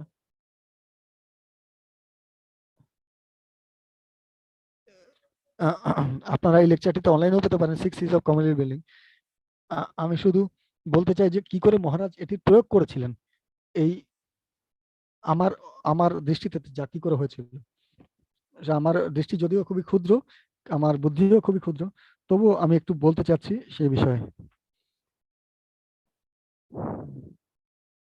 আপনারা হয়তো অনেকে জানেন না, তাই জন্য এটা এই ঘটনাটিতে যেখানে আমি ছিলাম, একবার আমরা মহারাজের জন্য একটি অনুষ্ঠানের আয়োজন করেছিলাম। তার অংশ হিসাবে আমরা আহমেদাবাদ ম্যানেজমেন্ট অ্যাসোসিয়েশনে একটি অনুষ্ঠান ছিল, এবং রাধানাথ মহারাজ তার জার্নি হোম বইটির বিষয়ে, জার্নি হোমের বিষয়ে বলার জন্য তাকে আমন্ত্রণ জানানো হয়েছিল, এবং তিনি ছিলেন একমাত্র প্রধান বক্তা। এবং কত কত কোম্পানির প্রধানেরা তারা সেখানে উপস্থিত হয়েছিলেন। এবং যখন আমরা সেখানে গিয়েছিলাম, উপস্থিত হয়েছিলাম, মহারাজ যখন ডায়াসে মানে কথা বলার জন্য তিনি অতগুলো জন শিষ্যদের নিয়ে তিনি সেখানে ঢুকলেন, এবং মহারাজ এই সমস্ত কোম্পানির মালিকদের সাথে কথাবার্তা বলছিলেন, এবং তারপর তিনি মঞ্চে চলে গেলেন। এবং যখন তিনি মঞ্চে গিয়ে দাঁড়ালেন, তিনি জার্নি হোমের ব্যাপারে একটি কথাও বলেননি। পুরো সমস্ত প্রভুপাদ কি করে সব থেকে শ্রেষ্ঠ ম্যানেজার, সেই কথাটির উপরে, সেই পৃথিবীর সেই বিষয়ে তিনি বলে গেলেন। এবং এবং আমি ভাবছিলাম যে জার্নি হোমের বইটির ব্যাপারে প্রভু মহারাজ বলতে এসেছিলাম, তিনি একটি কথাও সেই বিষয়ে বললেন না। সুতরাং একটি কথাও, একটি শব্দও তিনি জার্নি হোমের বিষয়ে ব্যয় করেননি। এবং আমি ভাবছিলাম যে আমি সম্পূর্ণ আশ্চর্য হয়ে গেছিলাম যে এটা কিভাবে হতে পারে। এটা তার বইয়ের বিষয়ে কথা হচ্ছে, তার বিষয়ে কথা হচ্ছে, এবং সমস্ত অনুষ্ঠানটি আয়োজন করা হয়েছে সেই বইটির বিষয়ে বলার জন্য, এবং তার জীবনের বিষয়। এবং তিনি বলছেন যে যখন তিনি দেখলেন যে কি করে, যখন দেখলেন যে প্রভুপাদের কয়েকজন শিষ্যরা এসেছেন, এবং তিনি সম্পূর্ণভাবে সেই লেকচারটিকে পুরো পাল্টে দিলেন। সুতরাং কোঅপারেশন, কৃষ্ণের প্রীতিবিধানের জন্য সহযোগিতা, সেটা আমি নিজের চোখে দেখেছিলাম। তার গুরু ভ্রাতাদের সহযোগিতার মানে তাদের ভাব, এবং এখান থেকে তখন দেখলাম যে কে শ্রোতা, তারা কোনো ব্যাপার নয়। যে 2-3 জন লোক প্রভুপাদের শিষ্যরা বসে আছেন, তারা তার কাছে আরো গুরুত্বপূর্ণ ছিল সেই সমস্ত বড় বড় শিল্পপতিদের থেকেও। দ্বিতীয় নীতিটি হলো কনভিকশন, মানে দৃঢ়তা, দাসানুদাস, এই দৃঢ় ভাব। এটি হলো দ্বিতীয় নীতি মহারাজের, যে প্রত্যেকটি নীতিতে, প্রত্যেকটি ঘটনায় আমি হলাম দাসানুদাস। এবং সেই 2004 সালে একটি আশ্চর্য ঘটনা ঘটেছিল। সো দীক্ষা গ্রহণ অনুষ্ঠানে আমি দুটো জিনিস মনে আছে আমার দীক্ষা গ্রহণ অনুষ্ঠানে। একটি ছিল আমার নামটা সম্পূর্ণ একটি চক্রের মতো এ দিয়েছিল, কিন্তু আমার এ দিয়ে পাওয়া উচিত ছিল, কিন্তু যা ঘটেছিল, যারা একসাথে 4-5 ভক্তরা ছিল, মহারাজ যে কোনো ভাবে কিছু একটা ঘটনা ঘটেছিল, আমি জানি না ঠিক কি ঘটেছিল, কিন্তু প্রত্যেকটি নামই তার নামটি পরে লোককে দেওয়া হয়েছিল। তার ফলে যার নামটি এ দিয়েছিল সে বিয়ে নামে পেয়েছিল। সুতরাং যার নাম বি দিয়েছিল তার নামটি এ দিয়ে, তার এস দিয়ে নাম দেওয়া হয়েছিল। সুতরাং এইভাবে সব গন্ডগোল হয়ে গেছিল। আমি পেয়েছিলাম শুভবিলাস। এবং সমস্ত অনুষ্ঠানটি শেষ হওয়ার পরে, মহারাজের আশীর্বাদ পাওয়ার পরে, ভক্তেরা আমার সামনে ছিলেন, এবং মহারাজ দয়া করে বলবেন এটার মানেটা কি। মহারাজ খুব সুন্দরভাবে ব্যাখ্যা করলেন ভক্তদের নামের মানে। এবং পরের জন ভক্ত মহারাজ আমার নামটার কি মানে, মহারাজ খুব সুন্দরভাবে তার নামটি ব্যাখ্যা করলেন। এবং আমি যখন মহারাজের কাছে গেলাম, আমি আমার জীবনের প্রথমবার যখন মহারাজের সামনে আমি গেছিলাম, হ্যাঁ আমি সেই সময় একটা যুবক ছিলাম, আমি মহারাজের সামনে গিয়ে মহারাজ মহারাজ মহারাজ দয়া করে আমি বলতে পারেন এই নামটির মানে কি? মহারাজ বললেন, প্রথম নির্দেশটি দিলেন, মহারাজ আমাকে দিলেন। মহারাজ বললেন, মহারাজ আমার দিকে তাকিয়ে বললেন, হ্যাঁ তুমি প্রভুপাদের বই পড়ো এবং তুমি সমস্ত প্রশ্ন উত্তর পেয়ে যাবে। আমি ভাবছিলাম যে এটার সাথে এটার উত্তর কি করে হয়। আমি তাই ভাবছিলাম যে মহারাজ আসলে কি বলতে চাইছেন এটার মানে। প্রভুপাদের বইটা পড়ো, এবং সেই সময় আমি প্রভুপাদের বই সমস্ত পড়তে শুরু করলাম কয়েক বছর ধরে, এবং সমস্ত প্রভুপাদের বই পড়ার পরেও আমি এটার এটার এটার মানে আমি খুঁজে পাইনি এখনো কোথাও, এটা লুকায় নেই শুভবিলাস মানে কি। প্রভুপাদ বই পড়ার পরে আমি একটা জিনিস বুঝতে পেরেছিলাম, যা হলো, যা গুরুত্বপূর্ণ নয় তোমার নামটি নয়, যা হলো তোমার নামের শেষে যে দাসটি আছে সেটি। সুতরাং সেটি আমার মনে হয় সব থেকে গুরুত্বপূর্ণ এবং প্রধান নির্দেশ যা মহারাজের থেকে আমি পেয়েছিলাম, যে প্রভুপাদের বই পড়ো, এবং যদি তুমি বোঝো যে তোমার নামের কোনো পার্থক্য করে না, তোমার নামের শেষে যেটি আছে দাস, সেটি আসল গুরুত্বপূর্ণ। তৃতীয় নীতিটি যা মহারাজ বলেন, ভক্ত সমাজ গড়ে তোলার পেছনে যে নীতি, তা হলো অন্য লোকেদের সাফল্যকে উদযাপন করা। যখন কোঅপারেশন কৃষ্ণের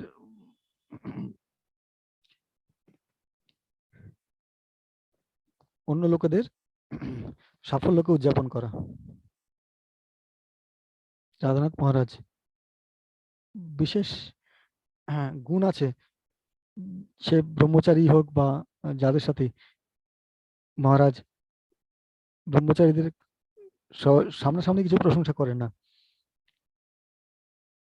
যদিও তুমি সমস্ত কিছু প্রতি তেজস্বা ব্যক্তি হয়ে যাও, মহারাজ তা আমার সামনে গিয়ে কিচ্ছু বলবে না। অত্যন্ত ভক্তদের সফলতা নিয়ে তিনি অত্যন্ত নীরবে থাকেন, কিন্তু কিন্তু তার ভেতরে তিনি অত্যন্ত সাফল্যকে কিভাবে উদযাপন করতে হয় আমি দুবার তা দেখেছিলাম, যা আমার হৃদয়কে স্পর্শ করেছিল। তা হলো,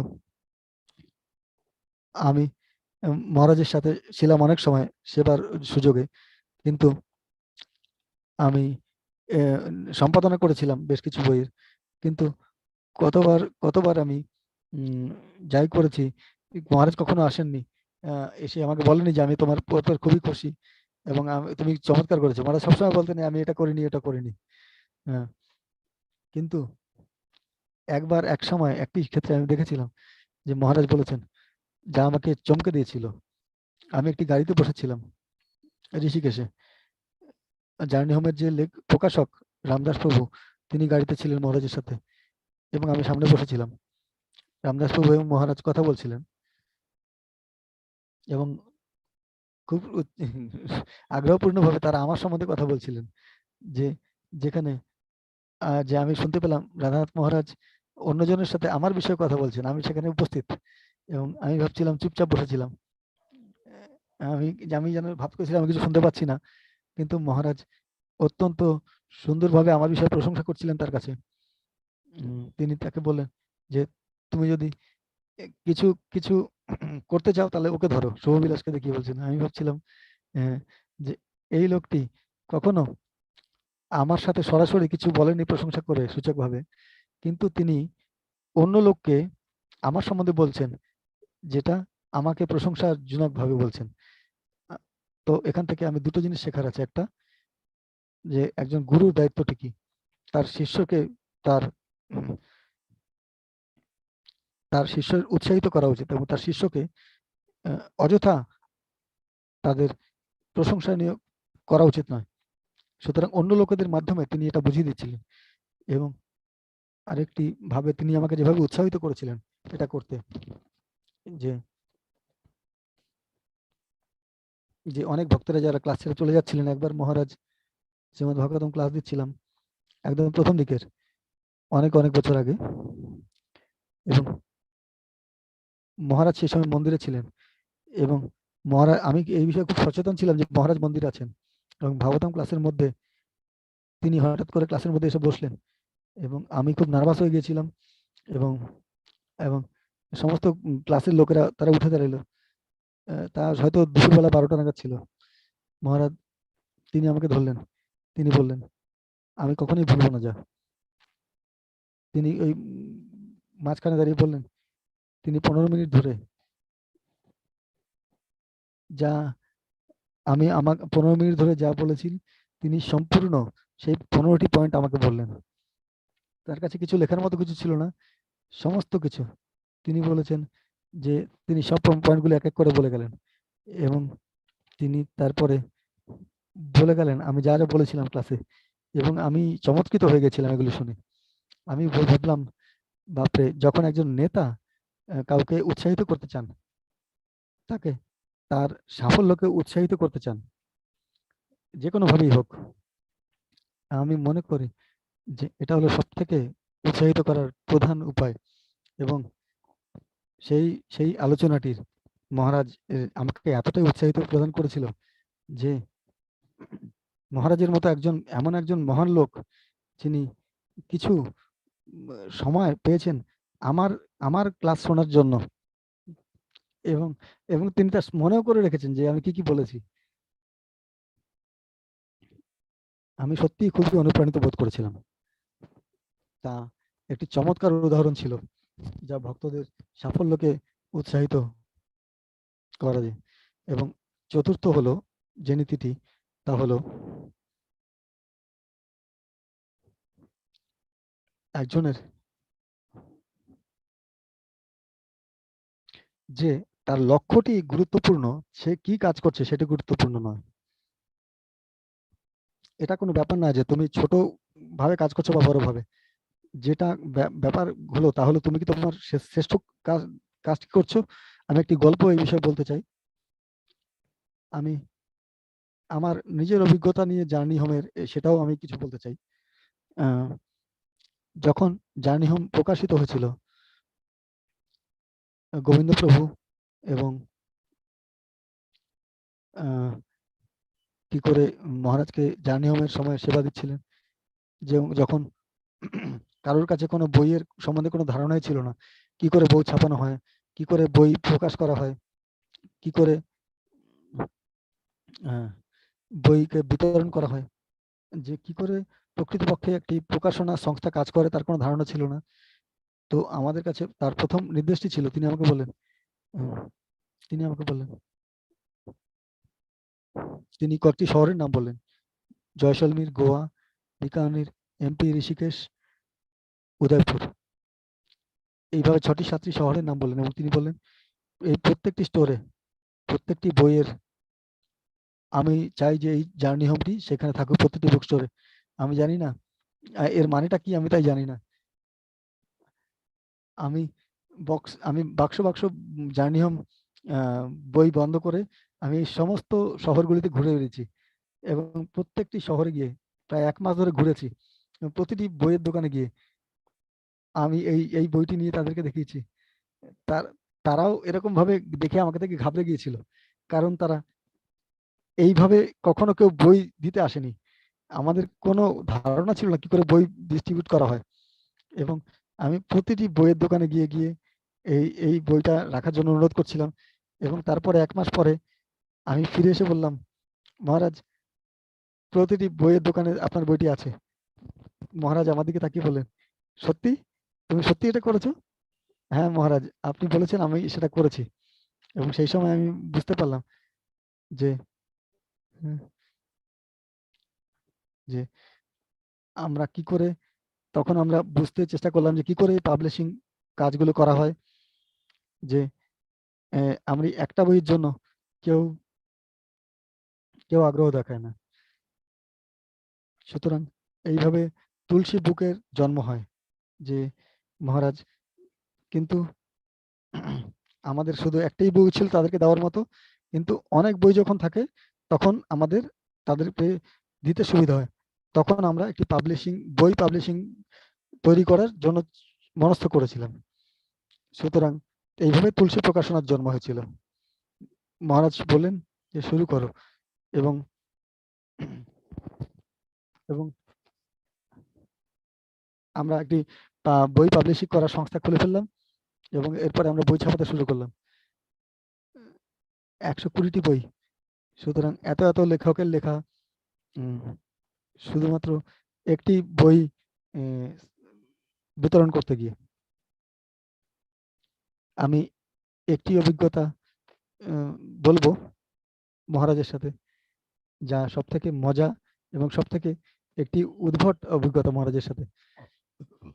একবার আমাদের এক বরিষ্ঠ বৈষ্ণব, তিনি মনে করলেন তিনি আমাদেরকে সাহায্য করতে চান। তো সেই সময় মহারাজ যে আমাদের আগ্রাতেও একটি বইয়ের প্রকাশনার অনুষ্ঠান করা উচিত, তো চলো আমরা তাজমহলে যাই। যে আমরা গিয়ে ওখানে তাজমহলের সামনে গিয়ে বই বিতরণ করার কি লক্ষ্য আমি জানি না, তো চলুন আমরা তাজমহলে যাই, গিয়ে কি করে বই বিক্রি করতে হয় গিয়ে দেখে আসি।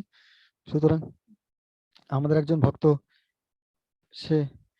তিনি বললেন যে আমি গাড়ির পেছনে সিটে বসে থাকবো, এবং তিনি এই বুক লঞ্চের অনুষ্ঠানটি তিনি খুব সুন্দরভাবে পরিচালনা করেছিলেন, খুব সুন্দরভাবে তিনি করেছিলেন। একমাত্র একটা ভুল হয়েছিল এই বুক লঞ্চের অনুষ্ঠানে, এবং তিনি স্থির করেছিলেন যে এই বুক লঞ্চটা সকাল 8টার সময় করতে। যখন তাকে বলা হয়েছিল, তারা সবাই তাজমহলে যায় সকালবেলা দর্শন করার জন্য সূর্যোদয়ের সময়, তাজমহলের পরে সবাই আসবে দর্শন করার পরে বুক লঞ্চ করতে, এবং তিনি ভক্তদেরকেও তিনি রাজি করেছিলেন যে সকাল 8টার সময় সাধারণত বই প্রকাশন অনুষ্ঠান হয় না, কিন্তু তিনি রাজি করেছিলেন, এবং সবাই তাদের রাজিও হয়ে গেছিলেন যে সবাই তাজমহল দেখে ফেরার পথে সেই অনুষ্ঠানে আসবেন। তখন মহারাজ গেছিলেন একটি বিশাল হলে।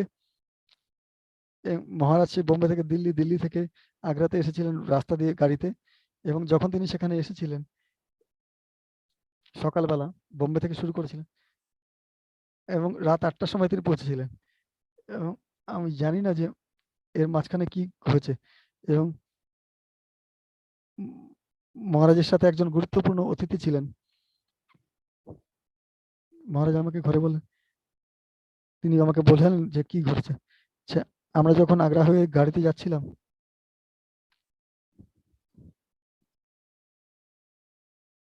তখন আমরা বইতে দেখলাম, বোর্ডে দেখলাম আগ্রা 144 কিলোমিটার। তিনি হাইওয়ে থেকে বেরিয়ে গেলেন, এবং মহারাজ তারপরে এই ড্রাইভারটি যে কি করেছিল, তিনি বললেন যে তারা গাড়িটা মাঠের উপর দিয়ে যাচ্ছিল, এবং মহারাজ বললো আমরা লাফাচ্ছিলাম গাড়িতে বসে। মহারাজ দেখাচ্ছিলেন যে নেচে নেচে যে কি করে গাড়ির ভেতর তারা লাফাচ্ছিলেন মহারাজ। এবং ওইভাবে মাঠের উপর দিয়ে চলার পরে ও খারাপ রাস্তার উপর দিয়ে তারা হাইওয়েতে ফিরে এলো, এবং তারপরে সেই হাইওয়েতে দেখাচ্ছিল আগ্রা 115 কিলোমিটার। তো এত উল্টো পাল্টা রাস্তায় তারা সারাদিন ঘুরে এসে, সুতরাং বীরচন্দ্র প্রভু তিনি ভাবছিলেন, তিনি ড্রাইভারকে সমর্থন করতে চাইছিলেন, এবং মহারাজ বুঝতে পারছিলেন না কোনটা গন্ডগোল হয়েছে। শেষ পর্যন্ত রাত 8টার সময় মহারাজ এসে উপস্থিত হয়েছিলেন, এবং মহারাজ বললেন এই ড্রাইভারটাকে আমি সকালবেলা দেখতে চাই না। যে ড্রাইভারটা ওইটা স্বীকার করতে রাজি ছিল না যে সে কোনো ভুল করেছে। মহারাজ এর মধ্যেই আগের দিন অত্যন্ত খারাপ কাটিয়েছেন। পরের দিন সকালে সূর্যোদয় হয়েছে, সূর্যোদয় হয়নি, কারণ ওখানে কুয়াশা ছিল, এবং এত ঘন কুয়াশা ছিল যে সূর্যকে দেখাই যায়নি, কোনো সূর্যোদয় হয়নি। এবং কোনো কেউ তাজমহল দেখার জন্য কোনো পশ্চিমী দেশের পর্যটকরা কেউ আসেনি, এবং কেউ আসেনি তাজমহলকে দেখার জন্য। এবং তারপরে পুরো হলটা ছিল খালি। সেই ভক্ত যিনি এটির ব্যবস্থা করেছিলেন তিনি পালিয়ে গেছিলেন, এবং মহারাজকে যখন বলা হলো, মহারাজ বলল যে কেন আমরা এসেছি এখানে। মহারাজ বললেন ভক্ত কি আছে ওখানে? হ্যাঁ, কয়েকজন ভক্ত আছে। আগ্রা ডিভোটি, আগ্রার ভক্তরা কয়েকজন আছেন? মহারাজ বলেন ঠিক আছে, গিয়ে আমি সবার কাছে বলবো, কথা বলবো। আমরা গেলাম, বিশাল একটা অডিটোরিয়াম ছিল, 300-400 লোক বসার মতো। মহারাজ স্টেজের মধ্যে বসলেন এবং আমরা সবাই চেয়ারে বসেছিলাম। মহারাজ বললেন, আমরা আপনার চেয়ারে কেন বসে আছেন, সবাই স্টেজে এসো। আমরা স্টেজে চলে গেলাম, তার চারপাশে গোল করে বসলাম এবং সেখানে মহারাজ ক্লাস দিলেন এবং তিনি সেখানে 1 ঘন্টার ভাগবতম ক্লাস দিলেন কুয়াশার উপরে। গোটা ক্লাসটা ছিল আমাদের আধ্যাত্মিক জীবনে কি করে কুয়াশা নেমে আসতে পারে এবং একটি কঠিন সুন্দর, এবং সেটি মজার ছিল না, ফানি। মজার ঘটনাটি হলো তারপরে, তাহলে সম্পূর্ণ লেকচারটি হওয়ার পরে মহারাজ একটি প্রশ্ন করলেন। তিনি বললেন সবাইকে জিজ্ঞেস করলেন যারা সেখানে ছিলেন,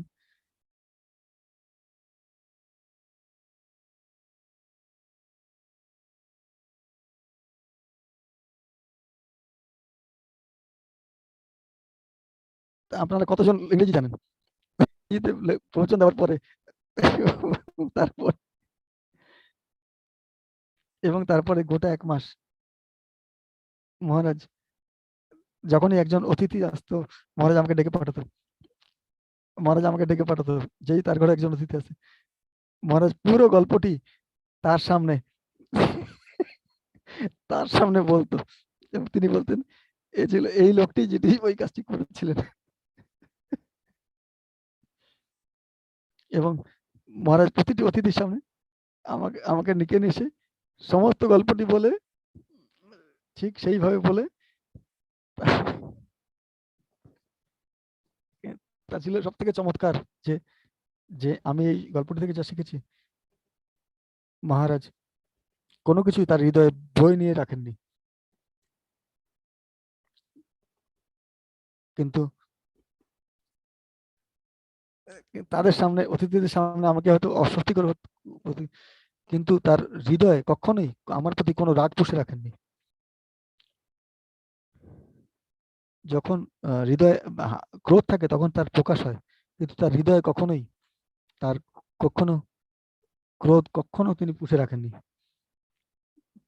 যদিও আমি কিছু সময়ের জন্য খুবই খারাপ বোধ করছিলাম, মহারাজ কখনোই তার হৃদয়ে ক্রোধ পুষে রাখেননি এবং তিনি আমাদেরকে যা তিনি অনুমতি দিয়েছিলেন তা করার জন্য, এবং তার একমাত্র একটাই উদ্দেশ্য ছিল যে তার পুরো জার্নি হোম বইটি, সমস্ত জার্নি হোম বইটি ধরে তার একটি মাত্র লক্ষ্য ছিল, তা ছিল যে হৃদয়কে পরিবর্তন করা,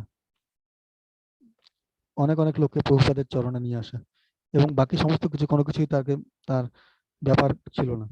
এবং আমি সেটাকেই অত্যন্ত গভীরভাবে দেখেছিলাম এবং আমি খারাপ ভালো যাই করেছিলাম সেটি মহারাজের কাছে কোনো ব্যাপার ছিল না।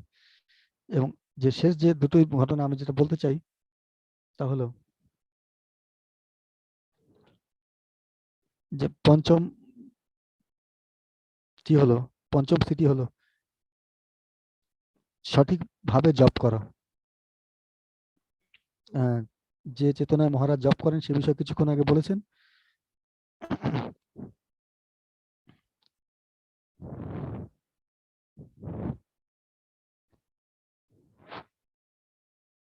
আমি দেখেছি মহারাজ জপ করেন যখন কোনো লোক তার আশেপাশে নেই, শুধু একা একা কোনো নদীর পাশে বসে তিনি জপ করে যাচ্ছেন। যখন তিনি 3000-4000 লোকের মাঝে জপ করেন তখনও। এবং শেষ যে পয়েন্টটি আছে তা হলো, শেষ সিটি তা হলো ক্রাইসিস, সংকটই ভক্ত সমাজের ঘনিষ্ঠতা গড়ে তোলে। সবসময় সংকটের সময় মহারাজ যে কোনো সংকটই হোক সবসময় তাদের পাশে দাঁড়িয়েছেন এবং সবাইকে একসাথে নিয়ে এসছেন, এবং এটাই সমস্ত ভক্ত সমাজকে আরো ঘনিষ্ঠভাবে গড়ে তুলেছে। আমি সবসময় এই বিষয়ে আমি আমার মহারাজের একটি লেকচার থেকে আমি এগুলো তুলেছি এবং আমি দেখেছি মহারাজ কি করে এই নীতিগুলোর প্রতি মহারাজ নিজে বেঁচে থাকেন, এই নীতিগুলো পালন করে, এবং আমি আশা করি যে আমি যাতে এগুলি পালন করতে পারি এবং জীবনে এগুলিকে মেনে চলতে পারি। কিন্তু এটি একটি কত চমৎকার যে একজন লোক যে তার নিজের জীবনকে এর উদাহরণ দিয়ে পালন করে চলেন। এবং আমি ধন্যবাদ জানাতে চাই আপনাদের সবাইকে।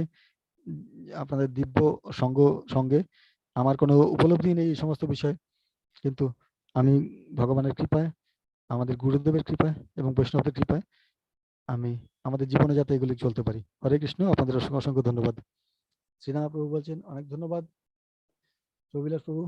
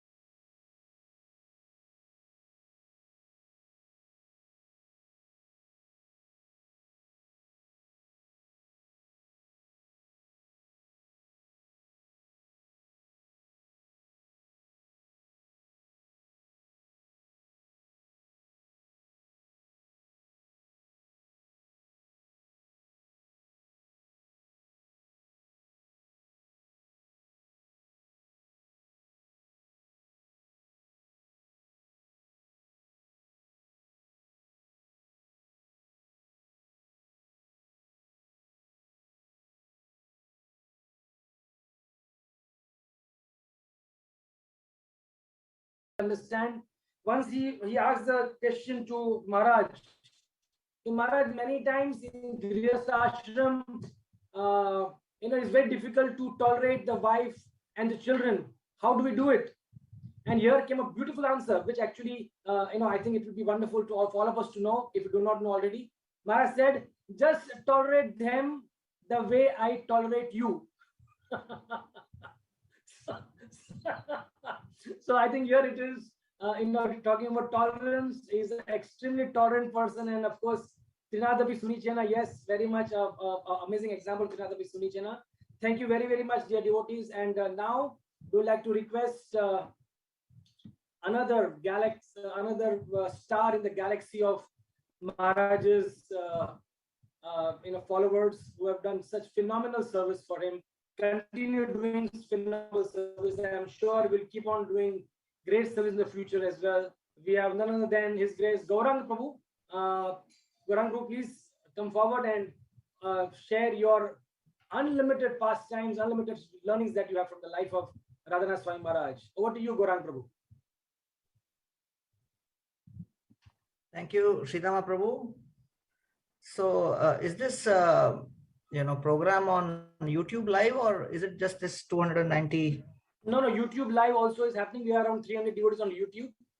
Okay, so it's out in the open. No, it's not open. It is a private channel of YouTube. So it is a private channel. It's not going to be. It's not open. No, so this 290 is the only 279 are the only one watching, or is there anyone beyond this? YouTube also. Okay. But it is a private channel of YouTube. Oh, okay. Thank you. Hare Krishna. Thank you very much, Sridhama Prabhu, for organizing this wonderful, program. And thanks to all the other speakers who have spoken wonderfully about His Holiness Radhanath Maharaj. It's a long gap all of us are experiencing, 2 years almost, since we have, seen him last. And basically, I think of Maharaj in terms of one of the verses from the Chaitanya Charitamrita, where Mahaprabhu says that Anyera Hridayaman Moraman Brindavan Mane Vane Ekakuri Jani. That for others, their mind and heart may be different, but in my case, my mind and heart are both non-different from Vrindavan. So those of us who know Maharaj right from several decades, we can testify that if we have to describe Maharaj's mood, his mood is that of a Brajvasi, always in the mood of how I can serve. So therefore, that is the mood in which he has been always cultivating his Krishna consciousness. And that is the mood which he has tried to inculcate amongst all the devotees. So, of course, in the circumstances under which he came to Chowpatty was quite unique.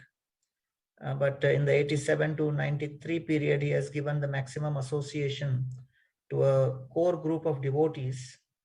And that association which, he gave to all those devotees was actually the foundation for the entire community of Chowpatty.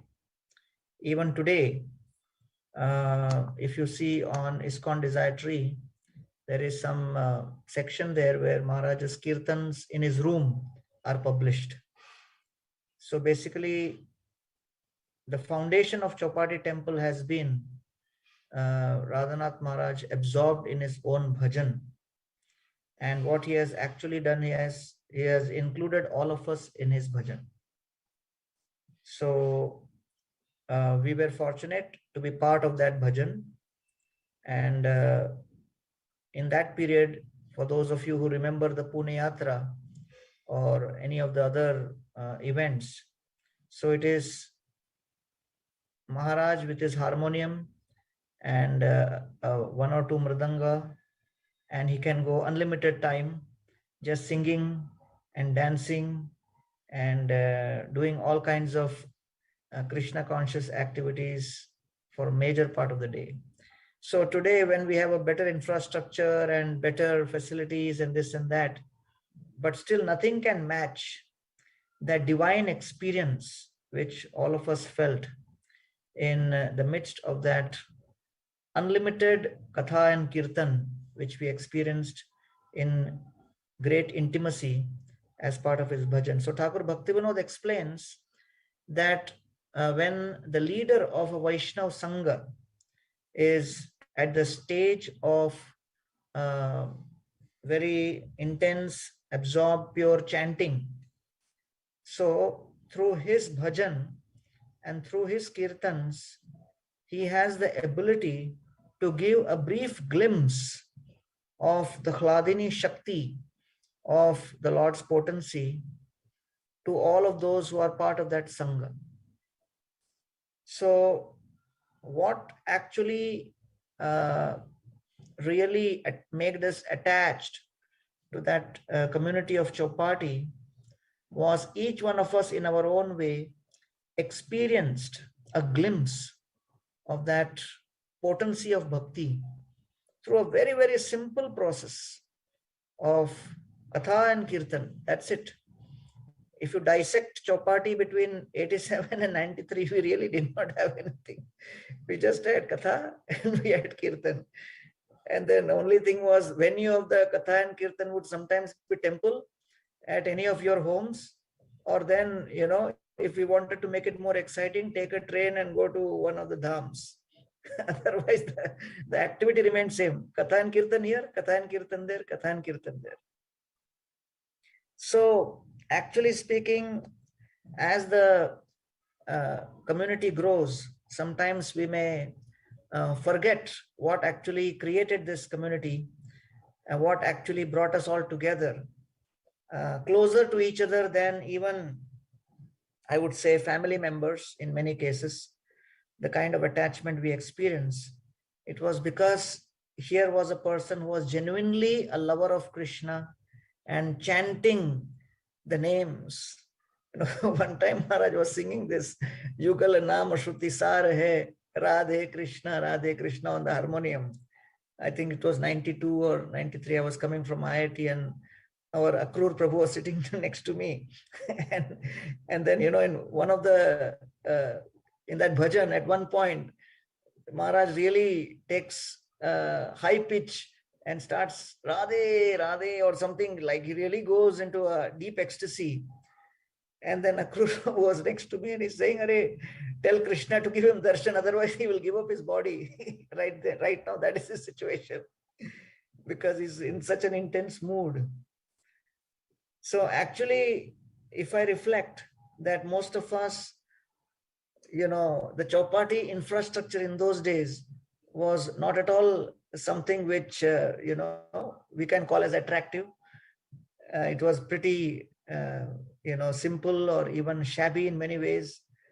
And it was a small group of people. There was like a big, very significant temple in Juhu, and ISKCON as an organization was pretty huge.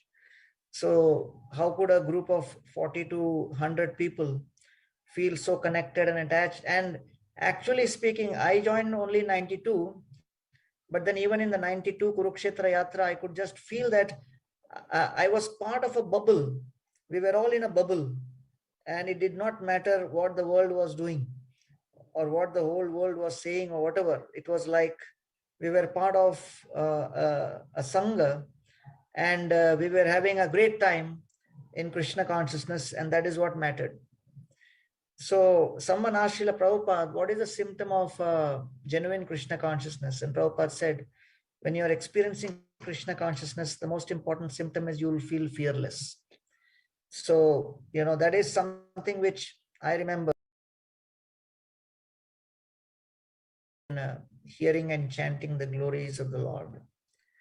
So, and some of the things which I saw when I first visited the Pune Yatra, and in things happening in the train, and so many of our elderly devotees like Raghunath Prabhu and others, how they were behaving like children, lifting people and taking dust of the feet and this and that. And, they were telling me, he's a doctor, he's a big MBA, and he's this, he's that. And I was getting bewildered. What is this?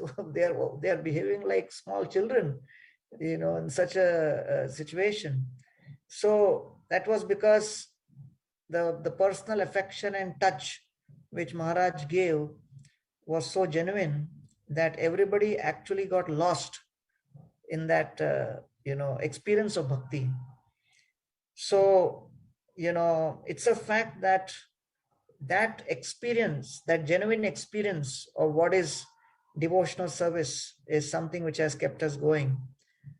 And because of that, I can say that after 1994-95, when Maharaj actually wanted this community to start sharing what they have received with others. So in the period from 95 to 2001 was a period when we came back to ISKCON, and Maharaj emphasized on preaching Krishna consciousness.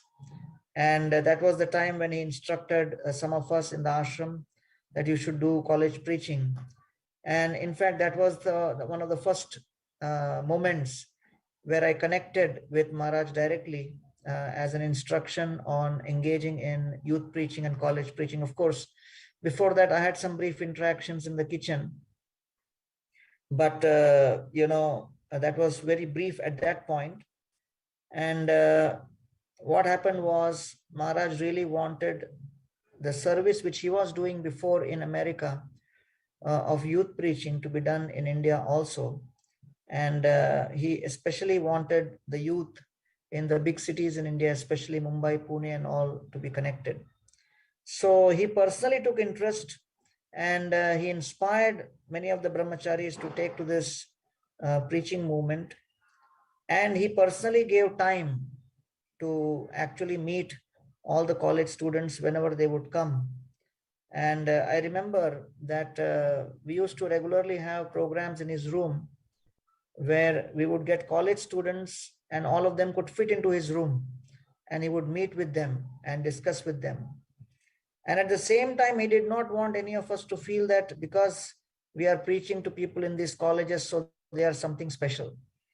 So I remember I brought a group of students from IIT once, and Maharaj was talking to a few ladies inside his room.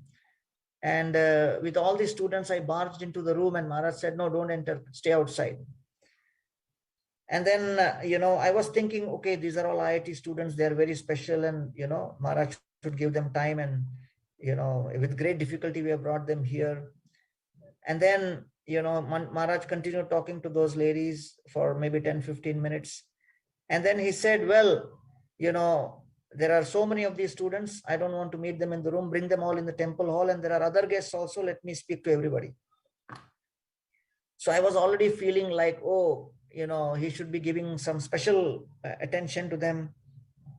Why he suddenly called everyone in the temple hall? So anyway, we went to the temple hall, and then Maharaj was giving a talk, and then he asked any questions. So I was still kind of a little agitated that, Maharaj did not give that darshan, and I was afraid that the students may be feeling offended. So I said that, I asked a question just for the sake of asking a question. And I said, so Maharaj, many people are accusing us that we are preaching more in colleges like the IIT, which are very special, and the students are very special. And we are not going out amongst the common people, and especially amongst the poor people, and this and that. What do you have to say about that? So Maharaj said, as far as I'm concerned, there is no difference between, people who are living amongst poverty-stricken conditions, or those who may also be in ghetto-like consciousness, even in IIT. So he just spoke like that in such a heavy manner. I got totally shocked, and I backed off. And I was looking at all the boys, hoping that, they're not offended, but most of them did not understand, what ghetto was or whatever. So it kind of did not impact them as much as I thought. But one thing I saw him repeatedly do, that he would inspire us to do youth preaching.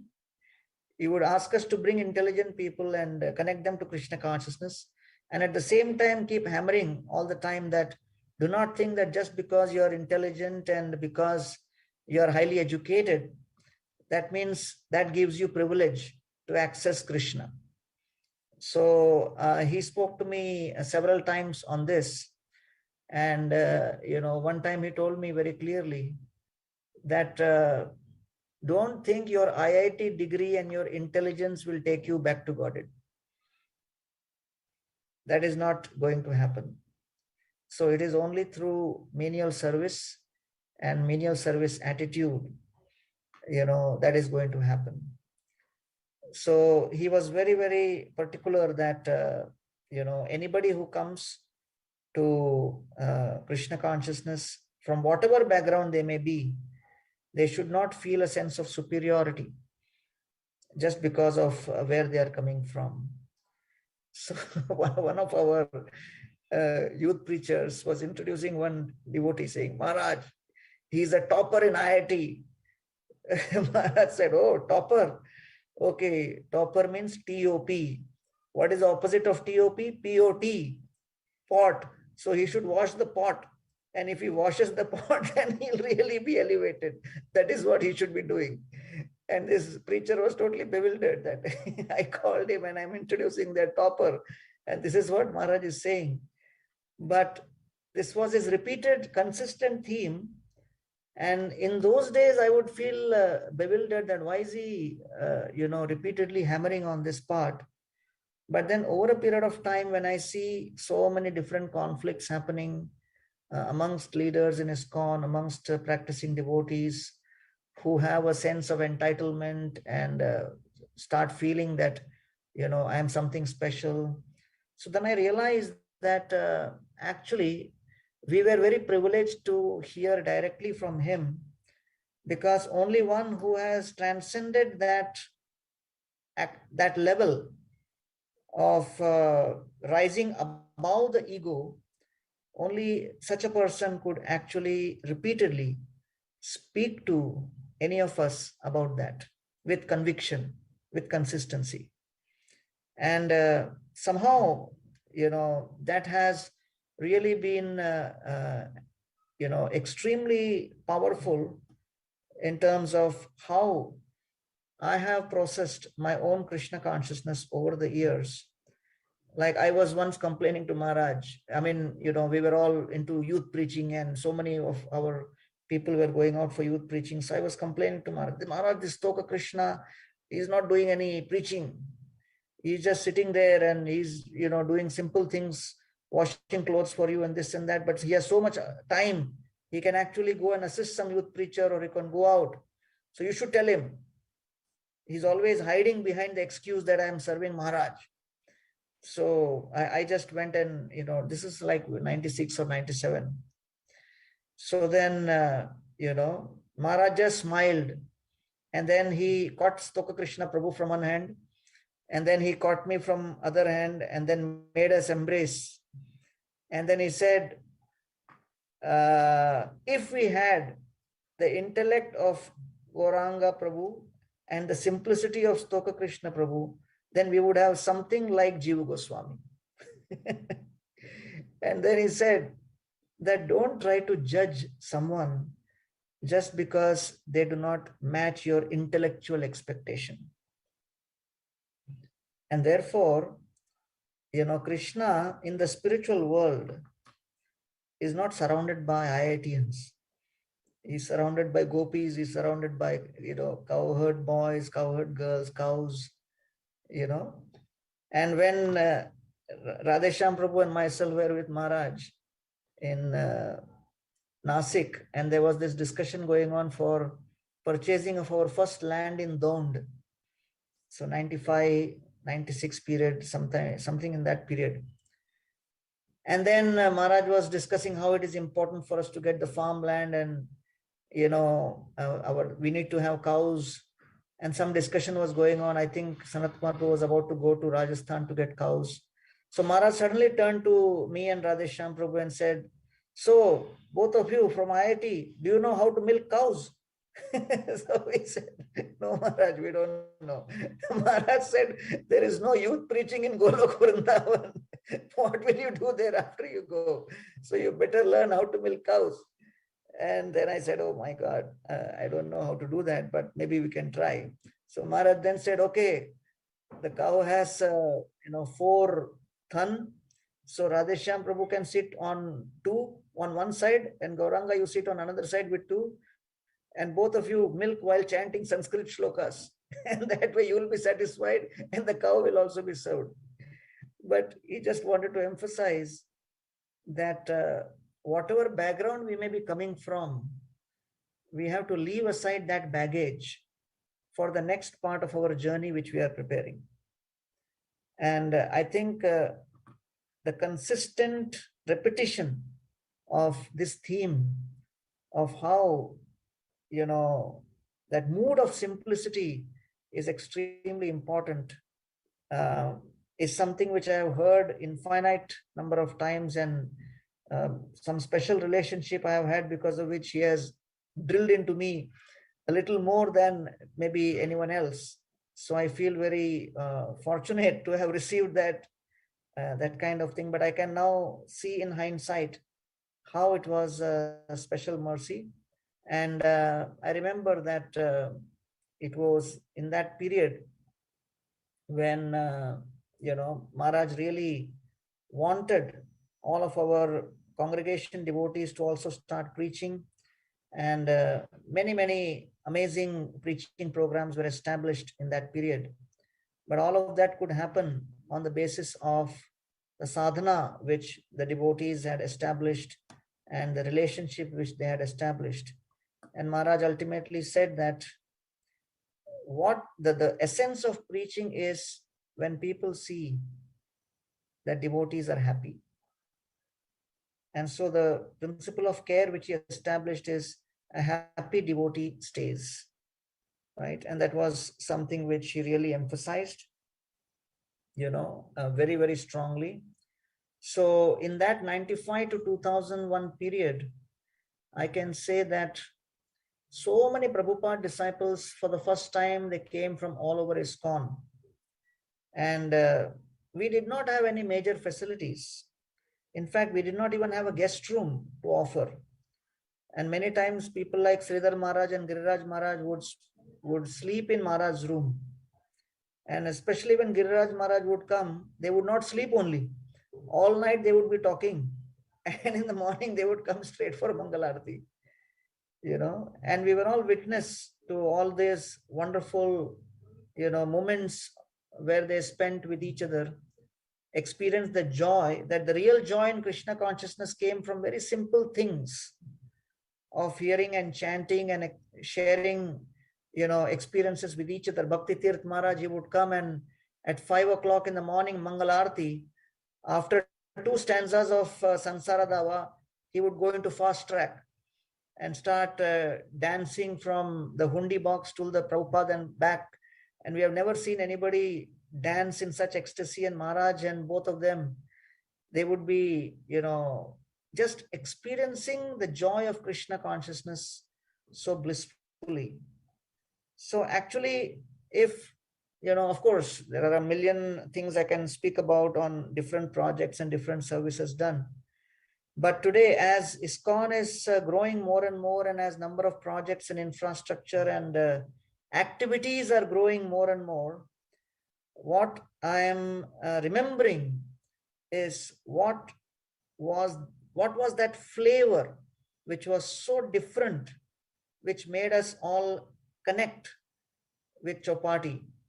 Was not the infrastructure, was not any strategy, was not any kind of management principle. It was not some kind of a charismatic sales talk that, hey, you have to come here and be part of this or that. No, we were all given an entrance, and we all felt, each one of us got that personal entrance into an experience of genuine Krishna consciousness, centered around the simple process of hearing and chanting and visiting the holy places. Like being from India, we never had any appreciation for holy dham or even the holy rivers, or I had never heard of a place like Mayapur, or I had never heard of Chaitanya Mahaprabhu. If today you go to Mayapur, a guest or a visitor would get impressed by seeing the structure of TOVP. But if he goes to Srivas Angan, how many newcomers would even take notice of Srivas Angan, right? But remember, all of us, when Maharaj would take us in those early 90s to Srivas Angan, in one sense, what is Srivas Angan? It appears to be just a very simple, dilapidated structure. But we didn't assemble there for the structure.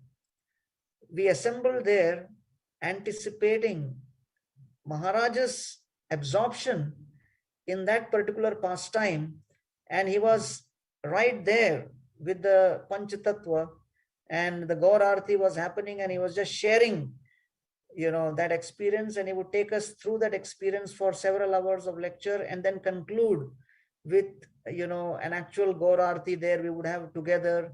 And if you see the space, it is so small, and just 100, 200, 300 of us would just fit in there, but that experience beats any kind of experience of something which is very well organized or this or that, but it lacks that bhav. So Sridhar Mahaprabhu, I didn't really prepare in detail, because I have so much to speak and I was not sure what's the time limit, but I just thought I'll just share only that one aspect, that what I got sold out to. I got sold out to a flavor which was totally different from anything else I had experienced before. Seeing like Rishikesh Mafatlal jumping up and down in Kirtan in his home, and someone so elderly at Srinathji going round and round, and all those things was like a divine experience for us to see. And we all felt that this is a process which is going to give us entrance into a different experience.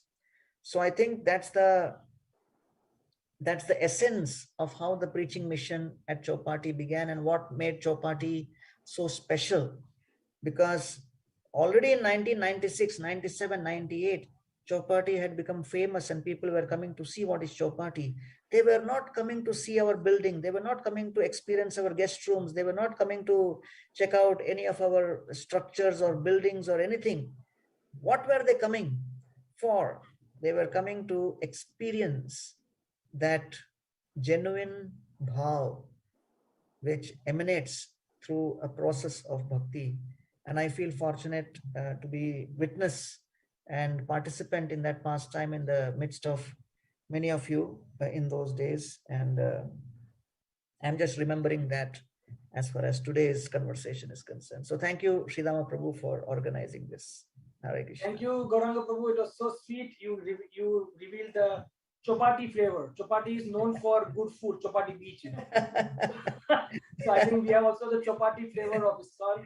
I think that's what attracted all of us to the Chowpatty flavor. Thank you so much for sharing. I'm sure such events would be good to have, where all of you can share more and more, and we get. I'm sure devotees are really drowning in the gushing nectar of these kathas from all of you. Thank you very, very much, Gauranga Prabhu. And devotees, I think we would just if you can just share. Yes, devotees already started to share. The last one is H, RADHANATH, and the H stands for harmonious, heartfelt prayers, humble, and I'm sure so many things. But we are running out of time. We would like to thank Gauranga Prabhu and all the devotees, but we have last two wonderful devotees remaining. And without wasting much time, I would request His Grace Dwarkadhish Prabhu to kindly make his offering of the instructions that he has received, the lessons that he has received, the learnings that he has received from His Holiness Radhanath Maharaj. And last but not the least, my dear friends, we are most fortunate, most blessed to have the holy association of His Holiness Bhakti Rasamrita Swami Maharaj. He'll be our last speaker, the icing on the cake, as we say. But before that, we have Dwarkadhish Prabhu. Over to you, please.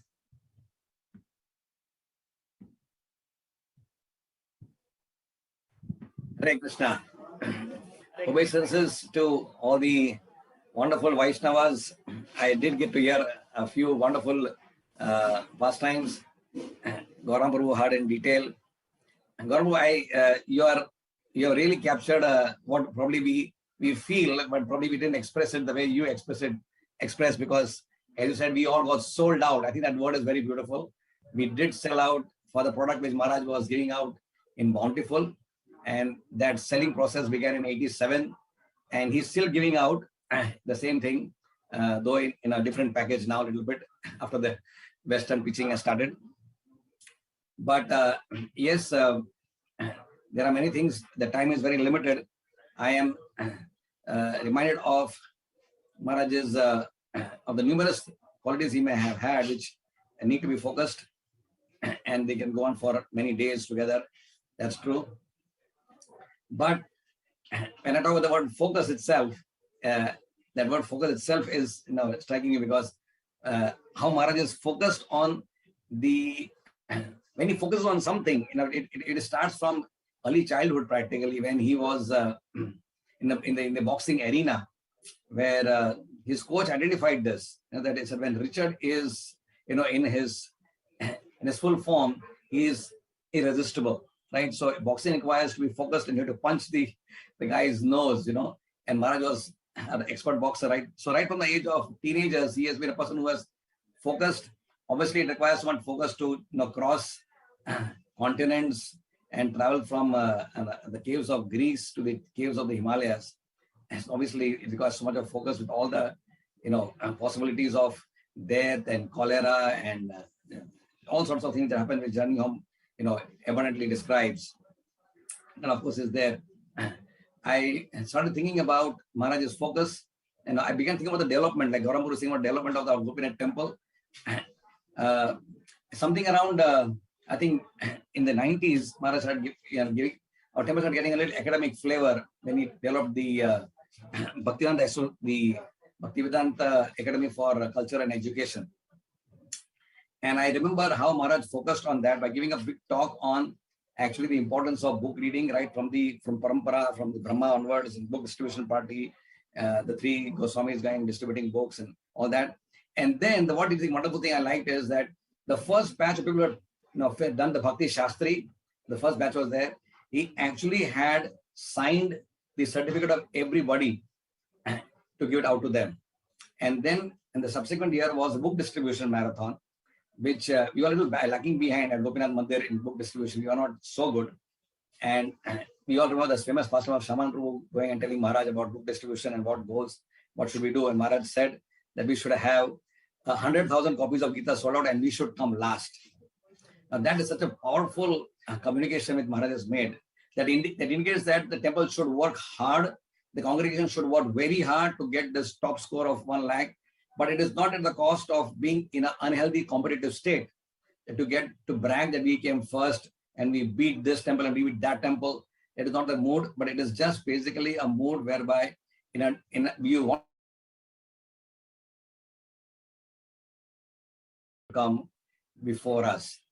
How wonderful is that mood? And as Gauranga Prabhu said nicely, that the mood has always been to stress that we are servants of the servants of the servants, right?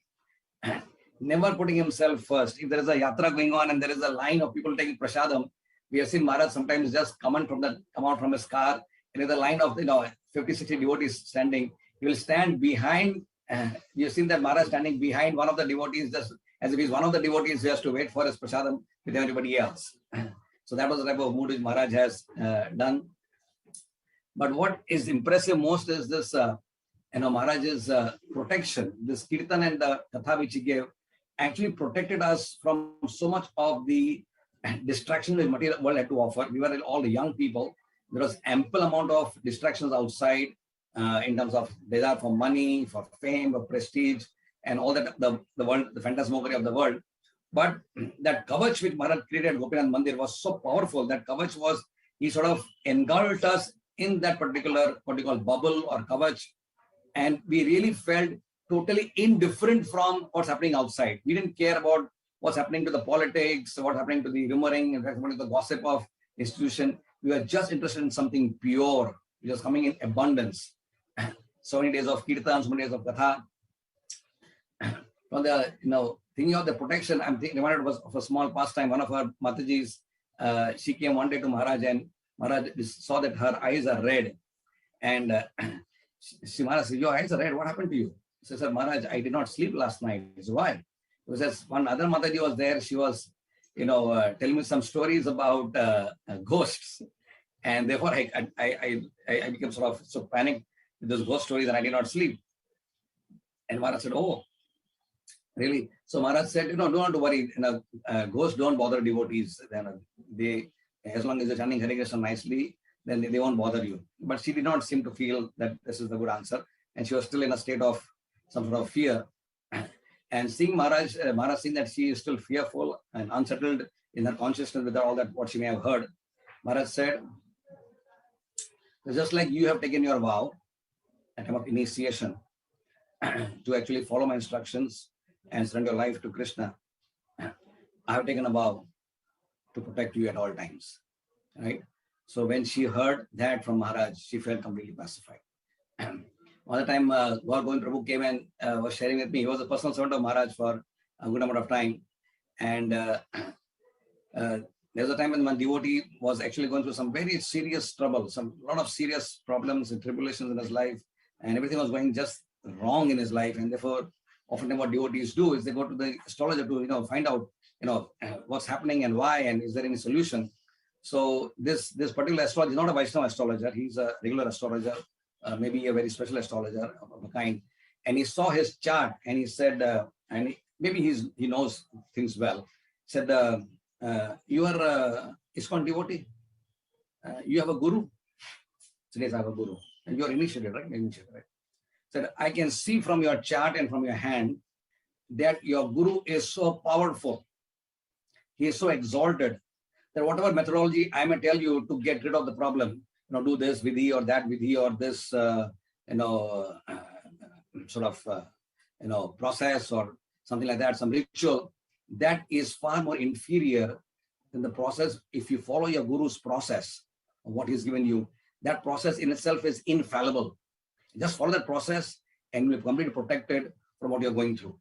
So I said, you have your Guru's protection on, on your head. So you don't have to really worry about what's happening around him. So that really indicated that, if you all are doing reasonably well in Krishna consciousness, it's not so much our sadhana, which we may think is great, right? Because of our false ego. But I strongly believe, and we all can understand in our hearts, that if you're doing well, that it is the overwhelming blessings which Maharaj bountifully shares. When he speaks on Brahmotsavam day of Radha Gopinath, he says, I pray to Radha Gopinath that he showers you with all his blessings and protects you, that you may all really experience the joy of Krishna consciousness. So those are not empty words, obviously, right? They really, when he speaks that on our behalf to the lordships whom he loves, Radha Gopinath, that is life and soul, Gopinath will really, really shower those choicest blessings. And if we are protected, if we are not in Maya today, to the like gross Maya, and we are still in the sort of active in the path, is because of that loving protection which we all have. And that's our greatest asset in continuing on this beautiful journey of Krishna consciousness. As regards the lesson, I think I've shared this before, but I want to share this again about my interaction with him. And one of those lectures, which, sometimes the lectures were so, Maharaj gives such beautiful lectures. He's one of the finest. I mean, we just love to hear him. There's no question. There's no second speaker who even matches Maharaj's depth of realization, his comprehensive understanding of Krishna consciousness. Is just touches our heart so deeply. So one such lecture excited me so much that I ran to his room and said, Maharaj, how do you do this? How do you speak like this? This is really affecting me so deeply, and I want to thank you immensely for. Those days are days when we just run into Maharaj's room and there was no, you didn't have to go through some systems. There was no protocols. You just had to. He was available with doors open. So this was in the 90s somewhere, and said, so Maharaj, you talk about this, that we are all supposed to be the servant of the servant, right? And you see this practically in every lecture, but when I read Prabhupada's books, I find that this is there, in some sparse way. Maharaj Prabhupada mentions here and there, in a remote way, he mentions this as a part of the highest achievable goal of our life, to become someone. But it's not everywhere. So, how do you see it like that? That everything you end with that particular conclusion. So Maharaj said, no. Is there in every book? It's on every page of Prabhupada. So I said, Maharaj, you might be reading between the lines, but I don't see it that way. I said, no, I'll show you. And he just got up and he raised his hand, and he has a showcase, right? And the showcase, he pulled out the Madhya Lila. I think it's, I don't remember which one, Madhya Lila. He pulled out that section of the Rath Yatra, and he just opened, and miraculously, I don't know how, it is practically mystical. He opened the page, and that page was the conversation of Prabhupada Maharaj, who came in a disguise of a simple mendicant and speaking to Chaitanya Mahaprabhu at Balagandi.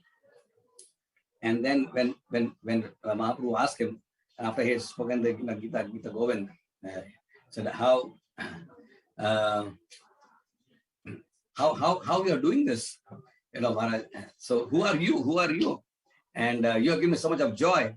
Said, I am simply the servant of your servants, and I beg of you to kindly accept me as nothing but the servant of your servants, right?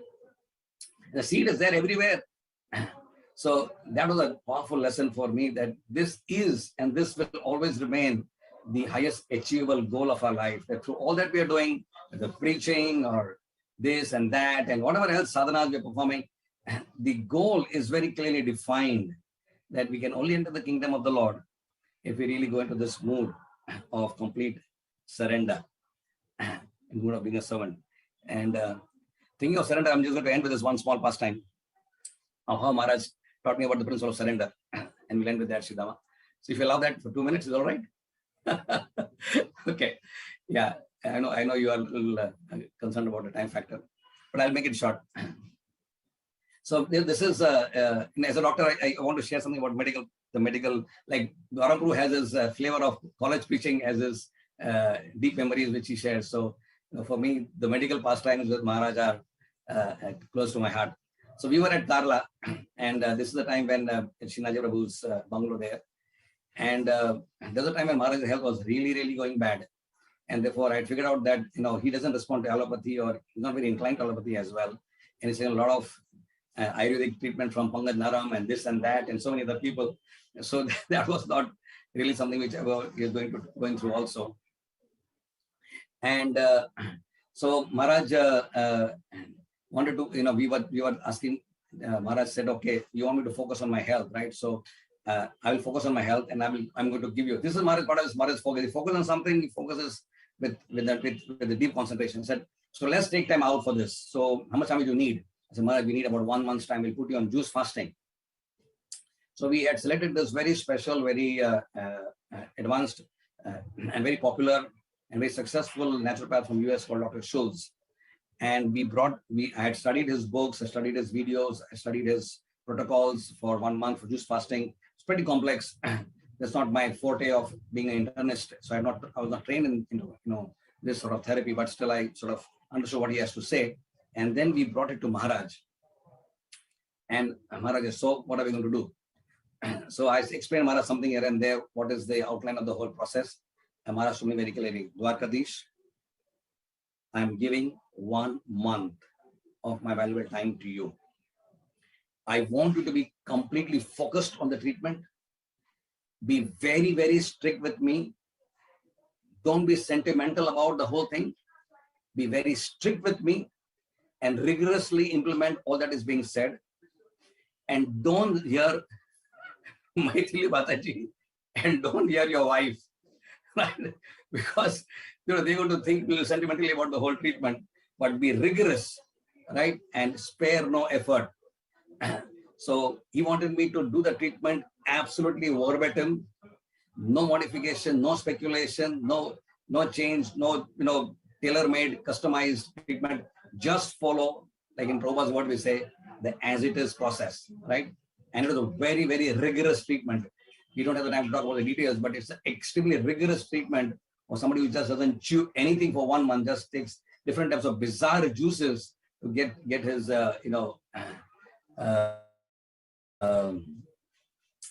and then towards the end, there is a particular type of treatment which was there, which is called a cold sheet treatment, and where you actually make the person sleep in a hot bathtub with some special herbs inside, where he goes and lies down there for a good number of minutes till the temperature rises to 104 degrees because of the heat created by the hot water. And it is a very difficult treatment. And honestly, I was not wanting to do it, but because Maharaj said, just do what is being said in the book, don't speculate. And as Maharaj was entering, the bathroom to sleep in the bathtub, I was feeling extremely anxious, very nervous. I was feeling that, he's taking so much pains for us, and Maharaj could see this on my face that he's willing to go through all of this, and his health is not because he wants to enjoy good health, like we want to enjoy good health, good physique. Maharaj turned around and said, Dwarkadhish, I'm doing this just for all of you. So that was this very remarkable statement that if at all he is doing anything, whether he's thinking of his health or anything, it's simply for his disciples. If he has made G, which is his heart's project, heart's yearning, the heart's calling in fulfilling Prabhupada's desire. But Maharaj, in that particular lecture he gave us, at GV, he said, this is for you, this is for you, this is for all of you. I think about 7 times in the talk he mentioned, this is for all of you, right? So please be there. This is meant for all of you. So whatever Gurudev does is ultimately, whatever the father does is the best thing for his children, for his daughters, for his sons, for his loved ones.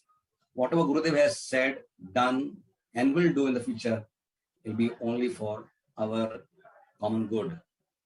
And with that, with a grateful heart for all that he has done, and for that he will do for us, we bow down our heads in gratitude and touch the dust of his feet and tell Maharaj a big thank you, and we love you all.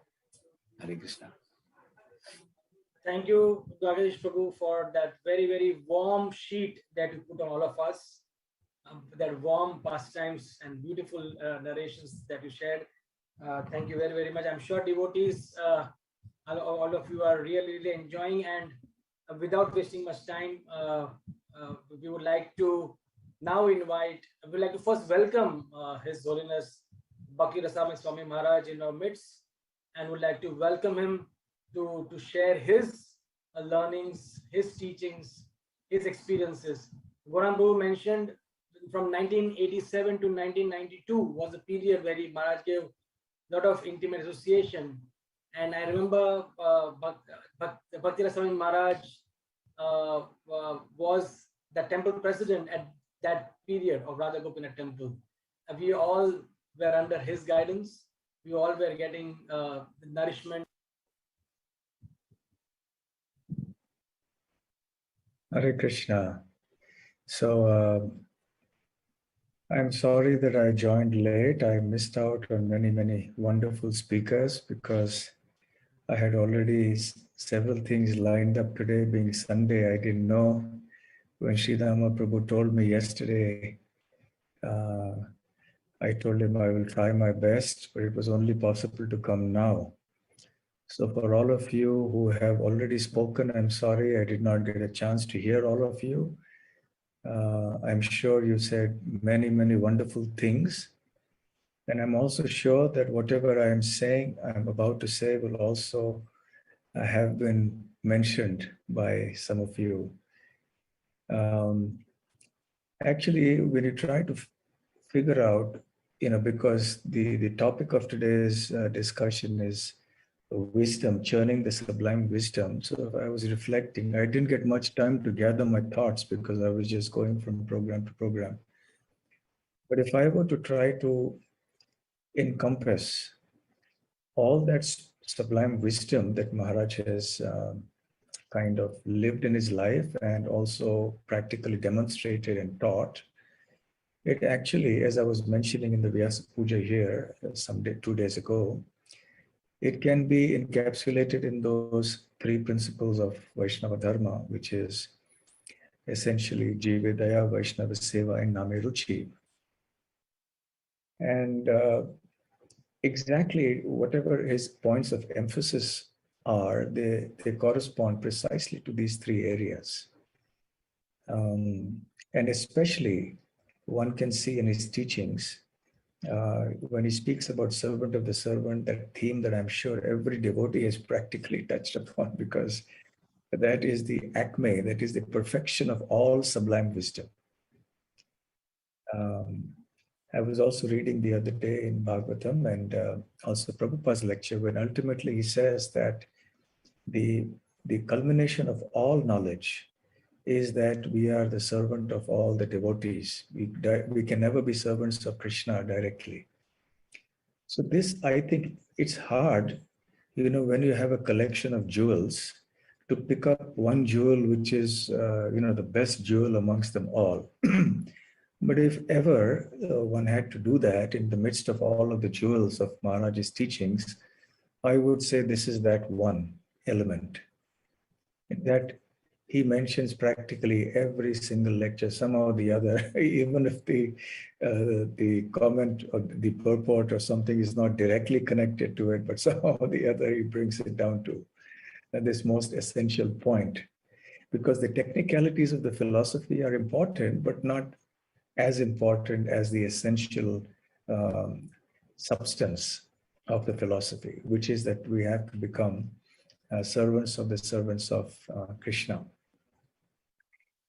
So I was also remembering a verse in the 41st chapter of the 10th canto. This is regarding when Krishna enters Mathura, and then he meets the washerman and he kills him with a nice karate chop with the tips of his fingers, because that washerman refuses to serve him. And he delivers him in that way. Then he meets, I think, a weaver who is very happy to offer the clothes that are actually meant for the king, but then he gives it to Krishna and Balaram. He blesses him. And then he comes to a malakar, or a garland maker, whose name is Sudama. This Sudama is, of course, different from the Sudama of Dwarka, who goes to Dwarka to meet Krishna. So Sudama Vipra also, this Sudama Malakar serves him very nicely. And then Krishna being pleased, benediction. And then he says, Sopi Vavre Chalam Bhaktim Tasmineva Kilatmani Tat Bhakteshu Cha Sauhardam Bhuteshu Cha Dayam Param. I reflected on this verse and saw how it actually closely corresponds to these three pillars of Vaishnava Dharma, and actually to the wisdom that Maharaj has been giving all of us. The resemblance is uncanny. This particular verse. The Achalam Bhaktim corresponds somehow to Name Ruchi, because at the heart of Bhakti, the most important limb of Bhakti is to chant the holy names. Maharaj's focus on chanting the holy names is legendary. We all have been through those hours and hours of kirtans. Perhaps now, these days, with COVID and everything, it may not have been possible, and maybe also because of his travels, he may not have had time to have those very long, leisurely kirtans. But at least many years ago, especially Pune Yatra or other yatras, the kirtans would just go on and on and on. And that is probably one thing that we all remember and relish. And everybody would be dancing, everybody would be in bliss. Maharaj himself would be dancing. And also his strong chanting, that he would sit with the devotees, back erect, and chant all his rounds. And his classes, sometimes they would give very long classes. And again, even though he would go into the intricacies of each pastime, but the way he analyzed it, displayed not only his intellectual kind of power of how to analyze and present things, but also these came from deep realization. So also I remember the early days when we would have intimate classes with him in his room, that one room upstairs where he still resides when he comes here. And we started a Chaitanya Charitamrita class that he would teach, and we would take certain sections and he would continue. We started from Adi Lila, verse 1. And then, as you know, many of those verses in the beginning are very, very philosophical and very long. So many of the most cherished memories of the Chaitanya Charita, those early days classes. And on some occasions, I remember he made me play the devil's advocate, which means what we call the Purva Paksha, which means the opposing party. So then he would ask me to challenge. So I would have to say something and then he would respond and defend, because the whole culture, of Sarvabhauma Bhattacharya and Mahaprabhu and those Prakashananda Saraswati, all those debates. So we used to talk about that, he used to mention it. So he wanted us to be also trained in proper philosophical conclusions so that we could actually defend the Siddhanta of Gaudiya Vaishnavism everywhere. So generally, when devotees speak of Maharaj, they speak of how nicely he does his kirtan and also his narration of pastimes, which is definitely the highlight of his spiritual personality.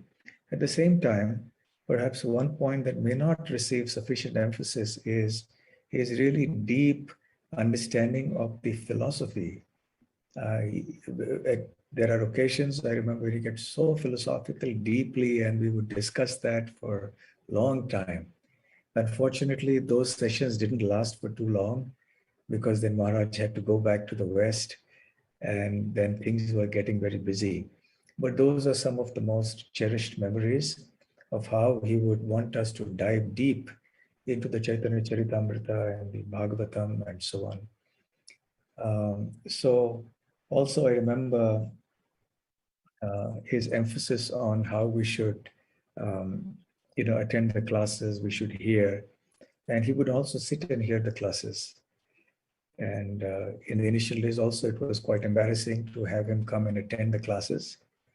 And one would be very conscious of what one would speak. But nevertheless, he was always very encouraging. So that is his focus on, the basic practices of Krishna consciousness, of sadhana, hearing, chanting, etc. And the next was, which by far is his most important emphasis, tad bhakti shucha sauhardam. The idea that we should have sauharda, or become suhrid of each other, of the devotees.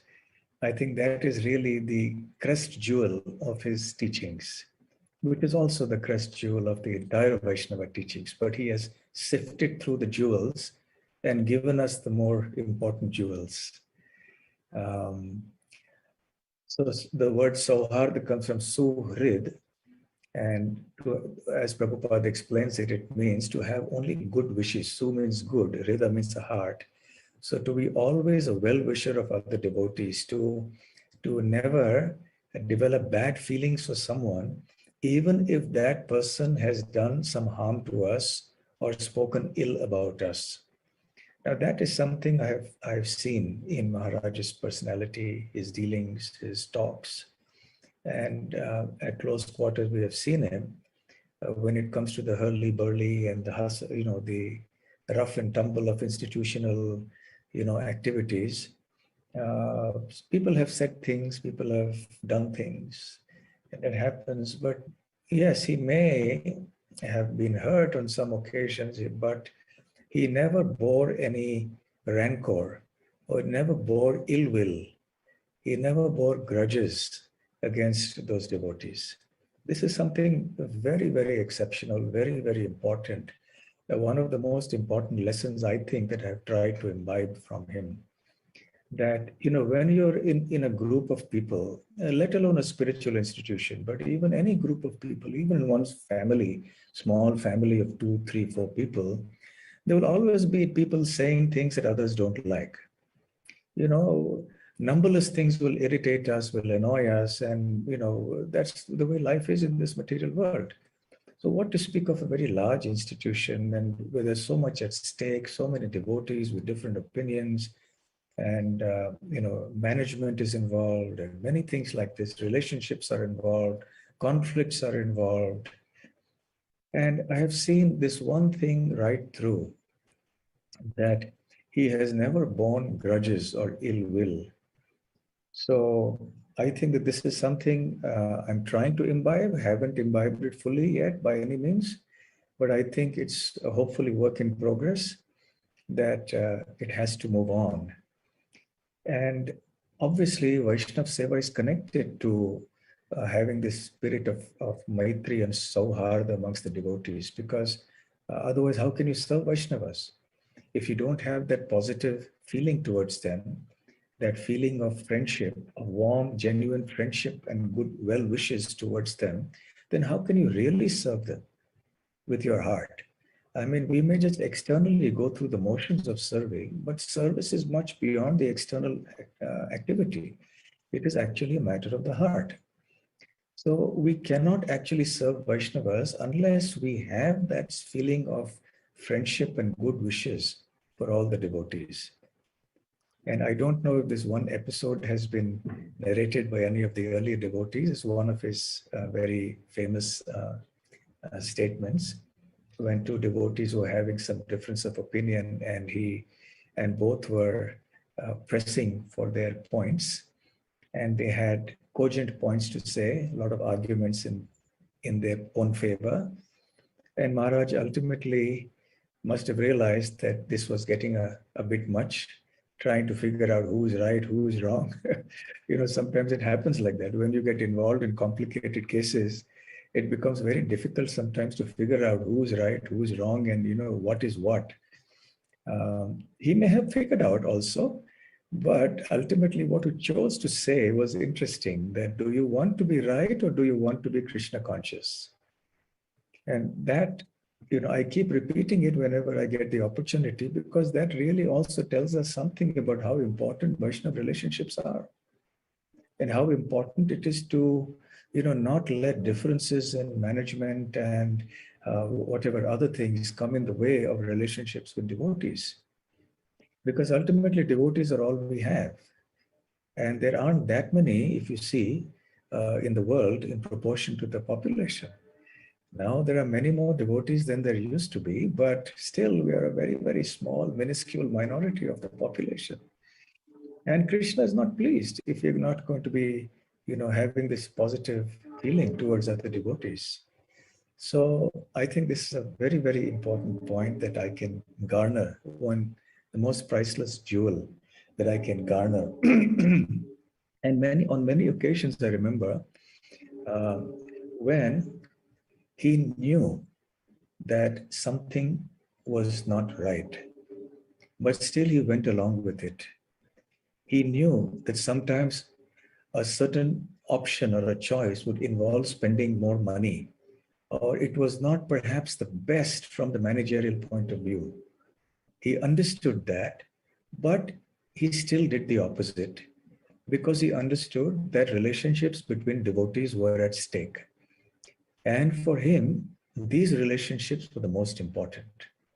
Today a managerial decision is right or wrong, and somebody may be proved to be correct. And so, all right, after some time, what happens? The consequences of the decision will not be that long lasting. It will eventually be overtaken by other decisions. But the grudges and the pain that the devotees feel in their heart because of those decisions will be long lasting. So Vidura, I think, says in the Mahabharata that a word once spoken is like an arrow that pierces the heart, and it's very difficult to take it out. So Maharaj is very, very conscious of that. And he places Vaishnava relationships on the highest pedestal, even compared to managerial effectiveness and productivity and, even correctness, if I may say so. That doesn't mean that he was any less astute from a managerial point of view. He has a very, very sharp practical intelligence, even though he has not actively been like a manager, but he has a very astute sense of management, a very wise understanding of how to deal with problematic and complicated situations that comes out of, it's a blessing given by the Lord. That's all that I can say. It's Krishna's blessing upon him that he has this sharp intelligence. It's not merely an academic type of intelligence, but it calls for another kind of a wisdom. And finally, Bhuteshu cha dayam param, which we understand as Jive Daya, having transcendental mercy upon the devotees. And of course, that's the purpose of our mission, to chant Hare Krishna and to help others chant Hare Krishna and live together in the society of devotees doing that. His idea of being kind and merciful, again, has been an underlying trait of his personality all the way through. And how we must reach out to people, and his humble dealings with people, whether they are devotees or senior devotees or junior devotees or whatever, non-devotees, his dealings with them have always been exceptional. One little incident that comes to my mind about, the idea of the preaching mission is that we were sitting at the airport one time and we were going somewhere, and Maharaj had his sannyas staff with him sitting there. I think we were about to check in or something. I don't remember. And perhaps in those days, if I'm not mistaken, we were allowed to carry the staff inside. Then all these security problems started coming up. So one Western lady, it was in India, and one Western lady came and she asked him that, is that a fishing rod? So Maharaj, I was about to say no, but then Maharaj immediately, yes, it's a fishing rod. It's meant, and he said it's meant to fish people out of this world. He said something like that. I don't remember the exact words, but he was actually, as he later explained to me, referring to a section of the Bible where Jesus speaks about using a rod, a fishing rod, that he's the fisherman who's come to, take the conditioned souls, I'm using our language, our terminology, to pick them out of this ocean and take them back to Godhead. So he explained that. Then he told the lady what the purpose of that staff was, and how the purpose of his station in life was actually to spread the message of, everywhere and help people come on this path, Jive Daya, essentially. So he has always been emphasizing on the preaching aspect as well. It's not that whilst he has been focusing on servant of the servant and kirtans, that he has neglected the preaching aspect. That's not the case either. So he has continued his emphasis in such a nice way, encouraging the devotees. I heard about the book distribution, how much emphasis he was giving. Several devotees were talking about it. So on college preaching, community preaching, these are some of the lessons. Of course, it's quite late, 9:30. So I'll stop here with the conclusion that I'll just say one last point, that in the early days, I would send, those days were the days when we did not have email. So I would send him handwritten letters, which we send by post. So there were reports on what was going on in the ashram and in the temple. So then he would write back sometimes. And one time, we had some problems in the Brahmachari ashram. So in those early days, we had some, how shall I say, colorful personalities, and very hard to deal with them. And so I was expressing some degree of, frustration. And then Maharaj wrote back with some words of reassurance and guidance. And he gave in that letter 10 points that are necessary for the Brahmachari ashram. And those 10 points were the most succinct sutras, all put together in one place about how a brahmachari should be. And I was so happy to receive that. Then I think I gave it to Govind Prabhu, if I'm not mistaken. And then some years ago, when I was in the ashram, I saw that put up on the notice board or something. It was framed and put up, that particular letter of Maharaj. But that part of it, with the 10 points, it was, put up on the ashram in Radha Gopinath temple. And I said, yes, see, these are timeless messages. They're valid for every generation, every year, wherever. So those 10 points are really important. I wish that they are circulated to all the different brahmachari ashrams in ISKCON.